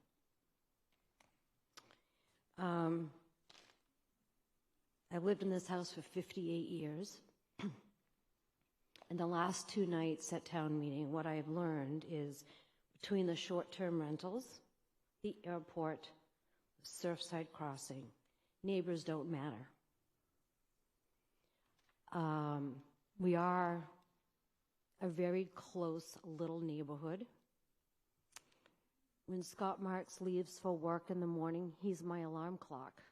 When I hear him go down the cobbles, I know it's time for me to get up and get ready to go to work. When the UPS truck goes down Cobble Court, my whole house shakes. I don't think this is an appropriate place to change the zoning to make it commercial. I don't know who they asked for the neighbors' concerns, because I'm a neighbor. Nobody ever asked me what my concerns or thoughts were on this zoning change. But I'm reading over what they say they can't do as a commercial use, but they can put a tavern or bar that's an accessory to a small restaurant in my backyard. And I don't think that's okay. If I'm sitting on my patio, I can see this piece of land that's right now just holds a garage. If this passes, we can now put multi-family housing and mixed-use development in this location. And I don't think that's right, because we are a neighborhood and this is a driveway. Mixed use will be using someone else's driveway, and I think that's wrong. And I think neighbors need to start mattering. So I ask you to please, please vote no and save my neighborhood. Thank you. Thank you. Okay. Mr. Cohen? Yeah, I just want to clarify. This neighborhood is mostly CN zoning now, and we're just being asked to go to what's otherwise nearby. And also I want to clarify that the deed restrictions would prevent all the commercial uses that were previously discussed as a concern. And we're just talking about creating two smaller lots, not some big multifamily development. I don't know where that's coming from. But you can see all that sea of green is all CN, the mint, whatever color that is. Thank you. Thank you. Yes. Henry Butler, 3 Evergreen. Correct me if I'm wrong, zoning board or anybody like that, but an oversized lot like this, I think qualifies for a double covenant split. So if the goal is to create additional lots for affordable housing, the program exists to do it without changing the zoning. Thank you. Okay. Oh, go ahead. That was the exact question I was going to ask, Madam Moderator, was why can't this be done through the covenant program or something like that? So, excuse me, Matthew Peel for the record. I mean, we just voted down the last article because, well, frankly, Mr. Lowell's lack of self-awareness by calling a covenant house free at $750,000. So, I mean, 1.4 million if they can create 2 right there. So I'm not sure why it needs to be commercial. Thank you. Mr. Marks, did you want to say anything more?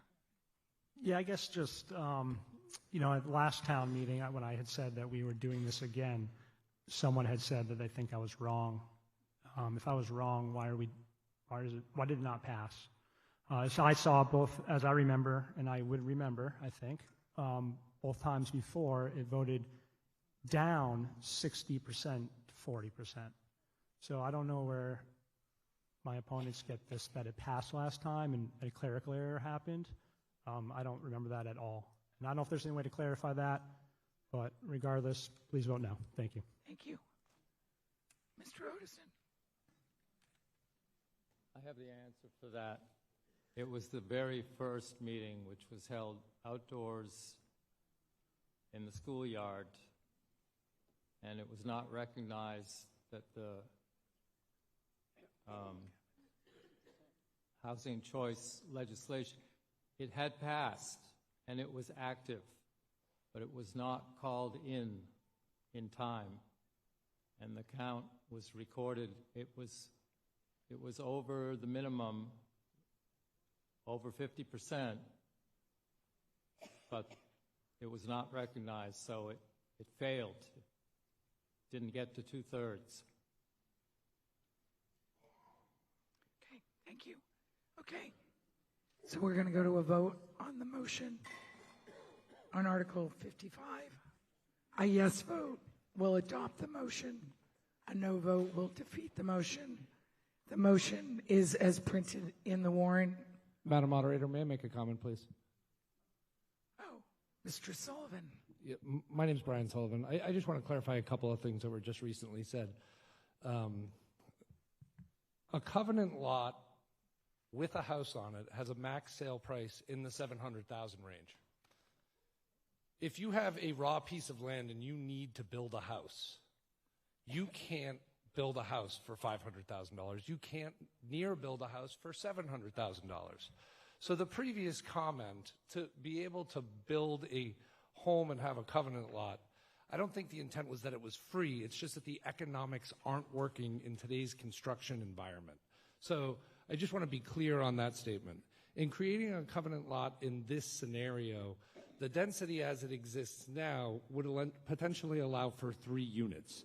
And so unit cost is something that we look at the trust all the time. And we need to drive down unit cost so we're being as efficient with your dollars as possible to make sure we're getting as many households for the dollar that we can. Mr. Otteson wants to make housing for the community. I have to take him at his word as a long, upstanding community member who is very concerned about his position and reputation here in this community. I hope that you can consider this article in a way, and we hope that he does offer this property to the community, that we can get a density count in a place that's appropriate across the street from the school, that's connected to town water and sewer, has access to a bike path, has access to public services, is around the corner from the hospital where we need people to live, is across the street from the school where we need teachers to work. I hope that you can consider this article in a way that he can stand by his word in the future and provide housing to the community. Thank you. Madam Moderator. Yes. I don't really want to do this because everybody wants to go home. But what I'm worried about is the kids in the high school.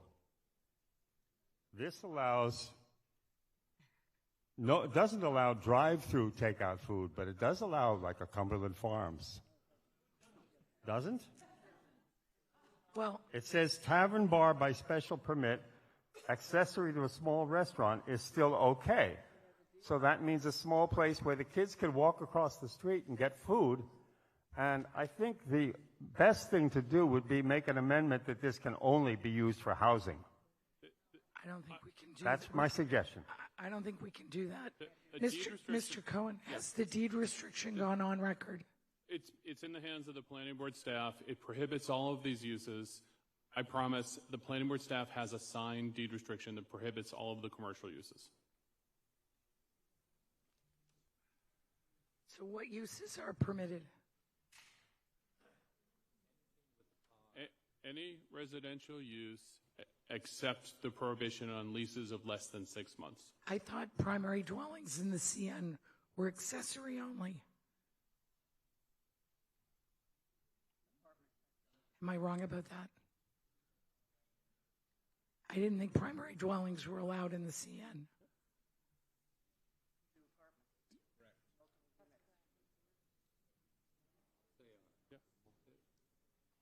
Take a look at the use chart. I don't think so.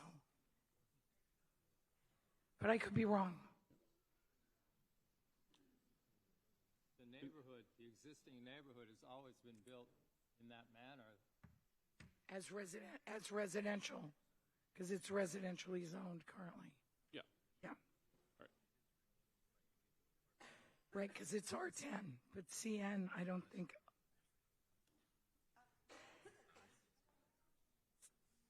Sure.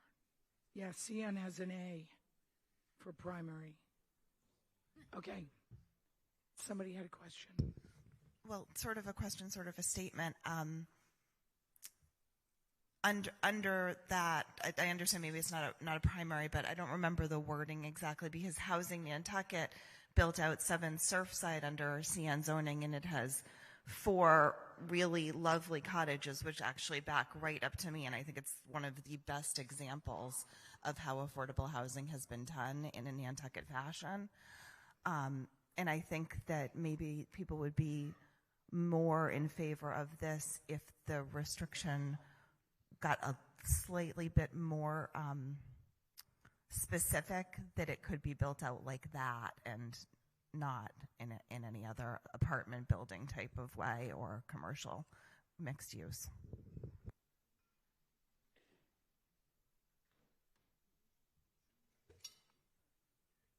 Okay.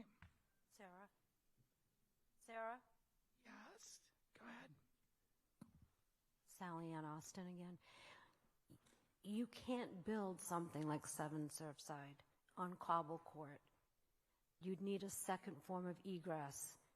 You can barely get a fire truck, a UPS truck. You should watch it when the fuel guy backs down the driveway. There's just no way that you could do the density like that.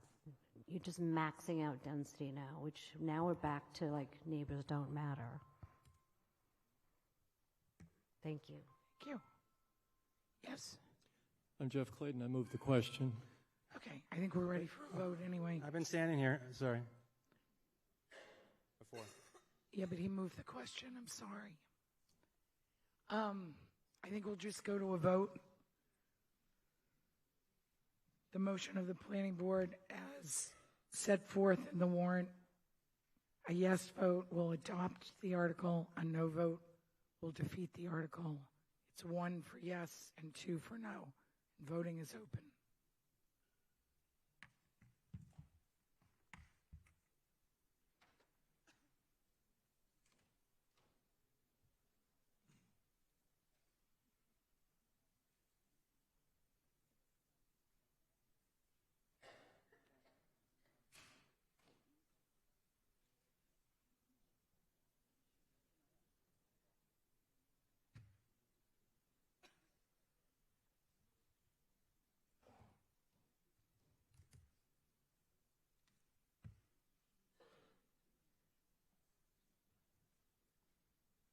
Voting's closed.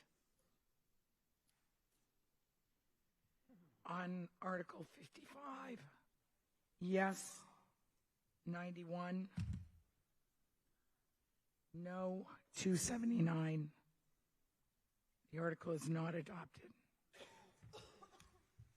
Okay. Article 58.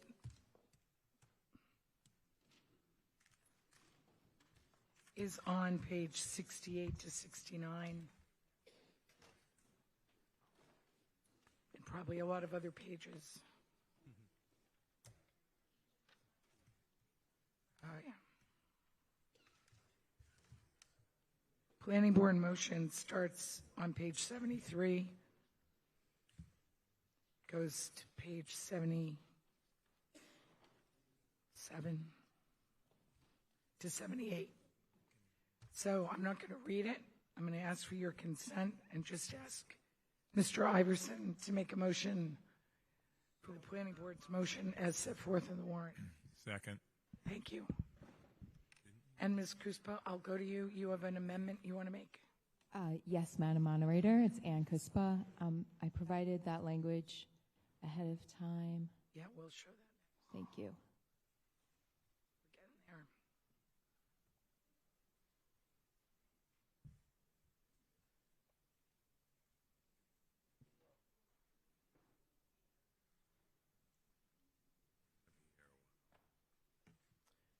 Okay.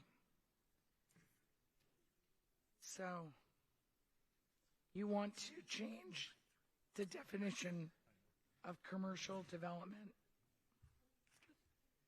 by deleting development and adding construction or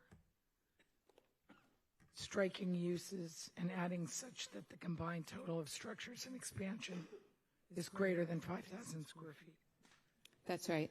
Okay. Is there a second? Well, there was further. Oh, there's more. Yeah. Okay. Sorry. Okay. And we're deleting within 2 miles of the development subject to this bylaw and changing it to in Nantucket County. Yes. Okay. Is that the whole motion? Yes. Okay. Is there a second? Motion is made and seconded. Go ahead, Ms. Crispa. Oh, thank you. I wasn't sure if I should talk about the whole article at this point because it's pretty lengthy. Is that all right? Whatever is easiest for you. You've got 5 minutes. You can talk about the whole thing and why you're amending it. Okay, sure thing. Thank you very much. So Ann Kuspa, Executive Director of Housing Nantucket. The purpose of this bylaw is to increase the supply of year-round housing accessible for local middle-income households. Article 58 gives the town the ability to produce attainable housing through private development already happening on Nantucket, guaranteeing that attainable housing is part of the overall mix of new construction on the island. The implementation of this will be handled as part of the Planning Board's special permit granting process. Developers will be required to create middle-income housing opportunities as part of an application to subdivide land into 5 or more lots through flex development and workforce homeownership housing, construct 5 or more dwelling units within an apartment building or through workforce rental community, and develop commercial structures greater than 5,000 square feet. In the development of residential properties, at least 20% of the new lots or units created shall be established as middle-income housing units. And when developing commercial space, 1 unit of middle-income housing will be created for every 5,000 square feet. The municipality and nonprofits are exempt from this requirement, and the Planning Board may waive the requirements if the proposed development provides a community housing benefit. There are options on how the necessary units can be created through new construction on or off-site, and even converting existing housing stock through the use of deed restrictions. This can happen anywhere across the island. This bylaw distributes some of the costs of providing housing for Nantucket's workforce into the private market, relieving the taxpayer's burden of addressing the affordable housing crisis. A middle-income household has an annual income of less than or equal to 240% of Nantucket's area median income. So for a 4-person household, this equates to about $345,000. Because this target income bracket is high, the financial subsidy required of developers is less burdensome than for other programs, and it's a fair compromise. This unit is part of we had an affordable housing summit in 2023, so last year, and this was one of the priority action items that was emerged from the summit.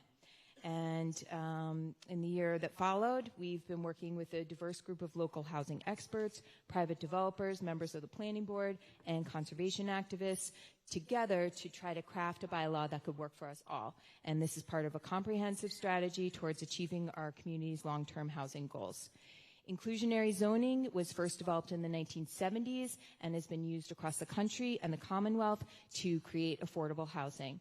Had this bylaw been in place on Nantucket, 48 units would have been permanently secured for middle-income residents through developments permitted in 2023 alone, and that's 48 families who would have had access to a home they could afford, created through little or no public subsidy.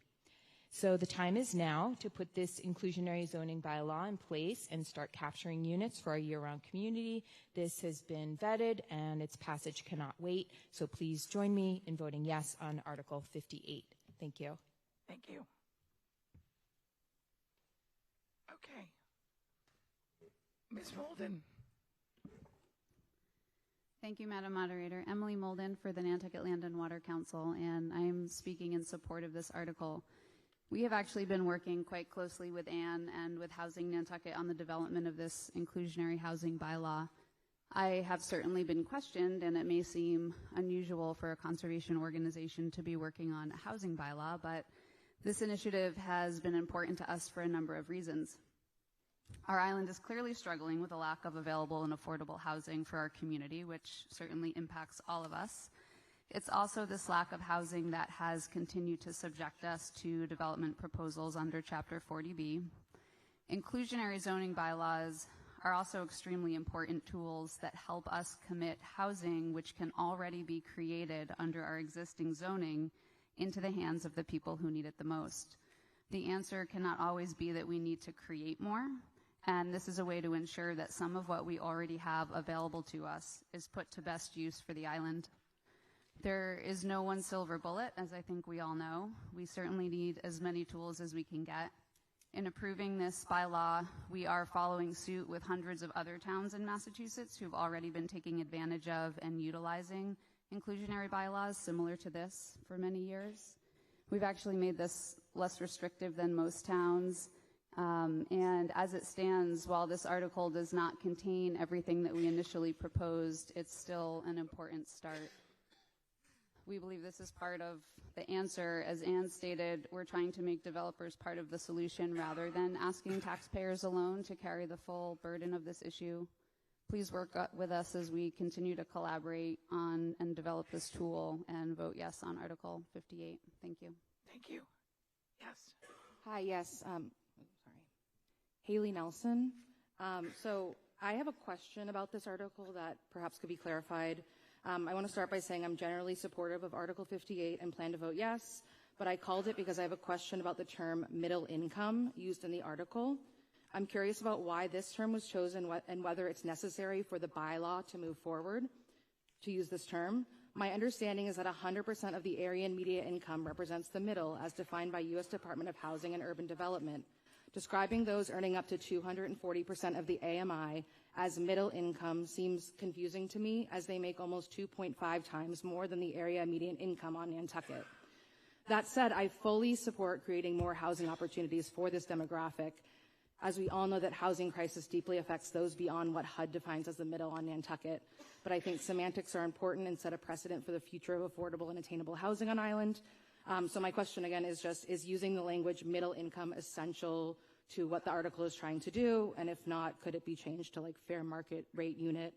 Are there opportunities in the future to redefine middle income by the AHT if this bylaw passes? Thank you. Thank you. Ms. Guzman, do you want to answer that before I go up to? Yes, Madam Moderator, through you. Middle income is an important part of this bylaw. The definitions for affordable housing are generally low, moderate, and middle income. Low income refers to less than 80% of AMI and below. Moderate refers to generally either 100 or 110, possibly 120. And then middle is up to 240% AMI. So we wanted to serve that higher income bracket because there really isn't a lot in the market right now for that segment of the community. So, yes. Thank you. Ms. Gardner. So I should make clear that I was at the annual town meeting when the housing concerns really blew up, and I absolutely saw the desperation and the need from people who were living here at the time, and I did vote to establish whatever we could to address housing concerns, and I have voted for every housing article that's ever come forth so far, just to set the record clear. But I look at this, it's 20 pages long, it's got 8 million strikeouts, and what it looks like to me is you're asking to just rubber stamp 5,000 square foot lots. And where exactly are those going to be going? So to me, this is way too much to digest, and I think to vote on this, would need way more information than I can get right now. And I certainly don't know if, listening to the short-term rental debate, we need to add 8,000 more 5,000 square foot lots. I struggle with, and that's just a question that I can come off with on the top of my head. So to me, this should be tabled, and people should be able to, voters such as myself should have more time to digest what a middle income inclusionary zone actually means, and where the housing gurus on Nantucket are thinking about putting these. Thank you. Thank you.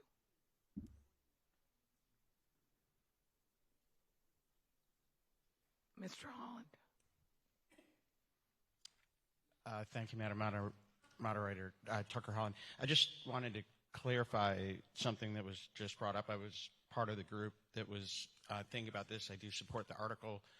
And I just confirmed with Ann that there's no intention of this article to change zoning anywhere. So whatever the project is, it has to be done under the zoning that applies to that spot. It just has to do with the quantity of lots that would be created. I hope that clarifies things. Okay. Ms. Molden, or whoever's first.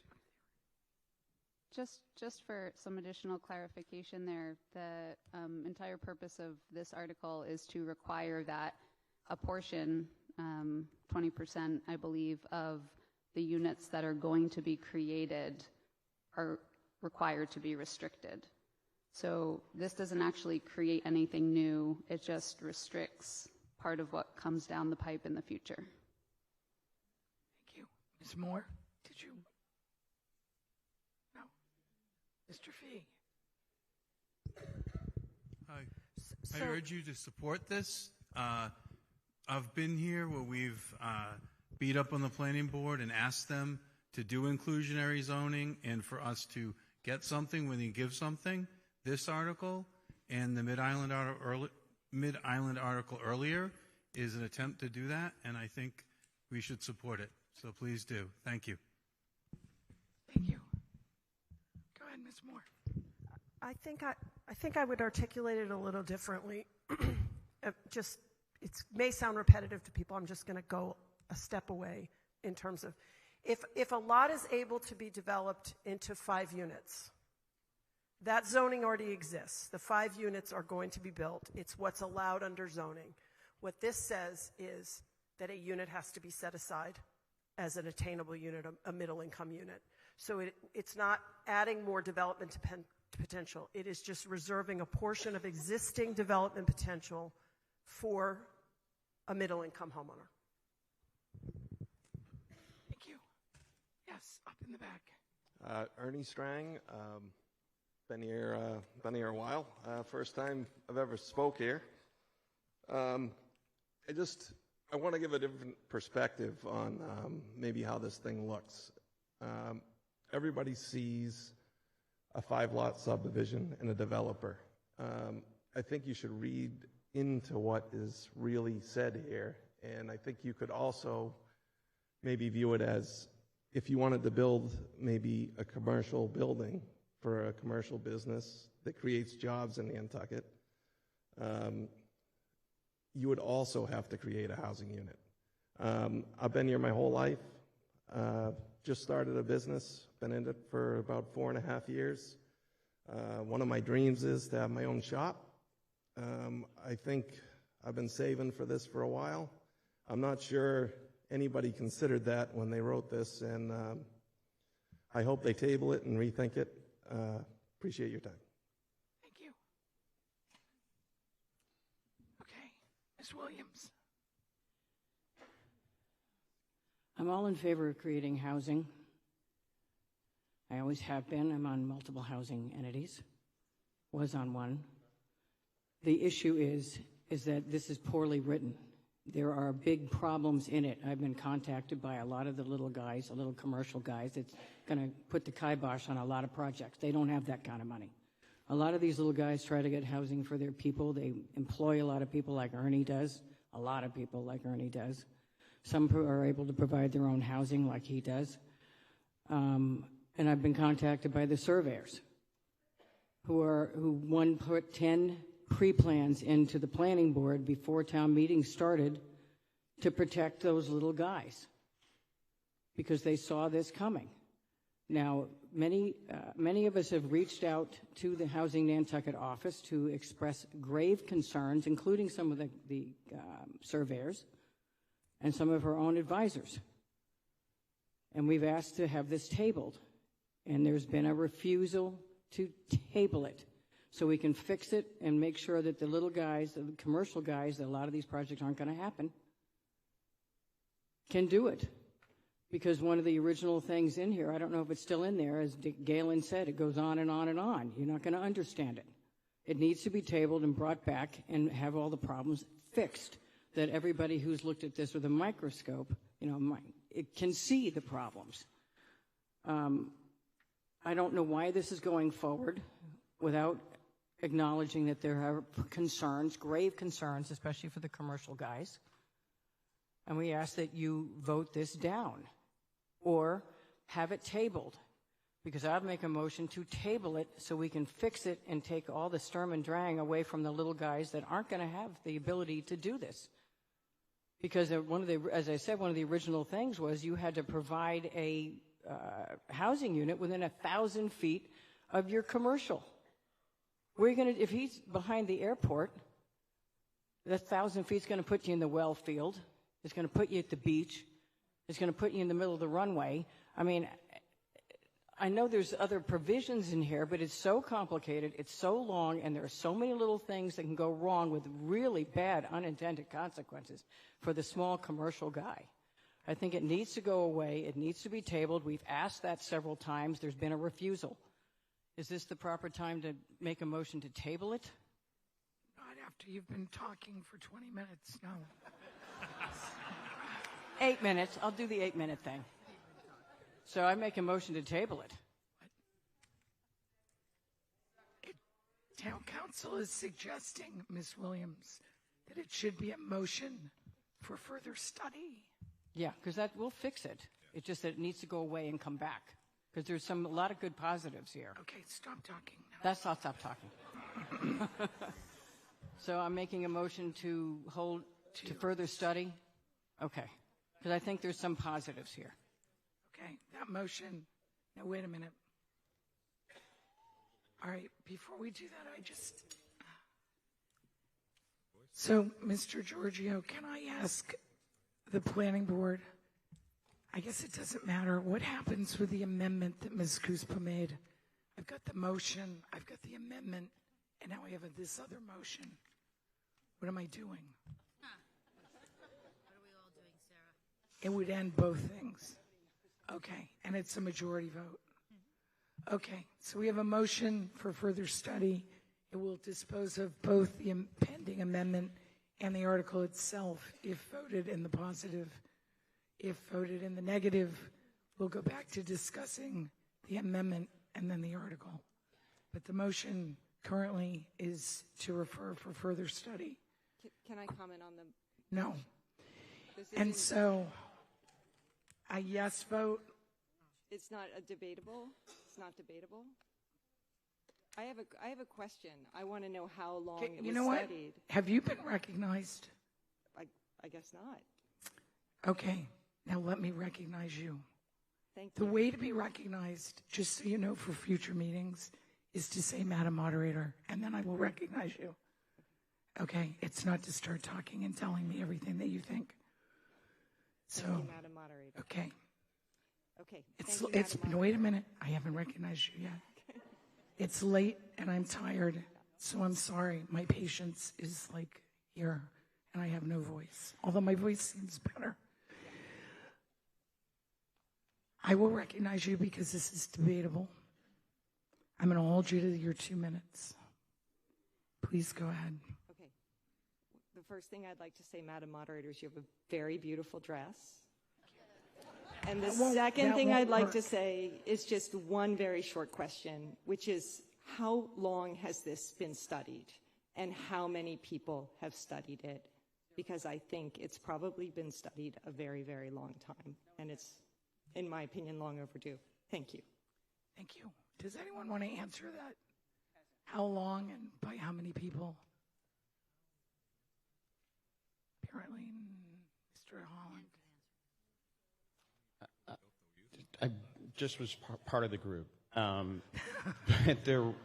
This came, as Ms. Kuspa mentioned, it came out as one of the top 10 ideas, if you will, from a summit that Housing Nantucket put on about a year ago with 50 or 60 housing-related folks, government officials, et cetera, involved. And then a work group of roughly 8 folks. Emily Molden spoke about being involved. Several others studied this issue through the course of the last year. And then the planning board took up the article and provided good input. This is one person's opinion who happened to be part of the group. Ultimately, we're trying to do something that helps. So if there's input that can come out of this discussion that makes this a better article in the end, I think we have an opportunity to take it up at a special town meeting in the fall. And personally speaking, I welcome smart input. So thank you. Thank you. Does anyone else want to be heard on the motion to refer? Emily Molden. Thank you, Madam Moderator. I was just going to add that I think it's probably since last August or September, this has been worked on with multiple land use attorneys who've drafted a number of these inclusionary zoning bylaws for other municipalities across the state. And we also did meet with the planning staff on multiple occasions, and they reviewed it quite thoroughly with the planning board and made a series of significant proposed changes, which have been in the warrant. And so I feel like it has been pretty thoroughly studied. I just wanted to add to that context. Thank you.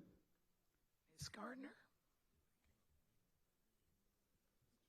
I think what's really important before us right now is not how long it's been studied, but whether or not everyone sitting here understands the 14 pages and the strikeouts and the lot sizes and whatever else is in there. And I clearly can say I have spent weeks with the town meeting warrant. Some of the articles were more interesting than the others to me, as you all know. And this was definitely one of them that I was just like pulling my hair out thinking, I don't even have time to study this right now. So it's really important that the voters get a chance to make an informed decision. And that's why, yes, people have been working on this. I certainly understand that. But in the end, what we're here to do tonight is vote. And if people really don't understand what they're saying yes or no to, then we need to study it. Thank you. Thank you. Okay. Does anyone else want to say anything about this motion? Okay. So it's, yep, go ahead. Clay Evans. Actually, in terms of this issue having been studied previously, I remember actually watching a meeting of the planning board in which, after that conference, they actually discussed this idea and how it might look. This has been studied, and for those who say that the units have to be built on site, it's written into the article that they can be built off site, which is how it works in many other communities. I've seen this in other communities as I do retail work and also campaign work on the mainland. So this does work, and I would point out that legislatively, referring a matter to study is a tactic on Beacon Hill that means to do away with an issue, and we should not be doing that. We should be voting on it tonight. Thank you. Madam Moderator? Mr. Iverson. I will assure you that this is not an effort to kill this. This is an effort to make it stronger and better when it comes back. Okay? That is the intent here. This is not an intent to kill this. There's been a lot of work that's gone on here. I don't think it needs a lot more work. It needs some tweaking. It needs more eyes on it, and it will be brought forward in a better form. Thank you. Don't be yelling at Mr. Iverson from the audience. If you have a question, you can go to the microphone. I think Ann might be better to Please go to the answer that microphone than I and am. don't yell on your way there. Okay, is it going to come back Could as you special? state your name, please? Ellen Ray. Thank you. I know about these studies. They end up on a shelf. And this is something important, but it's 14 pages. And I do agree with people that we need to understand it a little bit better. And you all can't sit here and explain it. We've spent more time on these articles that we're not even going to get through tonight. I just want to make sure that, great, I've never heard of this moved to refer to a further study. Usually it's tabled, and then we can bring it back.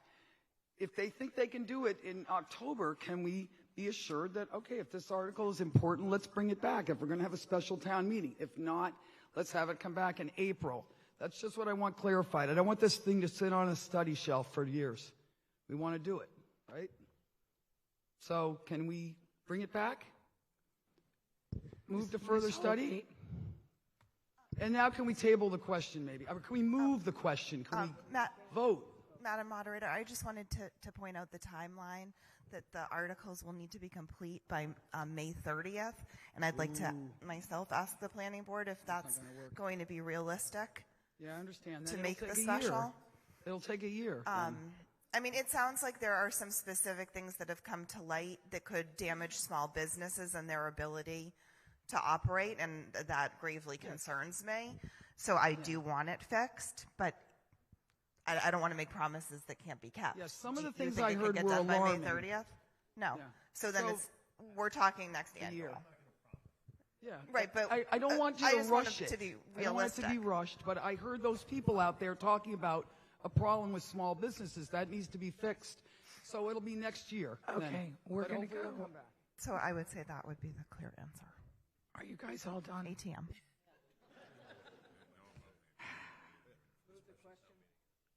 We're going to go to a vote on the motion to refer for further study.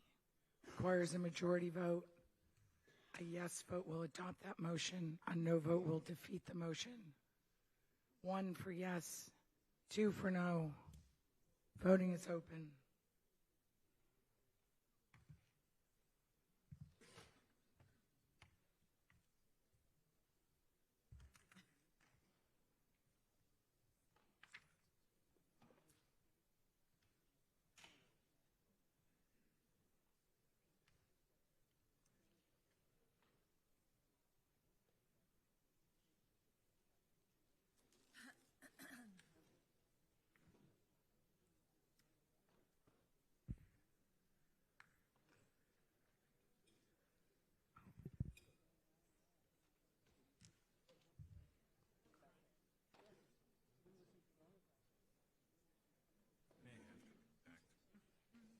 Can't talk about that right now. Okay, on Article 58, yes, 258, no, 77. The motion to refer for further study is adopted.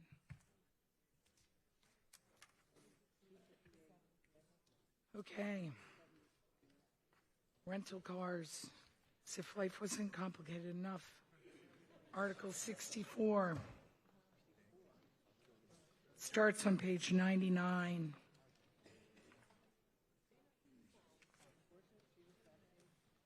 The Finance Committee recommendation starts at 101, continues to the end of page 102. I recognize. Thank you. Is there a second?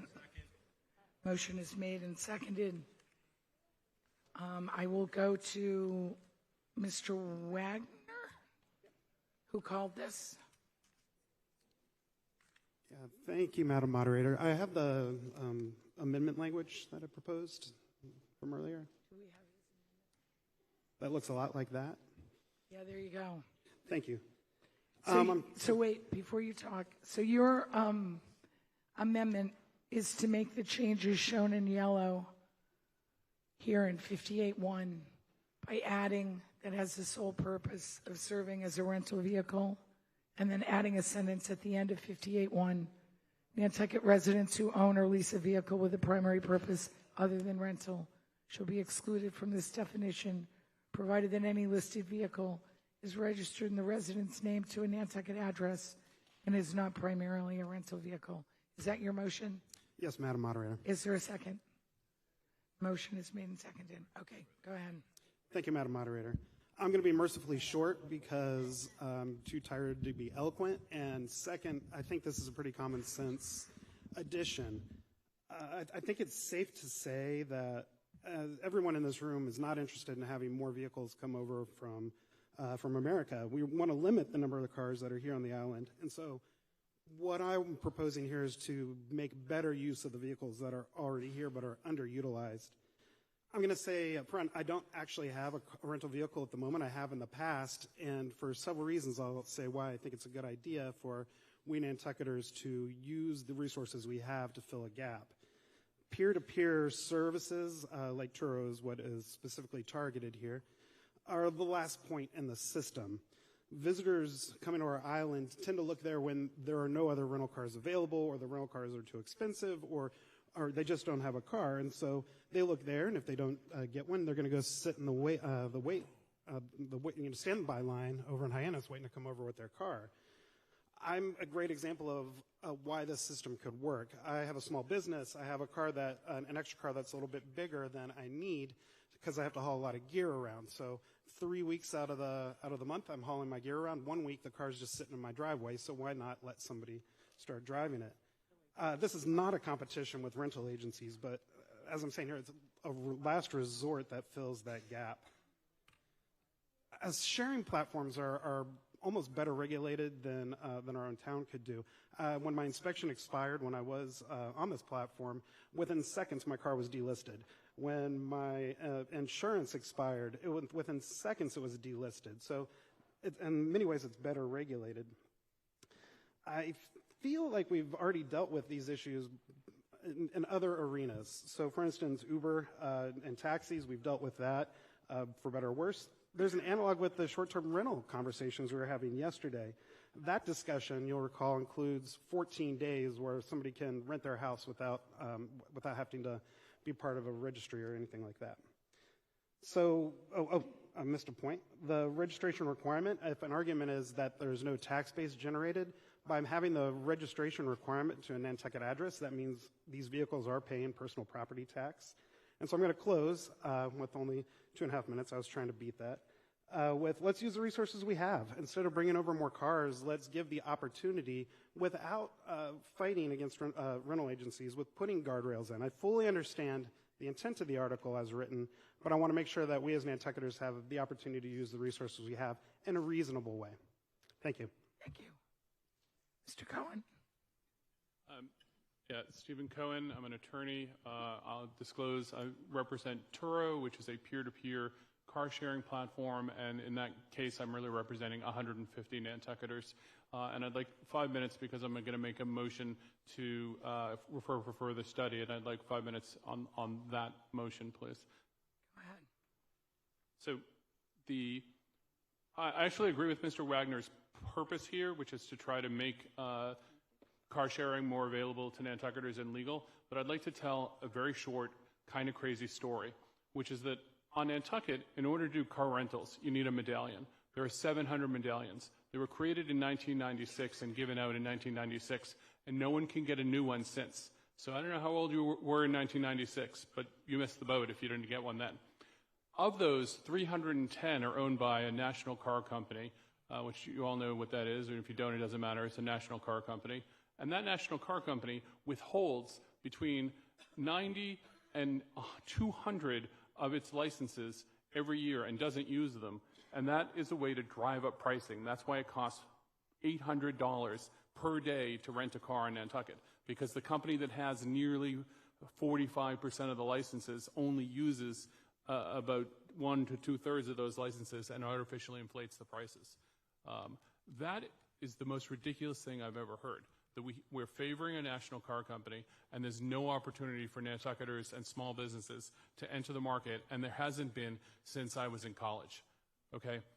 That is not the way we should be doing things here. And so what I would like to do is, and there's actually 2 warrant articles here, 64, which would add peer-to-peer to the definition of car rentals, and then 65, which would create more medallions. But 65 has a negative recommendation. So what this 64 actually does is create a system where peer-to-peer can be both legal and regulated and legal and prohibited, because you can't get a medallion. So congratulations, we're going to regulate you, but congratulations, you can't get a medallion, so you're out of business.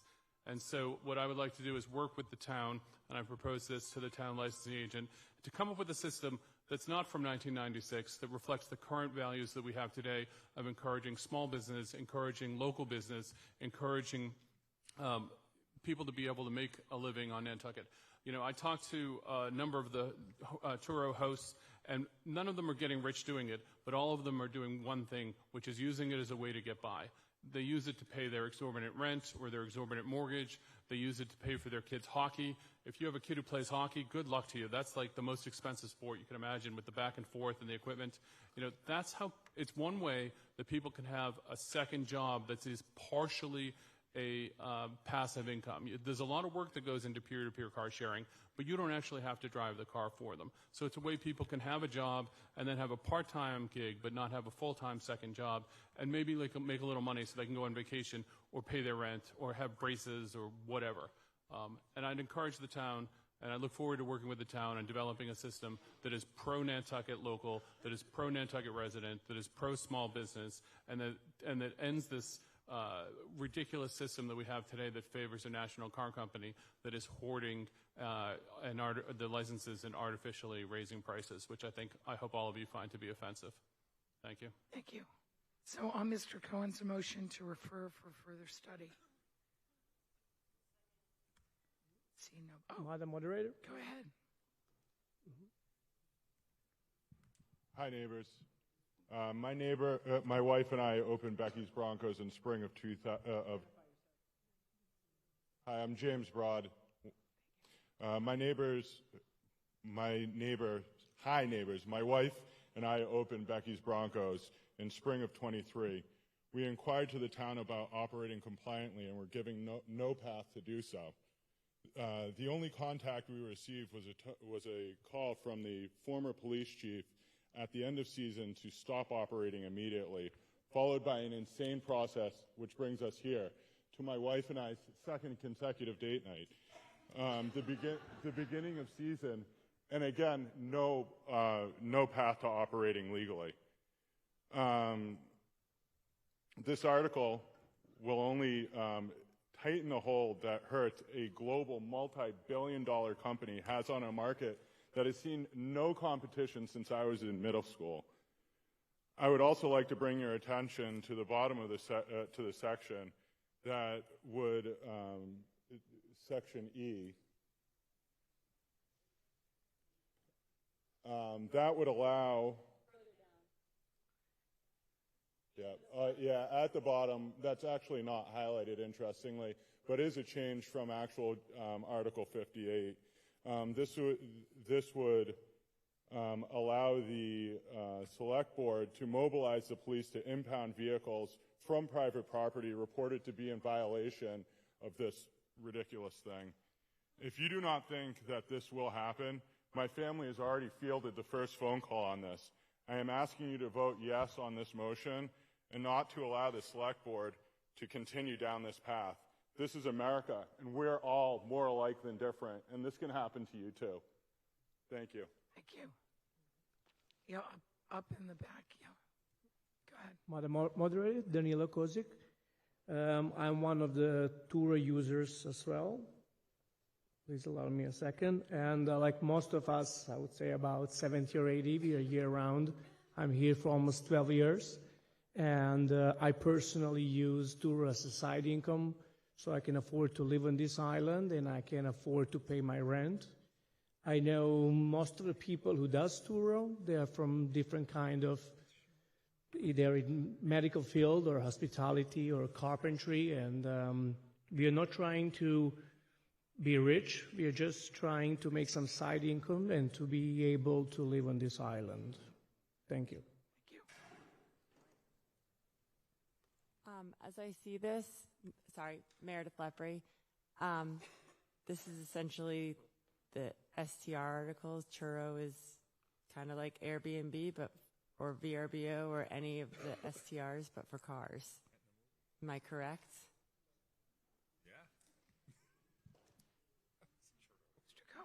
So Turo is a peer-to-peer app, but it has a significant difference, which is that STRs create a different use in a neighborhood. What Turo does is deal with just the vehicle on the road. It doesn't impact the neighborhood. It's just the same car is actually removed from the neighborhood. And I'll tell you, those cars that are being rented now, that are being prohibited from being rented by local people, are actually coming over on the boat. People rent cars in Boston, on the Cape, in Rhode Island, and bring them over anyway. Nobody's saying, oh, I'm not going to have a car because I can't get it, or because it's $800 on Nantucket. So our current system just encourages clogging up the steamship for car rentals to come over here. And what we're saying is, let's use the cars that are already here to let local residents make a little extra money and have that happen with no impact on the neighbors. There's no impact on the neighbor when the Turo car is picked up and used by somebody else. That is what we should be doing, allowing people to have their own small businesses so they can make a living and make it work here on Nantucket. Thank you. Ms. Baxter. Thank you. Thank you very much. Amy Baxter, I'm the licensing administrator for the town. A couple things. This amendment here is, for us, finally a first step in dealing with this bylaw. For the past 6, 7, 30 years I've been dealing with this. It's been pretty frustrating because as much as everyone thinks I like to say no all the time, what's even more difficult is not being able to explain a path to something. This also happens package stores. I couldn't give you a package store license right now because our quota is full. So it's a difficult thing to explain why for 25 years it has been the same people. So we very much understand that frustration. Most of my brain is still in the private sector, so I want to just go, let's just change this. And Mr. Giorgio and his team helped lead me down the legal pathway. And what we're trying to do here and what the first step is to provide us some clarity as to what we have. We're talking about, some of these agencies that are sitting on medallions and things of that sort, a practice that's been happening. What we had just talked about, that highlighted section about renewal applications for October, was a response to my desire to bring forth this practice and any unused medallions to the select board, because it is on them to determine if they will be reissued, and then again any sort of process that we can allow people to apply for those. So what that does is to help us, what I'm told we need to do legally instead of just plowing forward, is to clean it up, see what we have. At that time, right now, it's until December 31st. If we can clean that up earlier by this fall, we can take and see what cars have been brought over. If there are not registrations given to us for those medallions, those are unused medallions. At that time, we can bring it to the select board to deal with that, and they can make that decision. So just saying that this is our first step into dealing with this. I'd love to be able to work out some more, as Mr. Cohen had mentioned as well. So that is our intention, but this is our first step to clarify that. So are you in favor of the motion to refer for further study or not?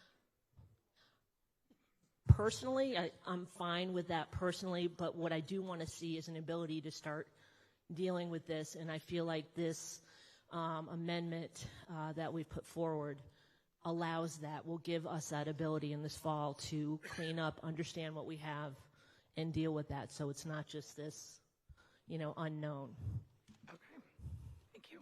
So on Mr. Cohen's motion to refer for further study. Am I able to speak? Yeah, are you on the motion? I was going to address the motion as well as the article itself. Okay, then go ahead. Okay. My name is Rebecca McCrensky. My concern with Article 64 is that it fails to address the main problem of Chapter 58, which is that these medallions were given with non-expiring rights. They were given in eternity. Hertz and the other rental car companies went on record at the Finance Committee meeting saying they're willing to sue if these are clawed back. So why do I think that the Select Board is actually going to claw them back? I don't believe this article. It says they may claw them back. In quotations, they may. I don't trust that. I don't believe that's going to happen. I don't think we have a chance at them being clawed back because we'd be walking into a lawsuit. And do I think that they'd be fairly redistributed after that? There's no plan for redistribution in this as well. All it does is give the Select Board carte blanche to be the dictator of a system that's failed us for the last 30 years. I ask you to vote no on this. Thank you. Yes. Madam Moderator, Amy Eldridge. 25 years ago, I drove taxi from Elsie Grand Grade, and they had a rule that if your cab sat unregistered or to use the certificate, you lost it. So how does that not apply to taxi to the car rentals? But it should be the same rule. It's the same principle. But I'm just saying that that's something to consider, that the cabs have been following that rule for a long time. Why are the car rentals not? Yeah, different system. Okay. On Mr. Cohen's motion to refer for further study. Yes, up in the back. My turn? Now I'm going to go to this guy, then I'll come to you, and then I'll come back down here. Madam Moderator, my name is Ray Conlon. I own Nantucket Windmill Auto Rental. I am very much opposed to this motion. The simple fact of the matter is back in 1988, the selectmen had the foresight to realize that our roads are not built for an unlimited number of vehicles. And in the last couple of years, we can't move on our roads. The quality of life has since suffered. 700 medallions legally can be allocated. Hertz chooses not to use 100 of them. I think that's the most that they've ever withheld out of their 320. They don't bring the cars because they can't rent the cars. You don't bring a car that is going to sit there. Now, everybody talks about making a living. Granted, that's great. But I pay the town of Nantucket through the airport, licensing fees, surcharges, almost $400,000 per year. We're competing against people that pay the town nothing. They don't even pay the excise taxes here, such as this young lady down here who had to admit in the finance committee meeting. They don't pay their excise tax here. They pay nothing. And it's very hard to compete against people who have no expenses when you pay in the town hundreds of thousands of dollars a year. Not all cars rent for $800 a day. I have never rented a car for $800 a day. I've never rented a car for any more than $459 a day or a single day on a summer weekend on a Jeep. I rent cars for $30 a day to many public agencies, and, you know, I meet the departments of children and families at the boat at night because they come over for an emergency meeting. And it's $30. Are these people going to make their vehicles available? You know, you bid in part, you want part of the pie, you have to take the good parts and the bad parts. The $30 a day rentals, they don't have that. You look on the Toro website, their prices are many times, much higher than ours. Thank you. Okay. Ms. Gardner. So I just would echo, you know, that we've spent 4 years battling over short-term rentals, and we really don't have any result. People like me have been anxious and suffering for 4 years. I feel these people's pain, but I don't know how I, in good conscience, could say, yes, you can do that with Turo, but I can't with VRBO. It's just, there needs to be a level playing field, and this, I certainly hear what Ray Conlon is saying. I hear what these young people are saying. I get it, but I would absolutely say this, at the very least, needs a lot more study. And, you know, good luck, because maybe 4 years later you'll get an answer. We're still waiting. We don't even know what the answer is. Thanks. Thank you. Go ahead. Am I recognized? Rebecca McCrensky again. I'm glad you brought up the traffic because it's something I love to address, but no one seems to recognize from the town. So I'm a big numbers person as well, and I just want to really call out the statistics here. In 1976, there were 25,000 cars brought on the car ferry. Last year, there were 135,000. That's a delta of 100,000 cars. And we're talking about what I believe is 200 illegal rental cars, less than 0.10 basis points of that 100,000 car delta. I know there's a couple math geniuses up here, sitting up here. I'm sure this math makes sense to everyone. It's like a crack in a hull that's 1 inch that we're looking at instead of a 5-foot hole in the boat. The hole is the ferry, guys. If we want to stop the traffic, we've got to look at the car ferry. It's not the rental cars. The other thing I'd like to call out is this, the bottom part here. On page 101 of the book that we received, the last sentence, I just want to draw your attention to. The last 7 words say, or take any other action related thereto. At the end of section E, the section that's not highlighted, which I'm not sure why it's not highlighted, because it is in addition. Page 101 in the handbook that we received. The last 7 words were take any other action related thereto. That was removed from all the other warrants because that's what essentially gives the select board unchecked power here.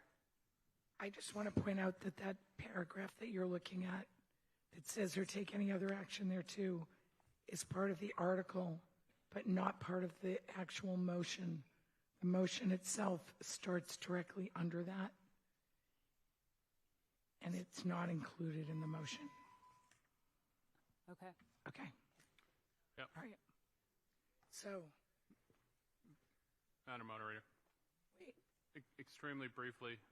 Yes, very briefly, then I'm going to go to Mr. I just Fee. want to agree with Mr. Conlon that he's right, that people who do Turo and other car services should be paying these fees and want to pay these fees and want to participate in the system legally.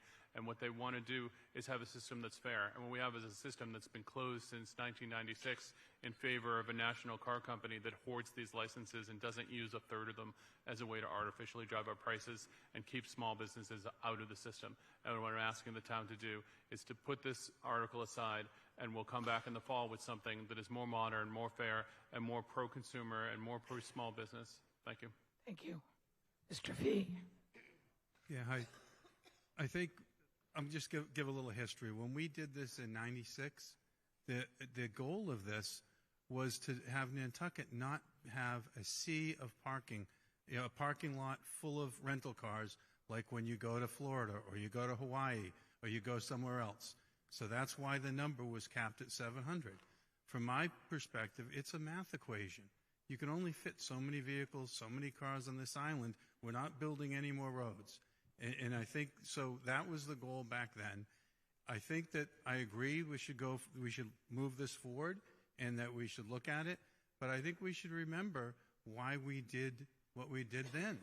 You know, and maybe there's a way to add some of these small businesses that arguably have been operating illegally against the law. We haven't enforced it. But maybe there's a way to add some of those, but not add unlimited.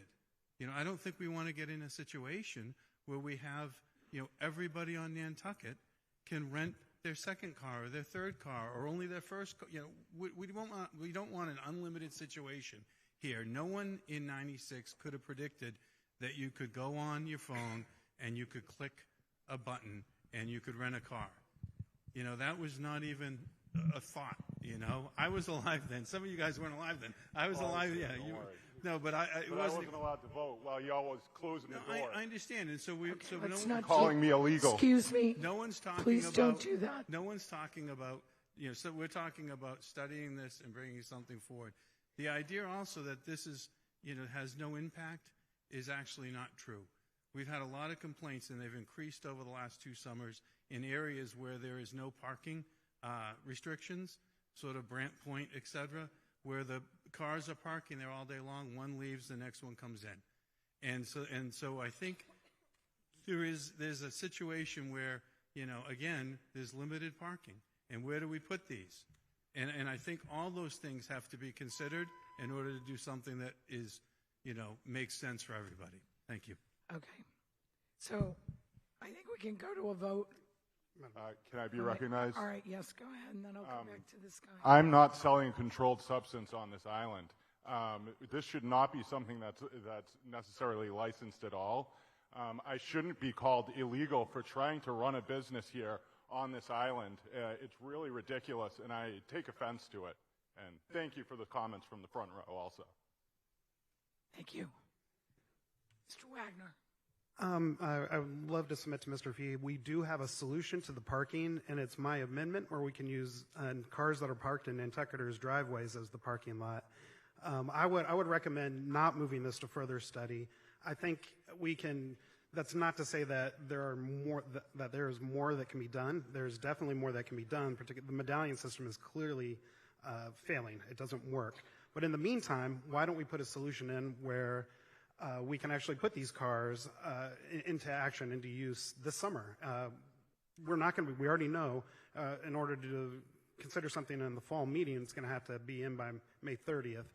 We're not going to solve this problem by May 30th, which means, again, we're going to punt this down the road. We've had many articles that we've been punting down the road. Let's actually put in a common sense solution. Let's not refer this to further study. Let's vote in my amendment, and let's actually move forward. Thank you. Thank you. Okay, so we're going to go to a vote on Mr. Cohen. Sarah, sorry. Denise? Yes. Is it possible to do both? Motion for further study and approve this article as it is? So you have an interim ability to claw back medallions for the select board, and then the study can carry on and get to a right answer, which would be probably for ATM 2025. I don't think we can do that kind of motion, but you could certainly send that message to adopt and then come back. But I can't have a bifurcated motion like that. So we'll take a vote on Mr. Cohen's motion. We'll see where that goes, and then we'll reevaluate. I absolutely will. Just have to take a breath and work up my volume here. Okay. So we're going to take a vote on Mr. Cohen's motion. Mr. Cohen's motion is to refer this matter for further study. A yes vote will adopt that motion. A no vote will defeat that motion. If the motion is adopted, then Article 64 is disposed of. If that motion is defeated, then we'll go back and we'll deal with Mr. Wagner's amendment, and then we'll deal with Article 64 as a whole. So a yes vote will refer to further study, and we won't be discussing this anymore tonight. A no vote will put us back. Voting is open, so it's 1 for yes and 2 for no. And hopefully, does everyone understand what they're voting on?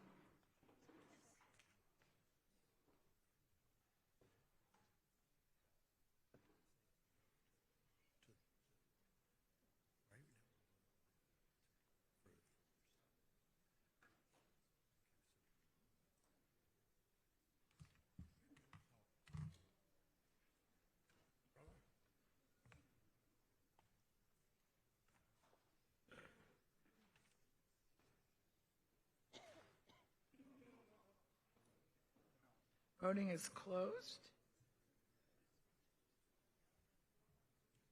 On Mr. Cohen's motion, yes, 185, no, 106.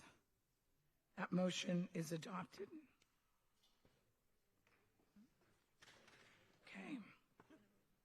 So that brings us to Article 66.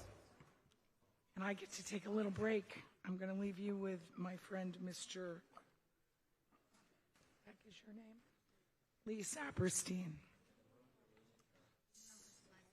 I just have to write one thing down. Thank you very much, Lee.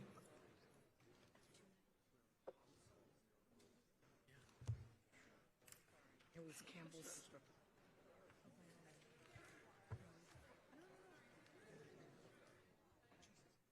I haven't decided yet. No. 185 yeses, 106 no. Good evening. And I do understand what the hour is. My scotch and soda is getting severely delayed, but we're going to do what we can to move straight forward. I'm Lee Saperstein. You may call me Mr. Moderator, but should you slip and call me Madam Moderator, I would be pleased because she's doing a great job. Okay. On Article 66, we have a call from Campbell Sutton, and what I would like to do is get the motion before the House, and it is the Select Board acting as the Sewer Commission, dealing with the inclusion of some lots in Sconset to go into the sewer district, which would then enable the lot owners to organize connection to the sewer. So, Select Board, who's making the motion? And if I've captured it correctly, we might just slowly scan the screen instead of reading out every lot. It's also identical to what's in your warrant. So, I need a motion. No, this is sewer. Oh, sorry. It was proposed by the Select Board, and it is a Finance Committee motion. Thank you. Second? Second. Okay, moved and seconded. It is a number of parcels. Does the Finance Committee want to explain anything about this, or do we want to hear from the person who called it? I think we'll just let Campbell Sutton go ahead. And then David Gray will, thank you, Linda. David Gray will explain. Okay. David, are you here? Hello, sir. All right. We're going to start with the person who called, Campbell Sutton, if you would be so kind as to tell us what it is that you would like to do with this motion. Okay, so I really just had a question on this, and I noticed that 70 was included in it, and I believe that's 64, 63 and 65. I forget the numbers exactly. It's a little late at the moment. And I know those two lots had come up last year, and I had been concerned, and I think even at the end of last year's town meeting, I raised a concern that I have about extending sewers and thereby extending the intensity of use for the lots that had been on septics and are now on the sewer system, and how that sometimes didn't seem to really balance out if you're trying to reduce, get waste out of the ground area and have it treated. It seems like by increasing the, number of bathrooms, et cetera, you sort of are not making a lot of progress. I'm not making a lot of sense right there, sorry. But anyway, so my question was, I had seen a select board meeting where some of this was discussed, and I just wanted to make sure I wasn't confused. Does some of this have to do with moving Baxter Road or addressing some of the properties on Baxter Road? So it's really just a question. I wasn't trying to... I may have an opinion, but I don't have a fact. Mr. Gray, could you help us out? And while you're coming forward, could I ask the good people behind me to project the map so that we can see what we're talking about?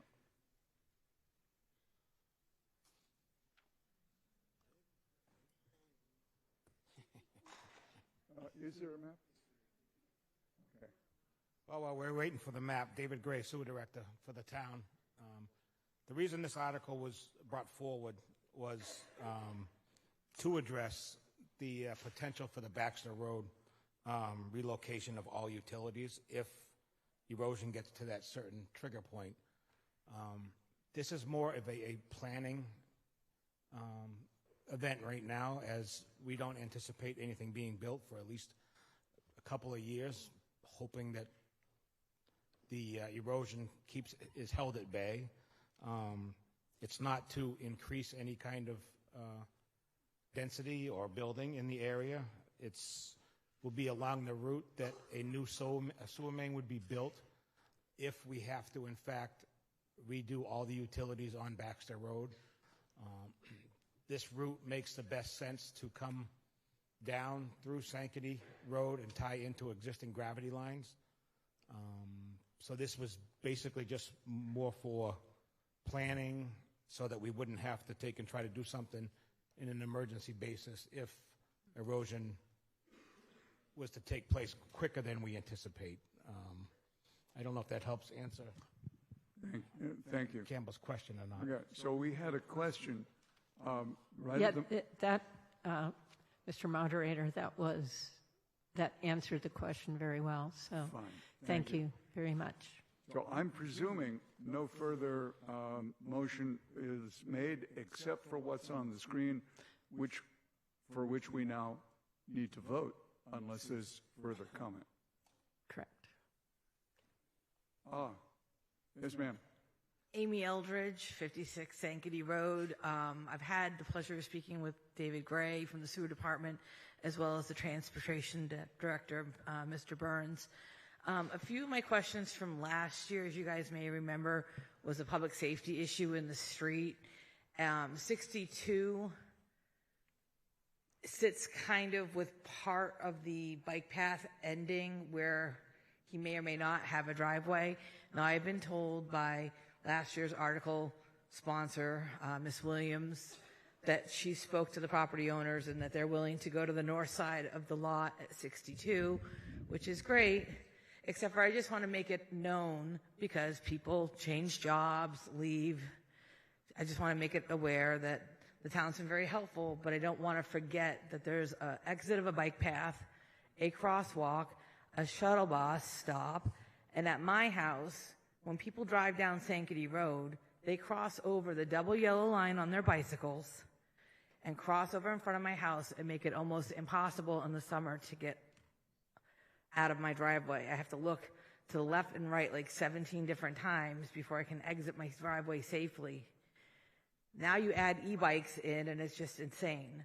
But I just want people to be aware that though promises have been made that this won't be a problem, I don't want to use that never say never, but like something could happen. And if this doesn't pass, we have an article at number 70 that's going to just deal with 62 and 64.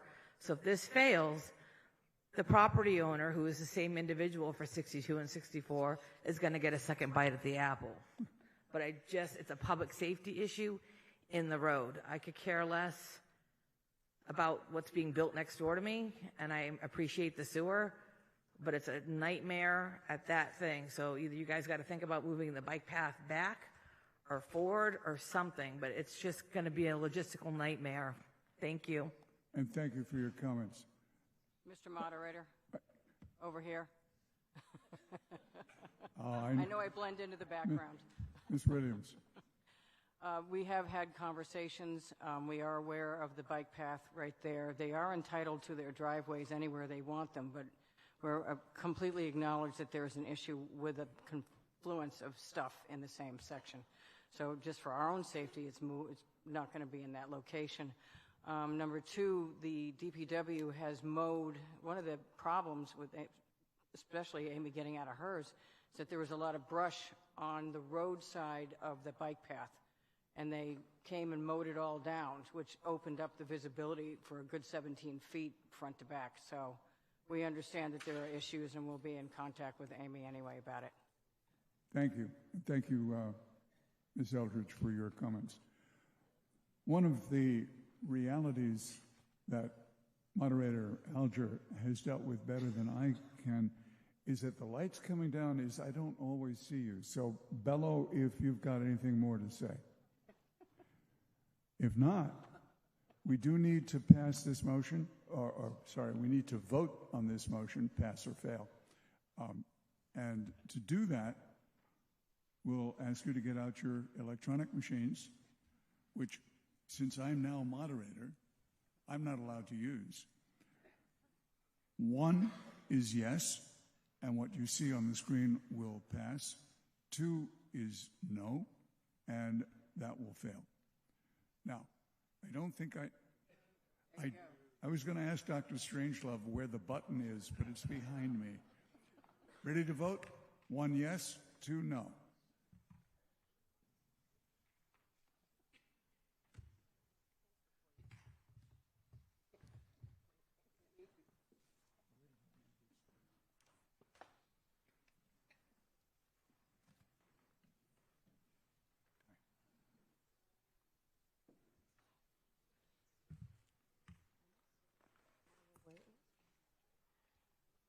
Mr. Moderator, excuse me, Val Oliver, can I ask a question?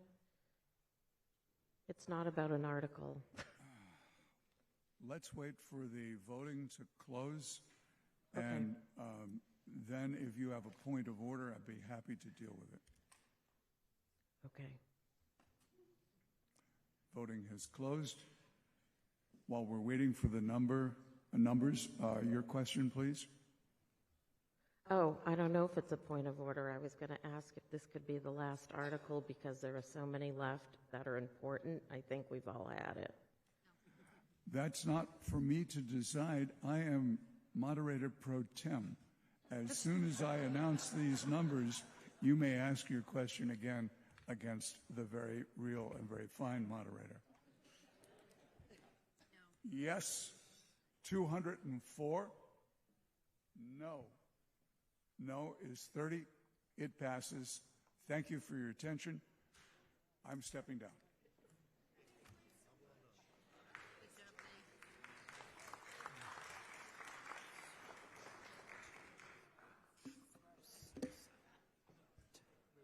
So Lee is the best. So I know the question, Ms. Oliver. I have ears. So just one thing we're going to do first, and then we're going to talk about what we're doing second. The first thing we're going to do is we are going to dispose of the other article that we don't have to do. 70 something. 70.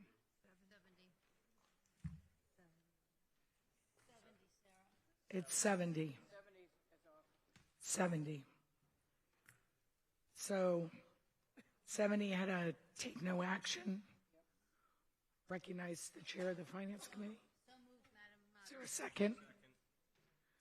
Motion made and seconded. All those in favor of taking no action on Article 70, please, we can just say aye. Aye. Anyone opposed? Perfect. Thank you. Okay, so have you all had it? You want to come back here tomorrow night? Because it's just so much damn fun. Okay. All right. Well then, motion to adjourn to Thursday, May, whatever the date is, 9th, at 5 p.m. 5 p.m. tomorrow, Thursday. Thank you.